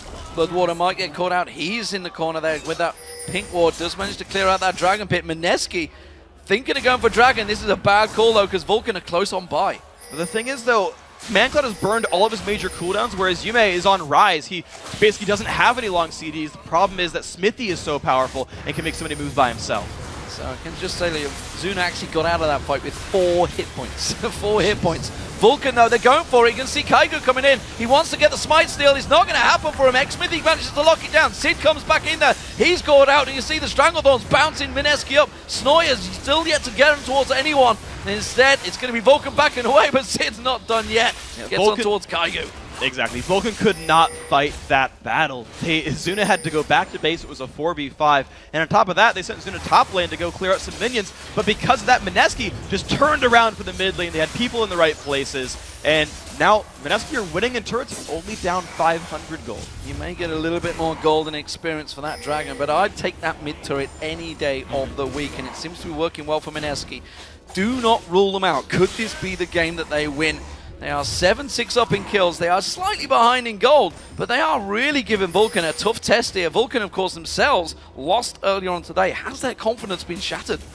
It kind of looks like they still don't really look like that sort of top-of-the-world Vulcan squad. The squad that took down Fnatic convincingly. The squad that, honestly, did great throughout the regular season of the summer split, finished 3rd in the spring split in North America, had a pretty good run overall. This doesn't look quite like them. Zuna finally finished at Infinity Edge. That's going to be really important for them. ManCloud is powering up the Archangel staff.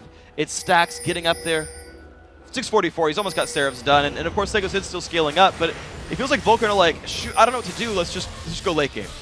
Yeah, meanwhile, Mineski are going aggressive, but that may actually cost them. You can see they're pushing in. Vulcan immediately react. Snoy is well around the side at the moment, looking to try and go aggressive. Instead, not going to find its target. Kaigo seems to be the man that's always up the front, and he may well have got caught out again. Has the spell shield away. That late waste will finally dodge out the grasping roots from Bloodwater, and instead, Snoy is back to that bottom lane. Yeah, the thing is about Vulcan's lineup is they don't have that great of catch potential. They've got Wither and like Wall of Pain, and then they hope a Cocoon lands. But they're fighting against Nocturne, they're fighting against Shen, they're fighting against guys who are tanky, have tenacity, spell shields, or ways of getting out of the way. So Vulcan don't really get to set up picks all that much, whereas Mineski is the team with Shen, Nocturne, and Thresh and Varus. They're really good at picking up these scattered kills away from Vulcan and just gelling together around the map, and now Stand United is up, and Summoner Teleport is not. Again, there's a window for Mineski to make a play. Vulcan trying to bully out that mid lane. Remember that mid turret? Very, very low. Thought they'd got positional advantage while Mineski tried to ward out that Baron. They managed to get a pink ward in there and clear out Vulcan's ward. So Vulcan have no coverage really of that river area right now. So they're going to want to try and get back in and try and gain some vision of that river area. Does see Yume going across towards that top lane, so he's going to be farming up. That's going to give Vulcan a bit of a breather, and it's just going to be these two top laners continuing to battle it out on the bottom. And the thing is, for the next few minutes, if Mineski wanted to play the Baron dance, they would have they would have Vulcan just sort of in their grasp, because Sid would have to walk across the map to participate in a fight, and not many of the members of Vulcan can really help, like, punch it at Baron or actually fight the guys of Mineski in the Baron pit without walking the long way around and exposing themselves to that Nocturne Shen trap, exposing themselves to counter-engage and getting jumped on by Varus, Thresh, and everything. So if Mineski wanted to play a vision game and say, fight us in this jungle while your teleport is down, you'd have an easy fight for the Philippines team. And while the lane phase, we saw ManCloud building up a big head of steam against Yume. He's been stepping off to the side every time, farming up those waves. You can see he's actually starting to gain back on towards ManCloud. He's closing that gap. ManCloud himself has been stuck in that mid lane for so long with the rest of his team. He's starting to just feel the pain a little bit in terms of farm. Yeah, the only lane that's really accelerating for Vulcan is the Nasus lane, Psycho Sid. He's not being pressured much at all. He's 1-0-3. This score is very familiar to the game against Fnatic. Ooh, yes, that was close, but Vulcan go for an opening. They're going to try and turn it around. Kaigo uses that paranoia, goes straight back in there. Stranglethorns will bounce a lot of them up. Bloodwater gets away from that. That's a good chain of corruption. ManCloud's going to get focused on, but he's managed to get that Well, damage down. He's going to try and go towards Kaigu. Gets blocked up by Snoy, but it's all to do with the Veil, and he will go down, but that's a jungler for mid laner. And that's a 2-for-1 without Sid even showing up. And he's about to get a minion wave right in front of this turret. He's going to get this as a prize for his opponent leaving his lane. Sid's going to take another turret down and make it 3-3, and Vulcan don't even have to stop pushing. No, they don't, but it was a kill nonetheless for Yume. And that's actually going to bounce in terms of gold back towards him, I feel. No, tell a lie, you're still 1,000 gold behind ManCloud. You can't stop that man farming. So Vulcan need to do something with this map lead right now. They picked up a kill. They've got to make something happen because of it. They didn't see the ward in Baron Pit, but Vision is a legitimate reward for... There we go. Vision's a legitimate reward for winning a team fight. It doesn't have to be Dragon, doesn't have to be Baron, doesn't have to be a turret. It's, let's get ward control over Baron so you can't do that dance against us. Or let's get ward control ourselves because Naz has teleport and Shen doesn't. So 8-18 kills. You can see it's just 1,000 gold split between these two teams. And this is closing in on the 30-minute mark. Definitely going to be the longest game that either team have had to deal with so far, I feel, in this group, because this is not going to be finishing anytime soon, I believe. Likely not. Likely not. And Psycho Sid, actually, I like his choice of tank item as well, because you just talked about how the game's not going to end very soon. He didn't buy a Sunfire cape. He doesn't want minions to die accidentally. He wants to make sure Siphoning Strike gets every last one of them so he can go infinite and get a 4th digit under a Siphoning Strike that's now over 450. And you got to keep that in mind. There's this insurance policy for Psycho Sid. Vulcan don't have to do anything except wait.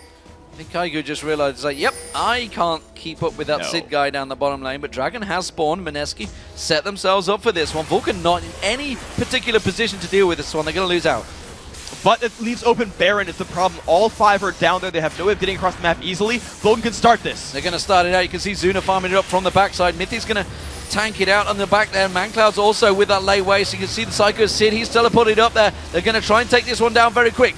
You can see Mineski there coming up to this one. They've realized what is happening. Can they get close enough though? Paranoia is available. He's going to have to go. He's too late. That's going to be Vulcan picking up the Baron. Can they turn the fight around now? Xmithie taking low. Psycho Sid also getting dropped. He's getting picked off, but he's so tanky. Bob's like Ghost. He's going to get dropped down. That's one down for Mineski. You see Kaigu and Snoy getting close in there. ManCloud's finally going to close the gap. He's going to have to get focused on. You can see Standing Eye down towards him. That's going to be ManCloud going down, but Exo is also going to pay the price. And you're going to see Requiem not going to find his target. Ace in the hole comes in. It was a 2-for-2, but it was Baron for Vulcan. Uh-oh, but it's Xmithie getting caught right here. He's going to get caught out. It's going to be the damage coming out, but Exo, Zuna comes in. Zuna puts the damage down. Snoy's going to have to try and slide away from this one, but he's not going to make it. Grasping Root comes out. Snoy taken so low, but forced away. That's also going to be a turret for Vulcan. That was an incredible pickup right there. As soon as Mineski came into that fight, I was worried for Vulcan because 2 of them were in the Baron pit. The other 3 were on the other side. Watch this come in. Baron comes down, and Sid and Xmithie are stuck right here. They're just able to get hit, but Sid takes so long to die that Vulcan can regroup for this fight. And this Stranglethorns does so much early damage that it allows basically this Caitlyn to just shoot for a long time.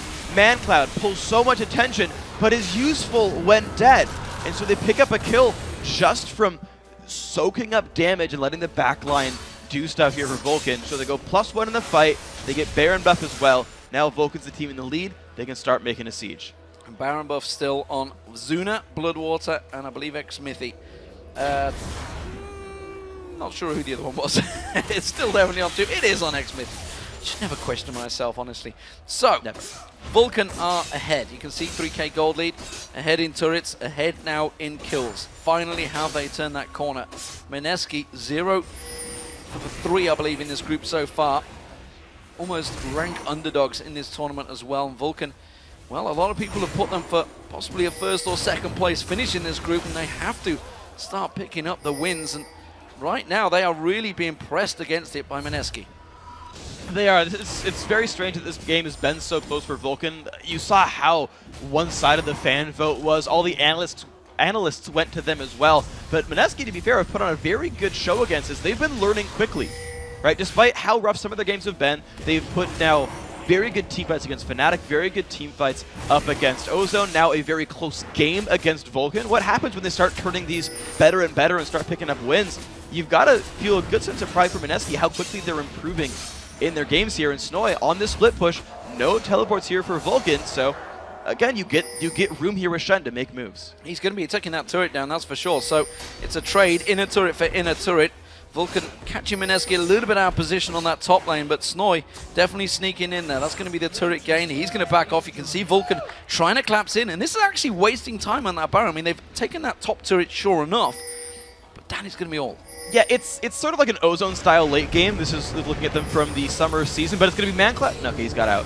He's got out. Kaigu using that paranoia. Smithy actually missing out on towards the cocoon there. He may get focused on. There's going to be Chain of Corruption landing on towards him, but they're having to back out. Stranglethorns popping Mineski back there, and now Kaigu's in trouble. He's got that Oracle on, but it may not last because Smithy's going to pounce on towards him. He does survive. Ace in the Hole comes out. TG catches that one. Uses the box randomly. The Requiem comes through. That's going to find a double kill, and now Snoy's in trouble. He gets focused down. Finally, Vulcan starting to turn the screws on the Philippine team, and it's going to be Yume backing off. Exo gets caught out. Wither comes in. Vulcan closing the door. They do manage to get one. Yume's not going to be able to survive another, though, and that will be the ace for Vulcan. When they finally land it, it's Xmithy that closes it out.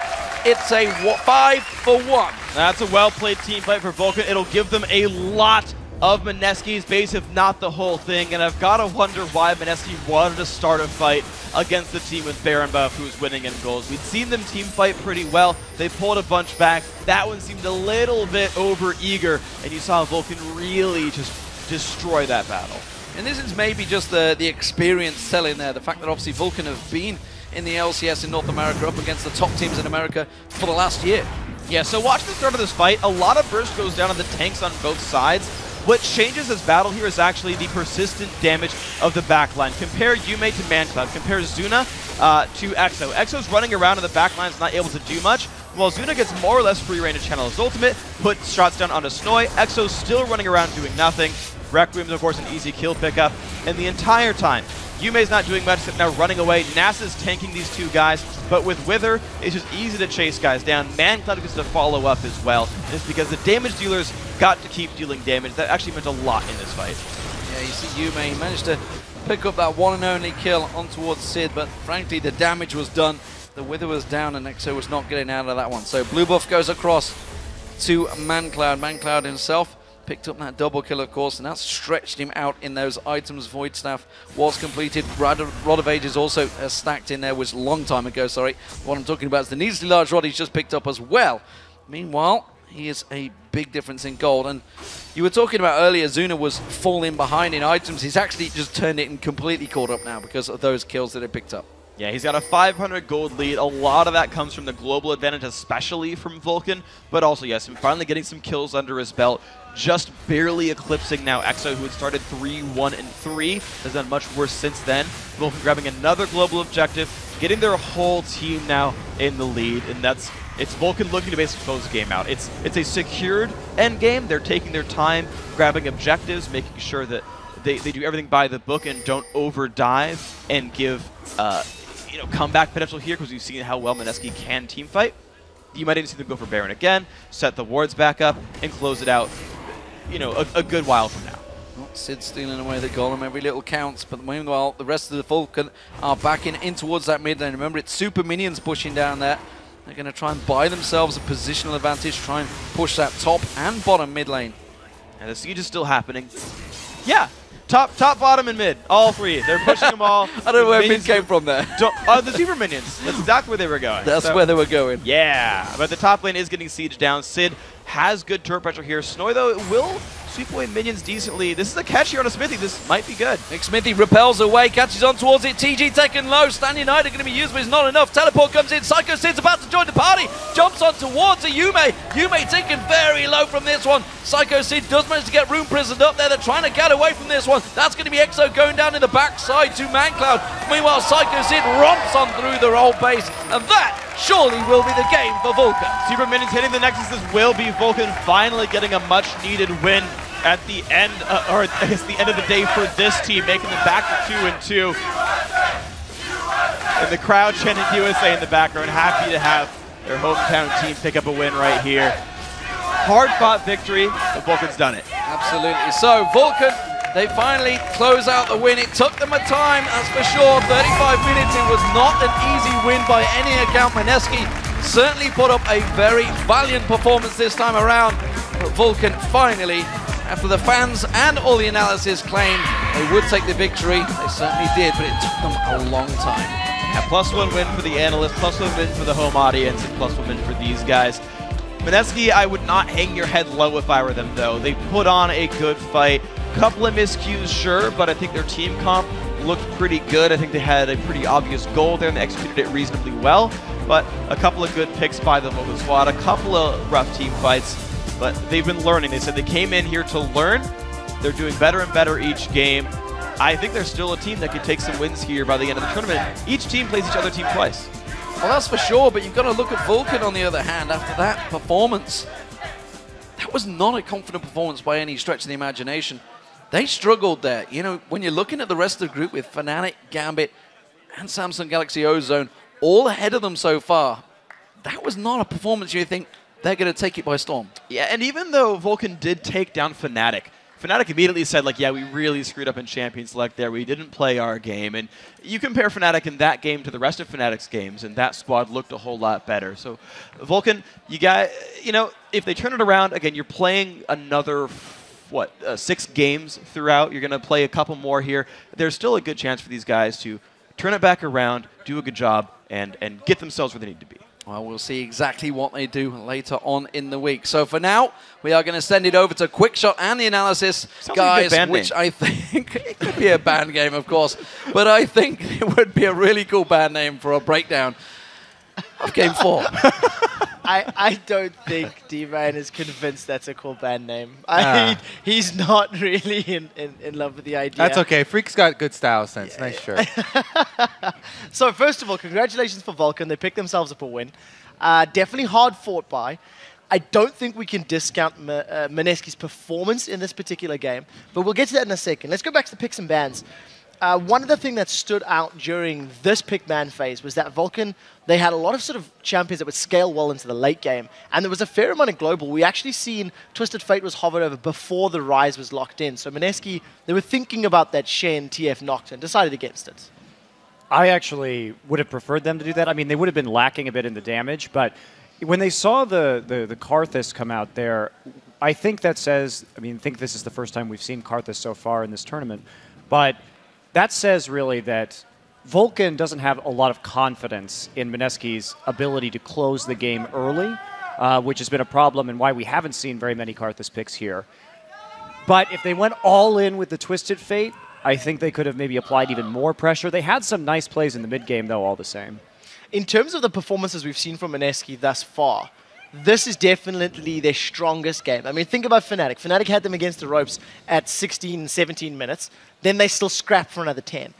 Ozone struggled to close it out. They were aced a couple times trying to push into their bases. And now, you know, Mineski were basically trading blow for blow with Vulcan up until the 25-minute mark where some of the fights didn't go their way. What did you think of the game as it played out, Doublelift? Yeah, definitely. I think Mineski fell behind early game by a decent amount, but they came back in a dragon fight where it was really unexpected that they would outplay Vulcan that way.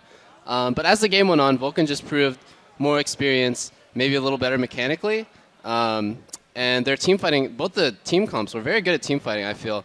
And when the team fights would just start up, I feel like Vulcan just outplayed them a little bit, enough so that they would just pull out a little bit more in the team fights. Problem basically is with the Karthus as well. Early game, you can try and kill him and then initiate, and then go away from him and walk back as he ulties, reset the fight. Later in the game, you saw actually Mandatory Cloud getting a little tankier, having a little more damage, being more of a threat. They could no longer just kill Karthus and move out, and he just kept ruining the fights. Even if they managed to run away from him, the ulti came down and finished people off. I want to bring it back, too, to something that I believe you were saying earlier, Doublelift, about Zuna being a playmaking AD carry. And I think we can see what a double-edged sword that was that game. Sometimes he'd flash right in and end up melting. Sometimes he'd flash in and pick up kills. We really saw both. I mean, he both flashed angles. into melee range to finish off 2 kills at the end there. So sometimes it does work out. You're Caitlyn, that's what you do, right? Exactly. He did get away the first flash with 4 HP in dramatic style. Let's talk a little bit about what this means. Now, of course, Mineski, they're sitting at the bottom of the table. The games are improving as the tournament goes on. And there's 2 things I want to highlight. That if Mineski do manage to pick up a victory against anybody once they continue playing, it makes life for that team even more difficult if they want to make it into the playoffs. Secondly, for a team like Vulcan, who convincingly beat Fnatic, and now, I don't want to use the word struggle, but they scrapped to pick up this win, as it went on. How do you think Vulcan will be taking this one psychologically? I mean, they definitely look like they're having a hard time today in general already with this win and the earlier loss. I know, Krepo, you felt strongly about it. Yeah, I don't know if it's part of their composition, but I just really felt like, they were struggling a bit. They just weren't the same Vulcan that really beat Fnatic. They weren't as confident. They weren't the Vulcan that was getting all those early leads. I can't but feel like it's my fault. Ever since I started supporting them, they've been doing poorly. It's like I'm cursed. The EG curse, dude. Yeah. Oh, the EG curse. Oh, no. Oh, wow. Scumbag Krepo indeed. So, another victory picked up for Vulcan. There is one more game coming today. So let's actually start to move this one along. Take a look at how the standings are looking for Group B. Because now, of course, Vulcan will be bumping themselves up to 2-2 to tie themselves with Ozone, who are currently sitting at 2-2 as well. So the middle of the pack, almost as tight as a European LCS. Not quite, though, this time. I see Krepo is nodding in agreement. It was a scary few weeks. Good point, Trevor. Yeah. Guys, it is time to give your expert opinion one more time and choose the winner of our final match of the day. It is a battle between Europe's 2 Group B squads and the current Group B leaders, Fnatic and Gambit. I'm going to start this one with Krepo. Where's your prediction lie? Coming into the day, it would have been Gambit 100%. Seeing the last game that Fnatic did, they were solid. I still think I have to go with Gambit. I think Gambit, even though they got beaten 4 times by Fnatic during the regular split, just on really important tournaments, they step up, and it's Bootcamp Gambit, and they were really solid. Yeah, I'm going to agree with Krepo on this one as well. I'm going to keep supporting Gambit. They're my pick to make it out of this group, along with Ozone, although I'm rethinking my Ozone pick right now. But Gambit, I'm all aboard the hype train. News headlines right there, dude. Rethinking Ozone. Monte Cristo 2013. I agree, Gambit. Not just because they've been playing solid today. I just think their style of just being like a rock, unfazed by anything, is very good against Fnatic's kind of not so traditional style of TP making plays that way. And I think Alex H can definitely go toe-to-toe with Xpeke, who is like the all-star of that team. If Xpeke doesn't snowball and make the big plays, I don't think Fnatic is nearly as strong as people make them out to be. So I'm tired of all these people going with the wussy votes here. You're taking the 3-0 Gambit to get another one. I'm going to switch it up. I'm taking Fnatic. I think they're going to pull it out in this one. You talked about Xpeke, but Soaz showed himself to make great use of teleport as well. So they actually have multiple threats that they can use for their spread out sort of interesting type of compositions that they like to go for. I really think that it's time to spice it up. I'm either going up or I'm coming down to Krepo's level with this one. I do, however, want to highlight something very, very important here. After calling the 3 of them out, you did change your vote at the beginning of that last game, which gotta spice it up, man. To do. They have played more than one game in a day, so it's within the rules. So we'll have to see who's going to come out victorious here. We are going to take another very quick breather, guys, and give everyone here a very quick break. When we return, Fnatic and Gambit face off in our last match of the day, plus Vulcan's Xmitty and ManCloud will join us to talk about getting their second win at Worlds. Don't touch that mouse. The Season 3 World Championship live from LA. We'll be right back.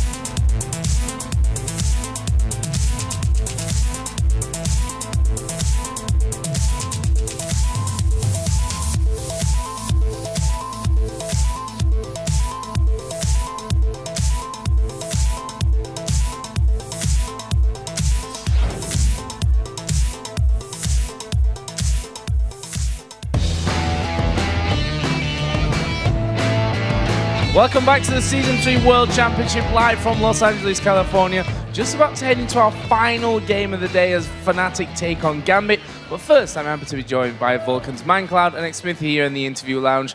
First of all, guys, that last game against Mineski, so far, you know, they're now 0 for 4, but coming into that game, they were 0 for 3.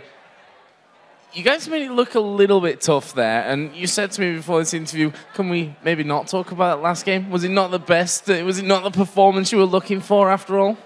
Not really. I think we were kind of flustered because of the last game that we had, and I think we made so many big mistakes that game. I think one of the biggest issues was we got completely outpicked. We thought they had a certain priority, and then they completely threw us off with the first pick Shen, and we ended up giving them a really strong comp. So let's go a little step backwards then and talk about the Gambit game, which probably another sore point, so to speak. But talk us through that one right from the very get-go, from the picks and bans. What went wrong for you guys? That game we actually feel like we picked really well, but we just didn't make any plays. I literally did nothing that game, so not much else to say. And going forward, I mean, you're now sat at 2-2. Fnatic just above you at 2-1. Obviously, you're tied with Ozone, who are also 2-2. Are you Gambit fans for this next game? Are you hoping that Gambit take that one and knock Fnatic back to this 2-2, or do you think it's better for the overall plan if Fnatic even take that one to keep things even? I think we want Gambit to win only if they win everything, but other than that, I think we want Fnatic to win. And what do you think to Ozone's performances here today? Because they seem to be missing the right plan. We've already heard that Dade, you know, his champion pool has really suffered in the past. Do you think they're a very beatable team at this stage for you guys? Yeah, definitely. It almost, I don't really like trash talking that much, but it almost seems like Dade is a one-trick pony at this point. People ban Zed, and he doesn't seem strong on anything else.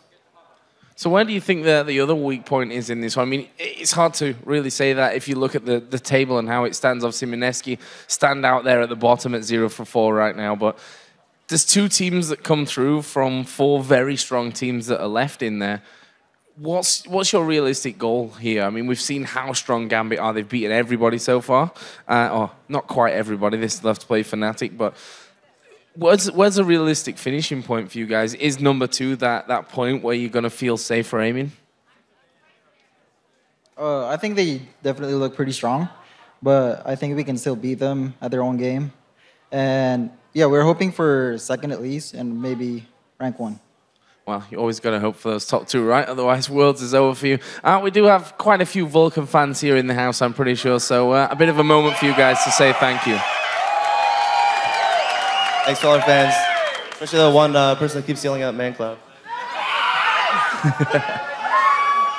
Well, thanks a lot, guys, and good luck in your matches coming up in the future. We're going to head over to Demon and Freak now, though, for our final game of the day from the broadcast booth.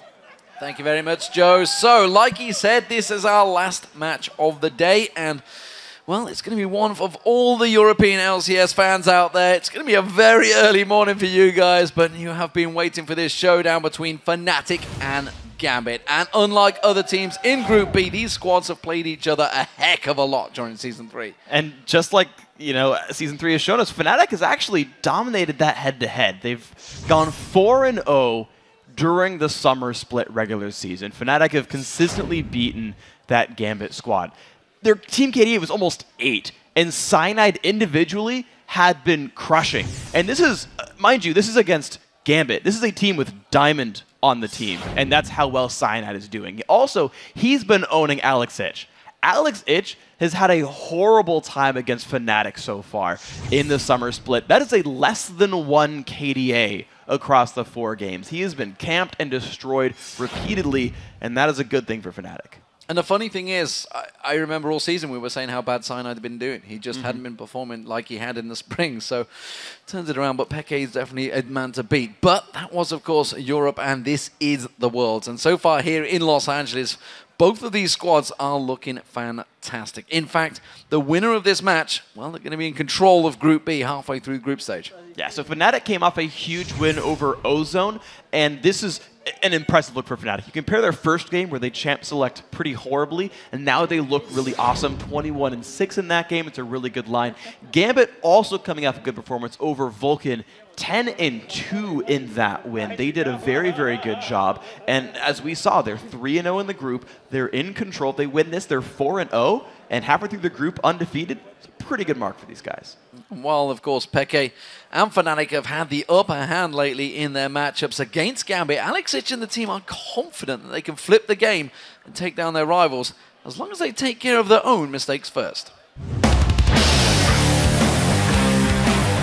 Fnatic are really good at the moment, but like if we don't do mistakes, if we play our best, I think that we can overwhelm them. In this split, it was like we just won them every game. We have a good record against them, and I guess they are scared of that, so probably they have prepared a lot for it. Obviously, there's more at stake now. I'm pretty confident we can still beat Gambit, like we beat them the last 8 times. I think we played them or something. I think the only reason why they were really good against us was our mistakes, so we should just fix them, so they will have no chance if we will do so. I was actually asked this question before, who I would like to face in our group the most, and I said Gambit, because I just want to beat them again, to be honest. I don't feel like they really outpicked or outbanned us during the banning phase. It's only 2 games that we can win those. Well, I mean, that's how you beat them, apparently. So it's going to be interesting now to see. And I'm actually just thinking back to how important this game was. This was the very last game of the summer split in Week 9. Fnatic had to win this game to get in that 4-way tie for second place, which obviously boosted them into this position in the first place. They won that game. So let's check out those lineups. Starting out on the blue side, it is going to be Fnatic. So the top laner is, of course, Soaz. Cyanide in that jungle. Peke, the superstar in that mid lane, leading kill score in the European LCS. Pushu as the AD carry, and Yellowstar, well, as support. And in the red corner, the starting 5 for Gambit are Darien in the top lane, Diamond in the jungle, Alexic in the mid lane, Genja on AD carry, and Voidal on support. So picks and bans about to get underway, Freak. What are we expecting? So many times we see the Assassin champions focused. Yeah. Got a feeling it's going to be the same again. It's weird because it's almost going to be different as well, because so when you play against Gambit and Fnatic, we've seen Kassadin banned right away, but this is the time where both these teams actually play Kassadin. Both these teams actually have very, very similar champion pools, and I guess if they both want to just ban each other out, they can go for that and hope that something down the line like Lissandra on the Fnatic side or Karthus on the Gambit side are just the go-tos that'll work out. But it's interesting to see. Like they didn't need to ban Assassins away. Well, Zed and Ari being taken away straight away. We'll see what Assassins follow through here. They could also be aiming for that Evelyn of Diamond. You know, we saw he's only been allowed to play once so far. It is, I believe, one of his favorite champions right now. He's already pulled out Lee Sin as well, which is a champion that Cyanide can play as well.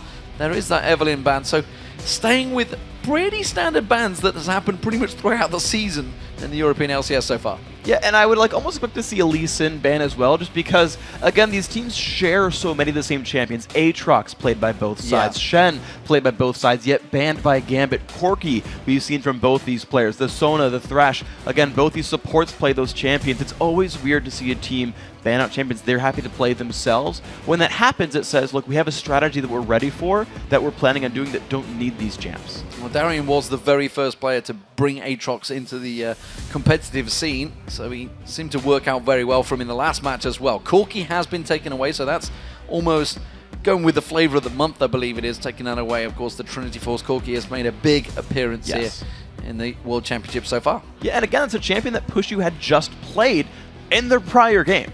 They're banning their own champions away, and it always confuses me a little bit. There's the first pick Aatrox being taken away. That's typically been Cyanide in the jungle, and I expect to see that happen again here, but you never know, Soaz can play anything. So, could see a switch around here, and this actually could be the first appearance of the Rat. That is being selected on so far, but Aatrox, obviously, as you mentioned, selected. At least being taken away from Soaz as well. Well, it could have been Cyanide as well, but it's generally Soaz that plays that. He's had fantastic stats on that champion up against Gambit, but it is going to be Twisted Fate once again, this time for Alexic, not letting Peke have that back doors.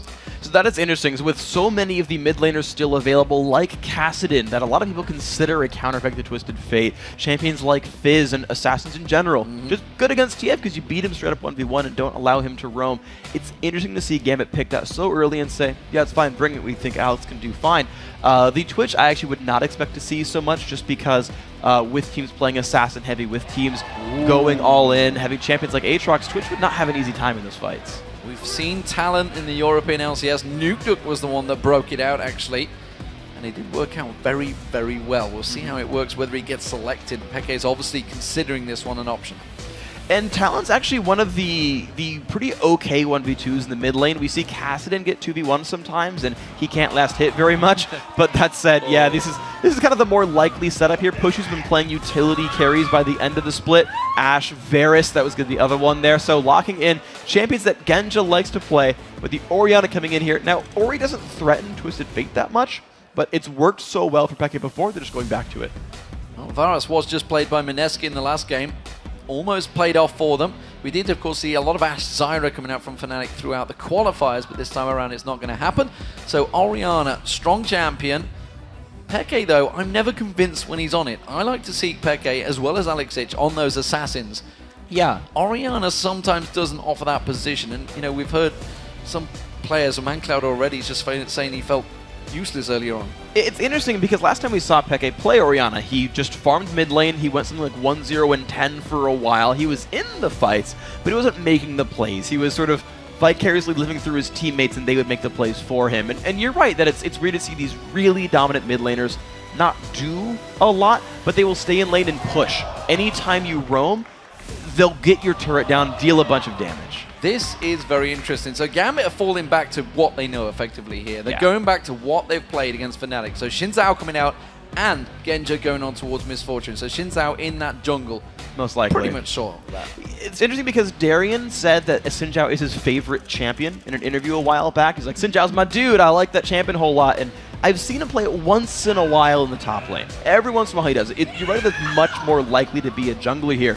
But here's Gambit, as you said, sort of going back to their comfort style. You've got Sona Misfortune, Crescendo into Bullet Time, and Twisted Fate plus Xin Zhao can make so many individual plays around the map. They can carry the mid game. Yeah, okay. You guys can... Those are cheers, not boos for Teemo, right? Just making sure. But they can make so many individual plays early on that then they can come back to the team fights and Misfortune can carry. Well, it could be Leona being picked once again for Fnatic. It's worked out okay for Yellowstar so far, so wouldn't be surprised. And it is going to be Soaz on that Zac in the top lane. All right, so here is a heavy engaged team. It's very similar to the last one. No Corki this time, but they want to put Varus in there. But even though most of these champions are different from last time, no Lissandra, it's guys who are going to want to dive in, put the ball on one of those initiators, and start a bunch of fights. And even though you almost want to say, oh, they want a 5v5. Whoa! All right. Okay, so is this Diamond on jungle Shyvana, or is this going to be top lane Darian on Shyvana? I believe top lane. We've seen both. Yeah. In China, we've seen top lane Shyvana, heavy pusher, push you to your turret all the time, and then pretty good at running away with her ultimate and whatnot if she ever does get ganked. And at the same time, when you think back to when we first started seeing Shyvana competitive play, that was Diamond who brought it out and was like, hey, Shyvana's a really fast clear and I can counter jungle all the time. So we'll wait for the rest of the timer to tick down, but you can really see it both ways. Fantastic stuff coming out. So we'll see how this goes. At the moment, it is sat on Darian. There's 17 seconds. I almost want to see the entire countdown to make sure this doesn't switch around. Yeah, the one thing to also point out is that Soaz is running teleport up there in the top lane, and if he fights Shyvana, Shyvana can't interrupt teleport with anything but her ultimate, whereas Xin Zhao can do that much more easily. 3, 2, 1, top lane Shyvana, jungle Xin Zhao. Jungle Xin Zhao. So, those are the champions. Let's see what you guys at home have been thinking. The players are loading into the Rift. Let's take a look. And you guys think was going to win the battle for Europe. And according to LoLesports.com, well, you've been going with who is top in the group right now. It's 60% for Gambit. So you guys are putting your eggs in one basket and on to Fnatic. Gambit, sorry. Yeah, so everyone here except for Kobe going for Gambit here in this one. Just so that the casters can have a couple of better votes, I almost want to say I hope Fnatic wins, but honestly I just want to see a good game. It doesn't really matter to me too much. I'm not so petty they need to score to tell me if I'm good at my job. So these teams coming into the Rift, I mean, it's a good way to help me feel good about myself, but as long as the games are good. I'm surprised you didn't put it out there, the fact that you got everything right yesterday. I went 4-1 yesterday. You went 4-1, so it's not a bad score. Well, here we go, ladies and gentlemen. As we go into the Rift, it is going to be the battle for Europe. It is Fnatic as the blue team coming in strong into this one. They have a big, strong result against Gambit in the past, in the last summer, and of course in the spring. Remember the spring LCS, that was one they won 3-2 over Gambit. That's what made them the victors. But Gambit, they are in the red team, and we are seeing Shyvana for the first time in the World Championships. And Yellowstar with a very important ward that gets taken down, and that was a 3-minute ward. That was a long duration ward, so that's 30 gold and 75 gold really trading hands there. But of course they know that Gambit has been there, and immediately Yellowstar puts another ward down on the river to spot that likely blue side invade. This is almost certainly a blue side invade, I feel, because they're setting themselves up. The question is, are Fnatic going to counter this one? Cyanide not in any position to go for that invade yet. But the actual starting items I like about this, when we're kind of just watching the teams span out, is Peke has gone for double Fairy Charm early on. Now, it's a little bit scary because he has no boots versus Twisted Fate Xin Zhao. It's easy to gank, but Peke is wanting to shove very, very hard early on, base for an early Chalice, and keep Alex under his turret to prevent any TF roaming early on. So that's where the ex-Peke eggs are, is don't let Alex make plays. We'll see how that works out for them. You can see that actually there is a bit of movement coming on. They haven't passed that river ward yet. They will do in a moment, but it's a 1 minute 40. This is going to be a late invade from Gambit, and he may catch Fnatic out here. And of course they know they're not spotted as well, Gambit, so they can kind of sit there as long as they need, but they're going to get spotted by Soaz here, but Gambit has control over the side of the map, and Cyanide has to go somewhere else to get his first buff. There is the spawn, pink ward thrown down by Gambit. They realize there's no vision from Fnatic, and Fnatic immediately reacting. They're going towards that blue buff, but blue buff has gone to Diamond already. Are they going to be quick enough to get to this? This should be safe. It will become a belated base trade because there's no one here to stop Fnatic. Yellowstar and Push, you started up early on. This does, though, give Darien time to push or at least hide in the bottom lane and get early experience. He's doing exactly like he did against Ozone, just lingering in that bush. This time he's on the right side of that bush. Not going to be able to have the dive ability that Aatrox gives, but Diamond, he's taking away the wolves. Advantage gained. And a lot of damage coming on to Darien, though, actually. But yeah, got experience. He's going to be doing all right here. But everyone else is trading their buffs early on. So now the thing I really want to look at is how do Diamond and Alex respond to X-Peke, because he's going to be able to start getting the push down. Peke's got to make sure he's safe enough with the ward in the upper jungle to not get killed. We'll see how it works out. Alex does take that ball and attack dissonance on towards him.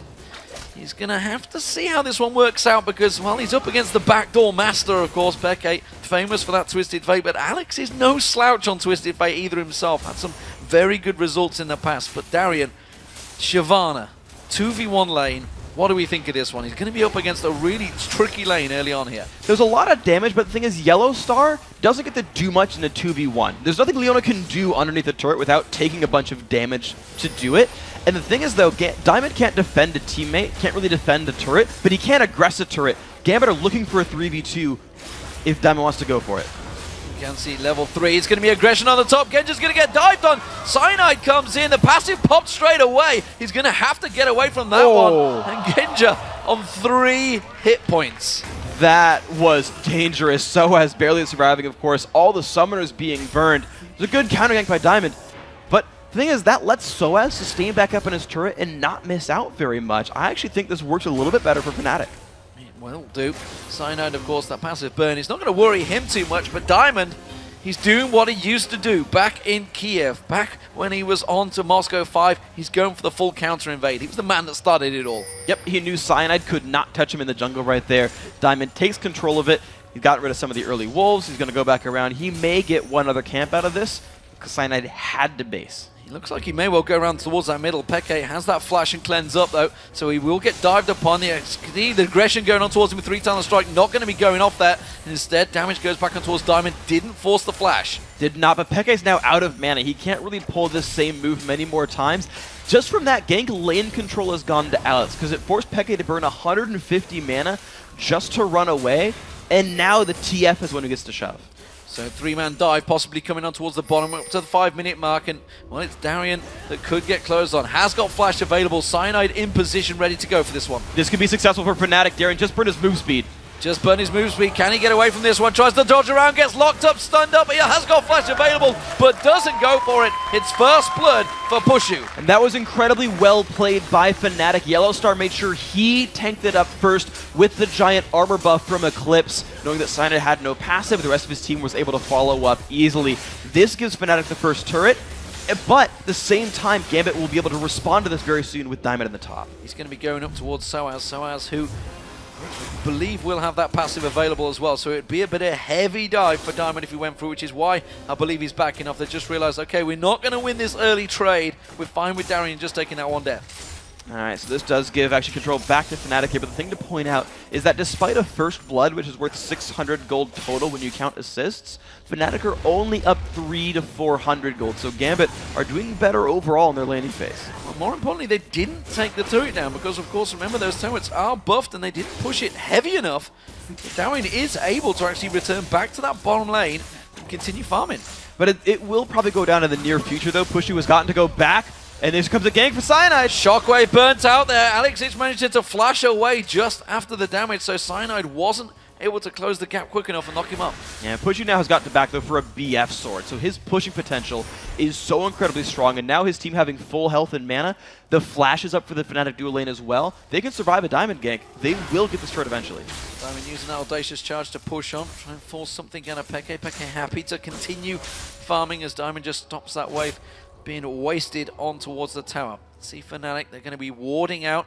Yellowstar off to cover off that dragon. We've seen a lot of early dragons coming out from Gambit in the past, which is why he's making sure that does not happen again. It's actually going to be a blue buff ward. That blue buff will be up in around about 30 seconds time. That's an incredibly smart ward there by Yellowstar. They know they have the numbers advantage in this bottom lane. Gambit have not swapped their lane back, and you wouldn't when you're 2v1ing a turret and putting a lot of pressure on it. So this is going to be a blue buff attempted steal by Alex. It plays into that whole early chalice thing from Peke. They're trying to stop Alex from getting to roam on TF, but at the same time, Gambit are already ready to steal away Fnatic's blue buff. Yeah, they don't care about their own blue, it seems, because they've gone heavy on towards this one. So as maybe the focus target, though, we do see Diamond coming up towards the Tribush. He's coming in towards him. There's going to be I was about to say Peke, but instead it's going to be Alex Hitch. Where's he going to go? He's realized he's not required. He may still come on towards his top lane. Not going to go for the steal. Instead, they back away, time it nicely. It's Diamond that picks up the kill in the end, though, but Fnatic, they quickly react to this. They go for the dragon themselves. And at the same time, Peke also pushed the mid turret, pushed the minions down to the mid turret as well. And now, unfortunately, it still is going to give blue buff control over to Gambit on the left side of the map. But Fnatic said, oh, we were going to steal blue. We'll do that later. We'll take dragon first. So Fnatic are reacting well, but of course, Gambit are making great moves. Darian, in the meantime, he's gone down, taken away the golems, going to be running around to those wraiths. We'll see which way he keeps on heading. He may come around towards Peke here. Peke himself just around the side, looking like they're going to try and lock up on towards him. They do manage to catch some damage. Cyanide is there to help out, though, and they do back away. And Diamond's not far away either, but he's just sitting around counter-jungling the wolves right now. But Gambit do have a numbers advantage on this left side of the map. They could re-dive Soaz, or they could dive Peke, even despite the shockwave. But look at this. Look at the gold. You can see, obviously, because they've taken that tower down, despite that dragon, Gambit do still hold that lead. It's something they do so well often. When they start losing out the lanes, they still manage to keep that farm ticking. Darian just returning in time. Has he saved the turret? I don't believe he will. Yellowstar's going to make sure it gets secured. And that will be the first turret of the game for Fnatic. So, all square. Fnatic take that gold lead. All right, so this is interesting now because, again, you still see the dragon on one side is the only reason Fnatic are winning in gold right now. Diamond has actually done a very good job of not getting spotted by wards, and just compare what the junglers have done so far. So they both have been part of ganks, but compare the minion kill lead. Look at how much Diamond has gotten to counter jungle. Look at the level lead that Diamond has. We talked about Cyanide early on, but Diamond has really turned it on in this game. I can tell you that Genja not going for triple Doran Blade on Misfortune is a pretty big deal. It's something he's been doing all year long. This time around, I'm getting on for that double. And now we see, actually, Solar Flare catching on to Genja, but I feel he's going to be able to back away. No, gets locked up. Chain of Corruption. Great stun GCC chain here. And that is going to be Genja going down. Fnatic playing it perfectly. Absolutely well done by this Fnatic squad. Genja had flash up to dodge the Solar Flare and didn't think he needed to use it. Good catch here by the Fnatic group. Diamond just off the side there, clearing out those blue buff minions. The rest of Fnatic try and push through. It is only Diamond and Voidal defending this turret, but they will back away. All right, so Gambit are just sort of playing cleanup right now. Fnatic, this is kind of the story of these teams, actually, is that both of these teams are set up to make moves. When we talked to Vulcan after their win against Mineski, Mancloud said, I didn't feel good about this game. We didn't actually force anything. We didn't make any moves. And when you've got champions like Twisted Fate and Xin Zhao on one side, when you've got Aatrox, Zac, Orianna, Leona on the other, both these teams want to make moves, keep making openings, contest buffs, contest dragons, contest turrets, and this will be a brawl of a game if these teams can find any sort of opening. Diamond Prox trying to fight for it. It's Peke that steals away the large wraith. Now he's going to collapse on towards Peke. Alexic looking towards him. Let's look at his middle lane because, well, Peke has built up a pretty hefty lead. 103 CS to 85. And you can see there, stealing away the wraiths from Diamond's jungle. That is what Peke does when he's on Orianna. He doesn't roam nearly as much. He's not Ahri or Zed here or Kassadin. He says, I'm just going to outlast hit you. I'm going to push to your turret all the time. He even has some turret damage despite never getting a gank for himself because he keeps hitting that when Alex leaves lane. It's a 4v3 in that mid lane so far. That does mean that Genja's going to get himself some free farm while Fnatic try and bust down that middle turret. They can't siege it out just yet because Gambit are in full force defense. Cyanide clearing out. They're going to spot out where Darian's roaming. Darian wanted to get around, see if he can get to his raids, but he's going to keep that split farm going against Soaz. How do we count these two now, the fact that they are up against each other? Shyvana versus Zac. It's not a lane I've called myself in a long time. I'm trying to think about who scales better, and right now Darian's just going for pushing. He's building an early, I'm going to guess, Sunfire Cape off of that Giant's Belt. Soaz, though, I think is going to be better at disrupting the back line. It should be very easy for him to get onto the Twisted Fate or the Misfortune and really wreak havoc there with Soaz. I think that Darian is like trying to push a lot and create so much distraction around the map that it opens up Alex and Diamond to make plays. Changing build from the AD carries there. Genja went back, but instead he went for the Berserker Greaves instead of building out that Bloodthirster. But Darian goes aggressive on Soaz and puts a good chunk of damage down on towards him there, keeping that pressure on as well. Soaz realizing he can't really fight for this one. Alexic is going to come around here, but instead he gets interrupted. He does manage to get up there. Soaz bouncing away from that one with his ultimate. Is it going to be enough? Yes, it is. Elastic Slingshot saves the day. And that was actually interesting by Soaz because there's two mechanics here to think about with that ultimate. Is one, it no longer gives tenacity, and he activated it before the stun, but there's a dive in mid. Solar Flare used on Voidal, but Crescendo turned back around that tower, though. It's going to go down. He can't hold it out. Genja hasn't got his ultimate bullet time to try and keep them away. While this is happening, the bottom turret is being pressured. Gambit going to trade their middle outer turret for the bottom inner. And this is actually super interesting. Pushy, though, also on this right-hand side, but this Shyvana play actually allows Gambit to break apart the play style. They can keep pushing with these champions. They're keeping on going. Fnatic have rotated round towards the bottom lane, but can you see Gambit? They're keeping on towards this inhibitor turret. Soaz, I'm not too sure he can keep them away from this one. Alex is keeping that damage down, going down. Bottom inner turret has gone down, but that's an inhibitor turret for Gambit. That's incredible. They're just sending people down and getting no responses here from Fnatic in time. That, while the turret kills are the same, the important turrets are very different. Gambit already built an exposed inhibitor. That's massive. That is a 13-minute inhibitor turret. That is very quick there. And it does mean Genja, oh, he's completely got out of position. Once again, they laid that trap in that bush, and he got completely caught out. Yeah, so to talk about the SOS point from a while ago, no longer gives tenacity the Zac ultimate. He activated it before the stun, but it also gives ramping movement speed, so even without that, he can use it to run away that helped him escape from the Twisted Fate. But Fnatic, they had their members on the bottom side of the map the whole time, and they were there in time for the Dragon, of course, as well. So a bunch of crazy things on the map, but Fnatic are still building the gold lead, but I don't know if they have a response for Darian. Well, the also response is that exposed inhibitor turret does give Alex a little bit of a sneaky chance to try and sneak around that back door. But as it stands, it's a 2,000 gold lead for Fnatic. Those two dragons being the big difference so far, because you can see it's still 3-3 in turrets.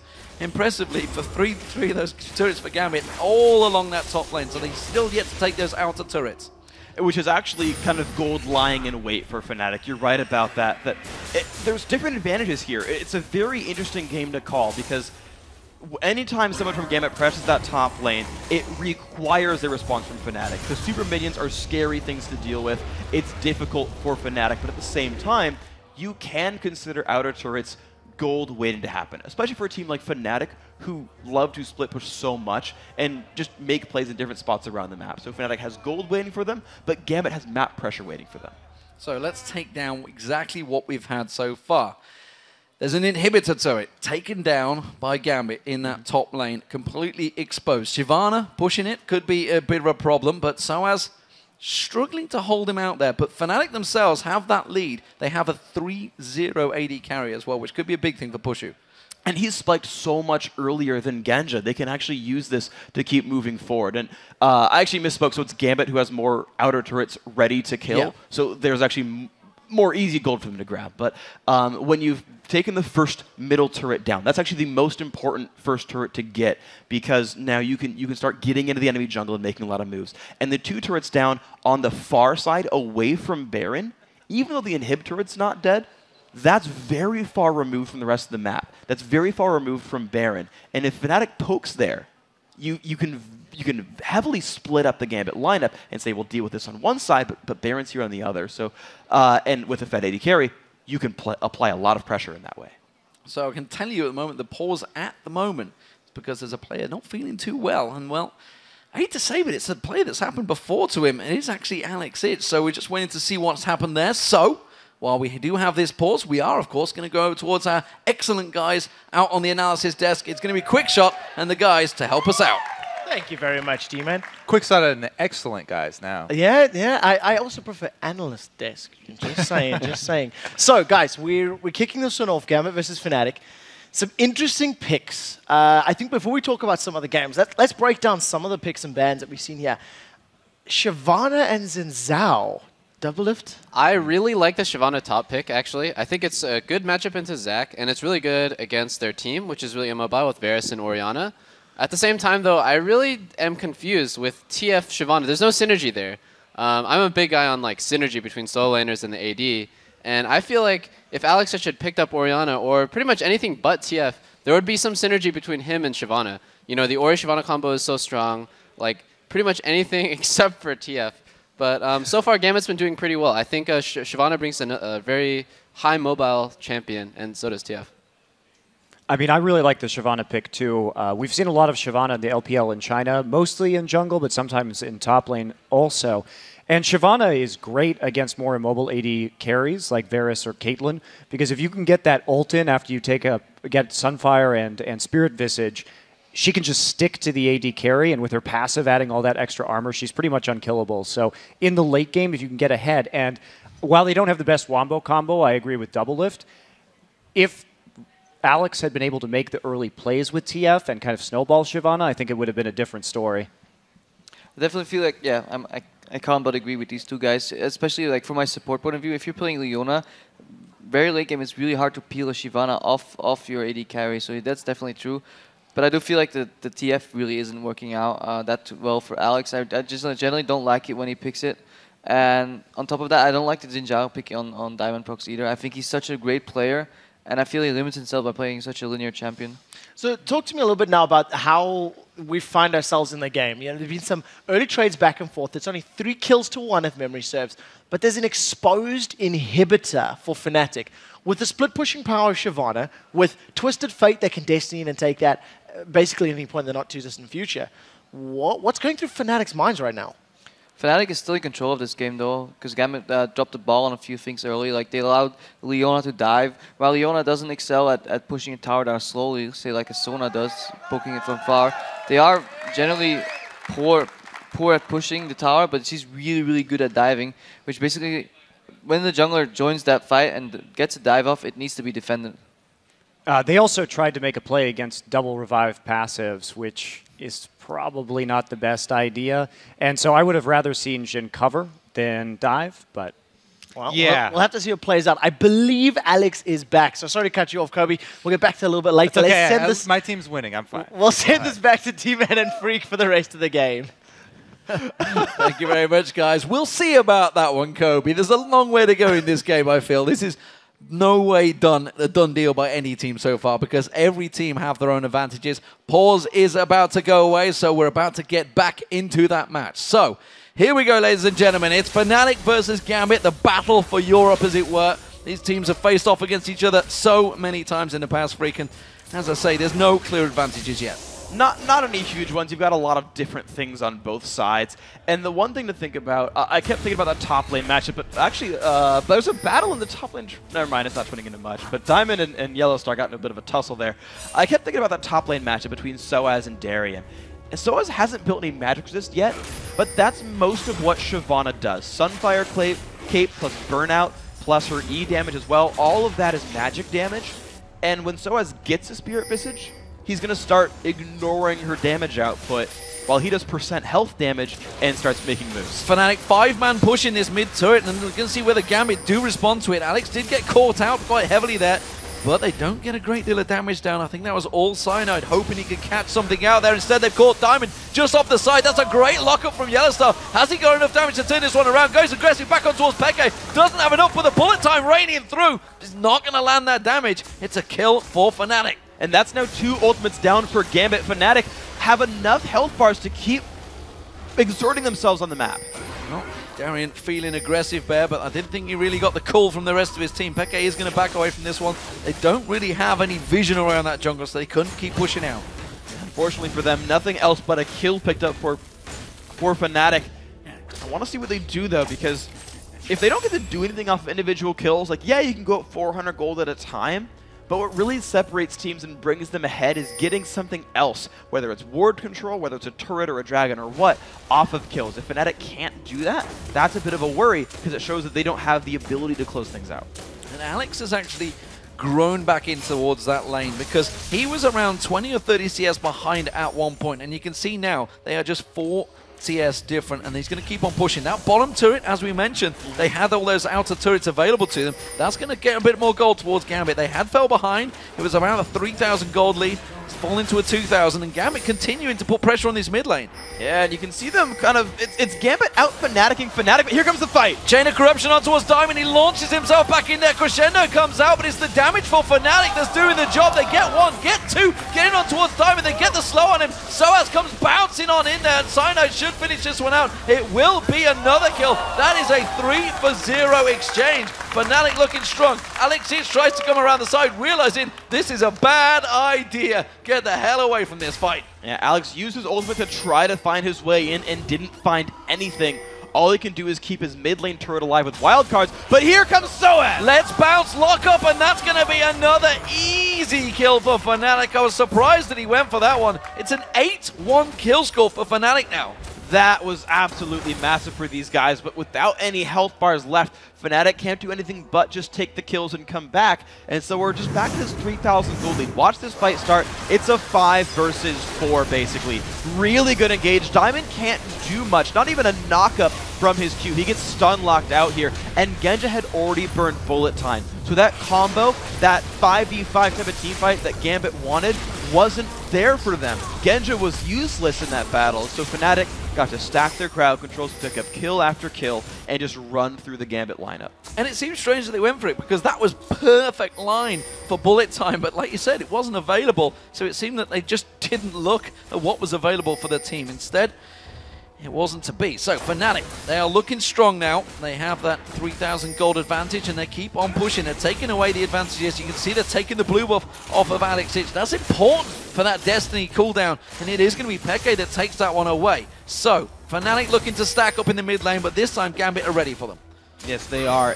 With enough cooldowns, well, actually, they don't have a lot of great cooldowns, actually, Gambit, right now. They don't have the crescendos. They have no good way of forcing a bullet time, except unless it's like a counter engage and Genja waits around. But Fnatic are stronger. They can just siege the turret, use shields onto Soaz.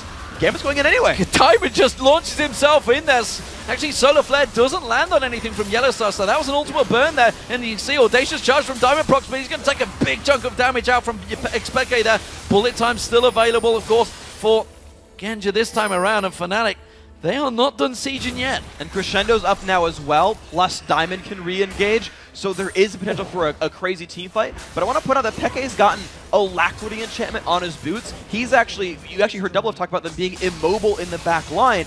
Fnatic are going to add some mobility to make sure that none of their back line gets caught in this. Fnatic realizing that Gambit, they're trying to push Alex Ich. He wants to go away and try to split push Farmer, but it's not working out. Fnatic, they're breaking down this inhibitor turret in the middle, and Gambit are simply not reacting to the damage that's going on towards them. It's down to half HP in their main wave clear, and Alex Ich was preoccupied bottom. There was already a big minion wave shoving up down there, and Alex said, I'll clear this one out, not realizing mid lane is already getting sieged. Diamond out of position here, and they're continuing to keep those piercing arrows. You can see it was Alex Ich that caught it this time alongside Voidal. Yellowstar doing a great job of shutting out Diamond, and they're continuing to siege down this turret. It is almost gone. This is the middle inhibitor turret. It's so important. Peke taking damage. You can see Gambit, they're going to try and turn this one around. They're going aggressive. Can they catch on towards them? No. It's a great hail of arrows to stop Darien. This is tricky though. Alex Ich has home guard and he can run forward, and Fnatic are actually very low on health bars here. Most of them are at about half. They can contest the dragon, and maybe the gold lead's enough for that.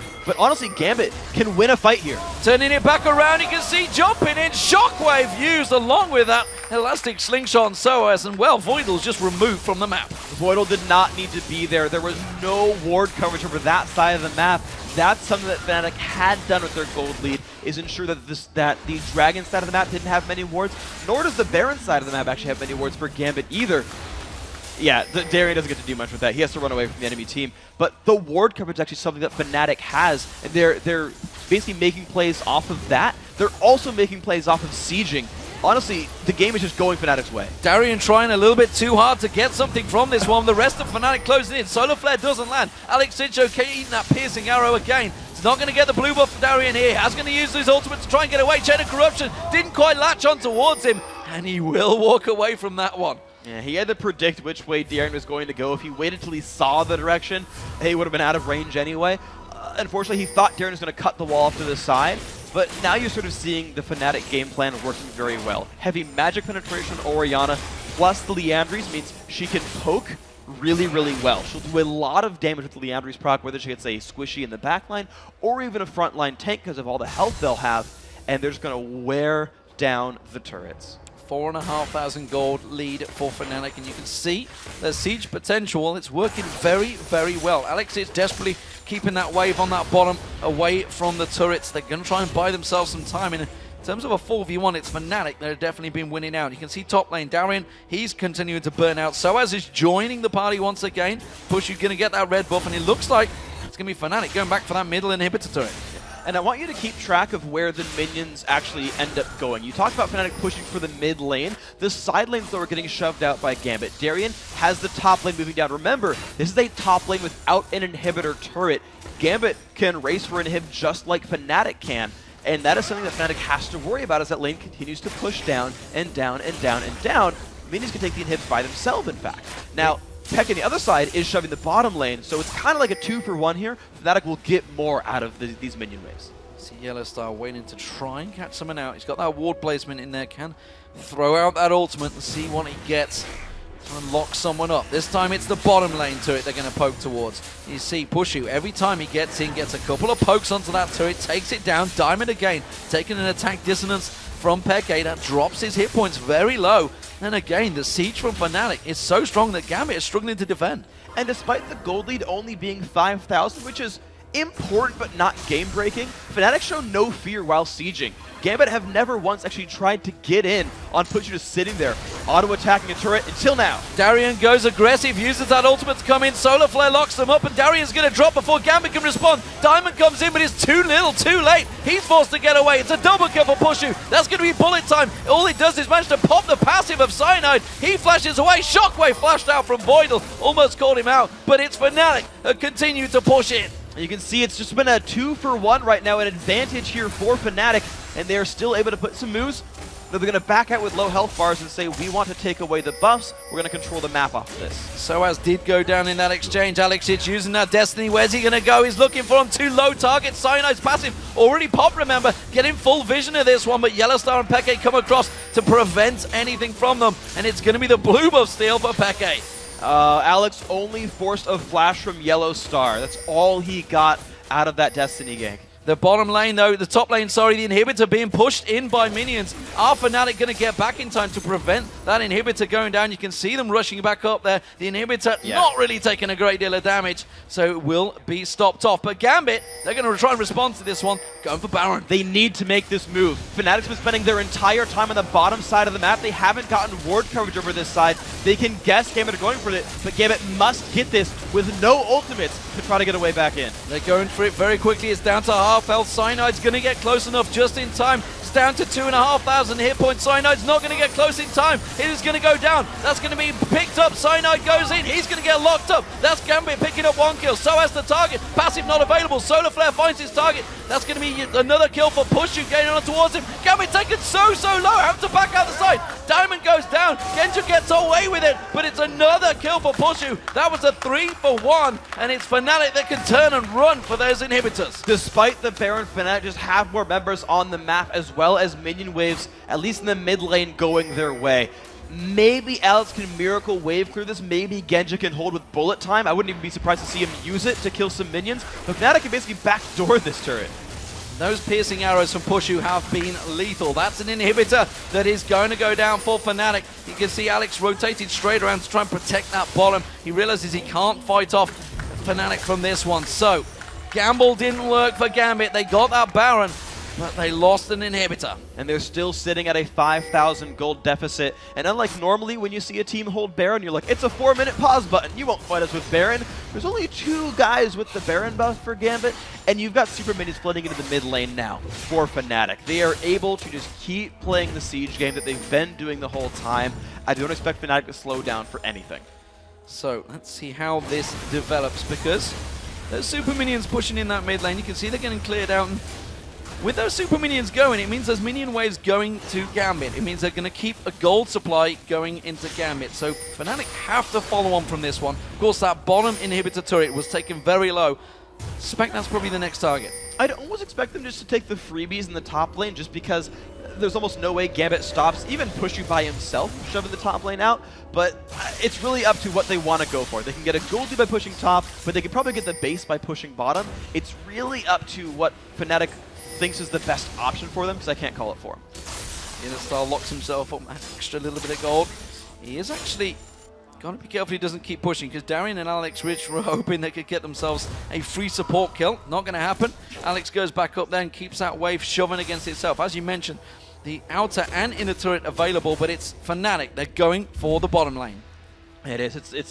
They shoved briefly the top lane, but there's Alex. There's the Twisted Fate going for the exposed inhibitor lane. The thing is, Fnatic gets to Gambit's base in time. It forces Alex to recall. He's going to have to recall. There's no way he can try and split push against these two, because you see that turret already taken low. Pushu putting the damage on it. Peke putting the damage on it. That's another inhibitor turret picked up for Fnatic, and they are keeping the pressure onto Gambit.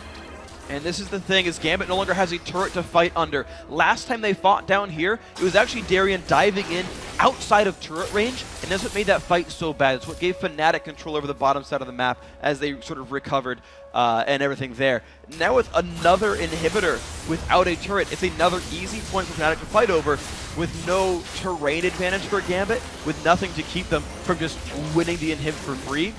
Dragon goes down. It's just more advantage being controlled by Fnatic. This is still going their way. It's just Fnatic trying to not be too aggressive to not get caught in bullet time crescendo. All season long, Fnatic have had Gambit's number. They are currently chasing them in the group. This would lock them up at 3-1 apiece in Group B, and actually would put Fnatic in the lead, because obviously that win over Gambit would be vital. Gambit themselves, they were looking to try and stretch some ground, and looking, honestly, pretty much invincible so far in the group, but Fnatic have found that weakness, and Gambit are in trouble here. They're 8,000 gold down now. In terms of turrets, it's looking like, ooh, sneaky play in this top lane. It's a Fnatic. They're pulling a Fnatic. They're going to go in towards Soaz. Soaz is going to get locked up because he will have that ultimate. Solar Flare responded. Shockwave doesn't land. Darian uses the ultimate, but it's Gambit in a very good position. Cyanide forced to back away from that one. Passive wasn't quite popped. Darian taken low. You can see Soaz going to be the focus. He's got passive available. just off the side. Peke with full hit points. Pushu taken low as well, trying to keep them at bay. Locking on towards it. Diamond's going to go down. Soaz bounces on towards him. Voidal in trouble now. And Fnatic turning around. That gold advantage paying dividends. And Fnatic just have the item difference. That's exactly what it was. A small item and level lead allowed him to just take that fight out. The number of shields coming through for Peke, he'll win that duel. Yeah, Fnatic using the gold lead. Nice attempt by Gambit to try to find something and force a battle lopsided, but they had to engage on a tank of Fnatic, so they couldn't burst him out. Tried to go for the sneaky play, did not work. Fnatic were ready, just happened to be all nearby, and that was the lane they wanted to push. That's 2 turrets from that one exchange, and they're going to take themselves, I feel, another inhibitor turret. But Gambit are all respawning. Remember, we're only at the 30-minute mark. Those death timers are not that long yet. It's a 5 versus 4, and it's an injured 5 versus a full health 4. There's still a chance that Gambit pushes Fnatic out of the base, but not before the turret goes down. Now with Baron in 2 minutes, now here's the next question for Fnatic. They can wait around, take control over the ward game, and get a Baron for free, or they can say, screw it, we'll take the inhibs down. There's no turrets to stop us. We'll close it out from there. With a 10,000 gold difference almost, I feel it's a risky game to go for that Baron when they have clearly team fight advantage. As you just saw, they got sabotaged and assaulted on in that top lane, but still managed to turn it back around. Gambit realizing this, trying to keep those waves clear. Inhibitor will be respawning shortly in that mid lane, but that is 3 exposed inhibitors that Fnatic have. There's no way they need to siege down. They can just keep on pushing through that towards that Gambit base. And when you got an 80 carry like this Varus right here, it's pretty easy for Fnatic to push you out. So, Yellow Star and Co. moving up the mid lane, the mid inhib. Respawning, yeah, it has just respawned now. They still have 1 super minion left in that wave to push with. And you look at them, the prizes in their eyes. Fnatic have their cooldowns back aside from 2 ignites, not a big deal. They even get a blue buff steal. And Fnatic, this is the what looks like the game-winning push for Fnatic if they execute it right. Alex was trying to push out that top lane, but instead he's left it exposed, and Fnatic just walking straight in towards the bottom lane.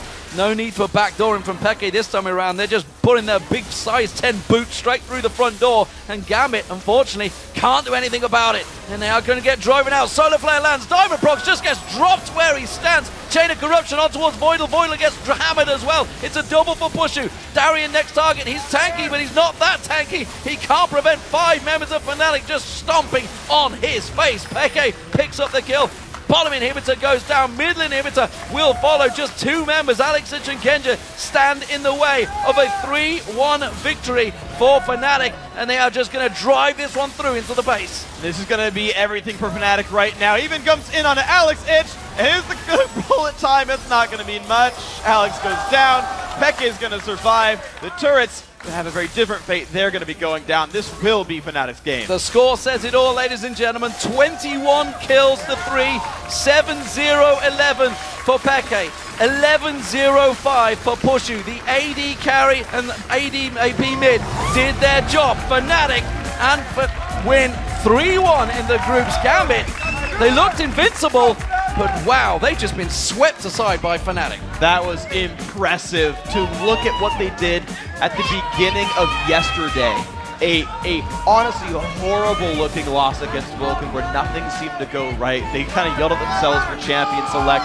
To come through here, beat the only undefeated team left in the group convincingly. Never were they actually really behind in this game. A lot of great moves, and you're like, well guys, Europe's 1-2 in Group B. They are 1-2. They are both 3-1 now. It is all open. Remember, this is a round robin.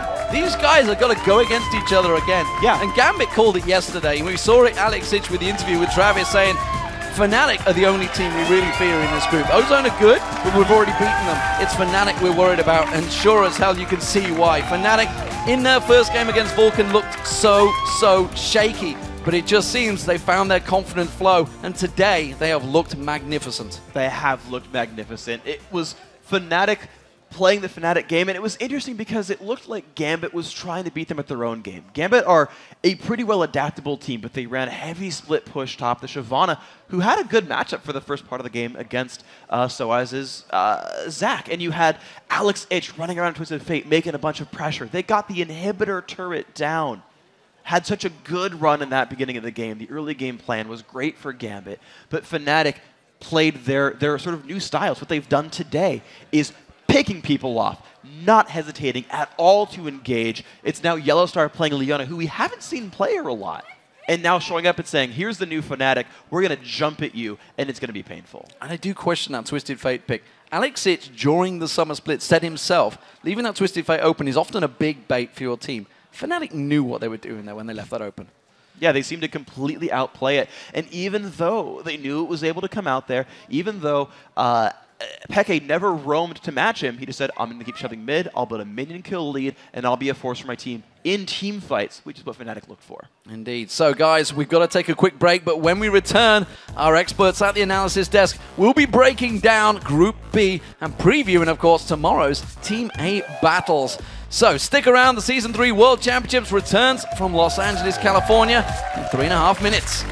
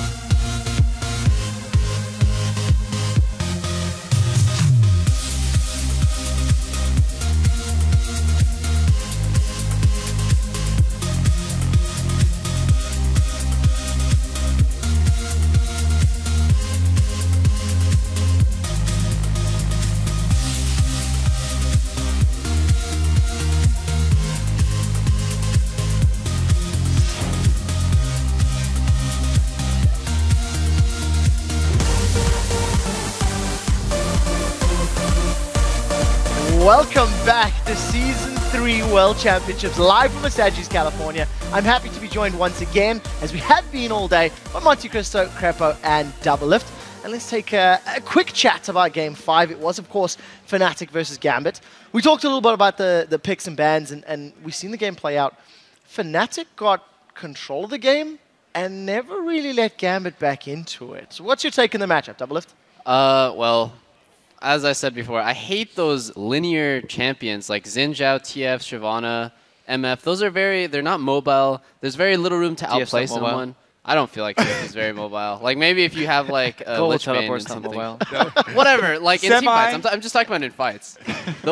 It just makes it so easy to get outplayed. And it's not like they have a great late game or anything. They're up against Orianna and Zac, who are just really strong at 6 items, especially together. There's actually synergy there. When I look at Gambit Seahawk, I'm just like, what is going on? It's like they picked randomly. Obviously, they didn't do that, but like, I just don't like it at all. I have to agree there. Double revive with Orianna's shield is really strong, and it does seem like every team I start to cheer for or predict that does really well, the game right after I cheer for them, they do horrible. So, Monty, I'm going to use that power for evil. I'm going after the Koreans. Before we get Monty's take on that, I actually have to give props to Mr. Koblar over here, because none of the viewers, none of the analysts, nobody other than Kobe predicted that Fnatic were going to win that one. So well done on changing your allegiances. Well, the reason I did pick Fnatic is because, like I said, they've had a great history against Team Gambit, and they really know these players. They know the actual personalities of the players so well. We saw Genja, classic Genja, going to freeze the lane up there up top, gets picked off by Leona. 1 kill right there. Then they pull a Fnatic Bush, get him again. They know how to play against actual players. The team compositions, it's kind of an afterthought for these guys. Monty, what's your take? I mean, I pretty much agree with everything that these gentlemen have said. I don't think I have much more to add. Well, we'll have to get your feedback a little bit later then, guys. Let's take a look at how Group B is shaping up and see where all of these teams stand right now, because we've had 5 more matches. Tied at the top are the 2 European squads, Fnatic and Gambit, while Ozone and Vulcan are 1 game back in 3rd. And sitting at the bottom of the standings, 3 games off the pace, is, of course, Mnesi. Wow. Now that we... Yeah. I didn't think that you could put more emphasis on a word, but European, we get it. I put a little bit there. Now that we are 15 matches into Worlds, let's check out the analyst desk standings and see who's sitting on top of our leaderboard. Kobe and the casters are leading the way, along with you guys, the viewers. So everybody give yourselves a pat on the back. Doublelift and Monte Cristo are now 1 game back. And finally, there's Crepo. Oh. You went 2 and 3 today, Crepo. Well, someone's got to do it. Why not me? All right, guys, we have wrapped up today's 5 Group B games. We'll be back on Tuesday with 5 matches from Group A, if I'm not mistaken. Kicking off the action, it will be Europe's Lemon Dogs taking on the undefeated OMG. That's followed by Korea's SKT1 looking to bounce back from a day 1 loss when they battle Gaming Gear EU. After that, Team Solomid takes to the Rift when they face off against Lemon Dogs. Then Gaming Gear gets their chance to hand OMG a loss. And finally, it's the battle between Faker and Reginald as SKT takes on Team Solomid. It all starts Tuesday, 7 p.m. Pacific, and Wednesday at 4 a.m. CEST. Just before we end ourselves here, what game is everyone looking forward to tomorrow? Oh, God. Baker versus Reginald. Yeah. Baker versus Reginald. I think me and Ronnie. That's not a game. That's a matchup. We want to see. We're just ready to see Reggie get murdered, right? Yes. You ready for that? I'm ready. Oh, very strong words. We'll see if it plays out. Maybe Reggie, he'll rise to the challenge. They're what, 0-14 against Korean teams? That does it from the Analyst 5 here at the desk. Let's send it over to Shox on the main stage. Thank you very much, Quickshot. And it's been an incredible day of action here at Worlds. Now, if you missed any of the matches, head over to lolesports.com for all the results, updates, VODs, and everything your heart desires. And while you're there, go to lolesports.com/tickets and grab a seat for the semifinals at the Galen Center as the top 4 teams fight for their spot in the final. That does it for day 2 of the Season 3 World Championship. So from all of us here in Los Angeles, our guests at the analyst desk, and the entire live broadcast crew, thanks for watching.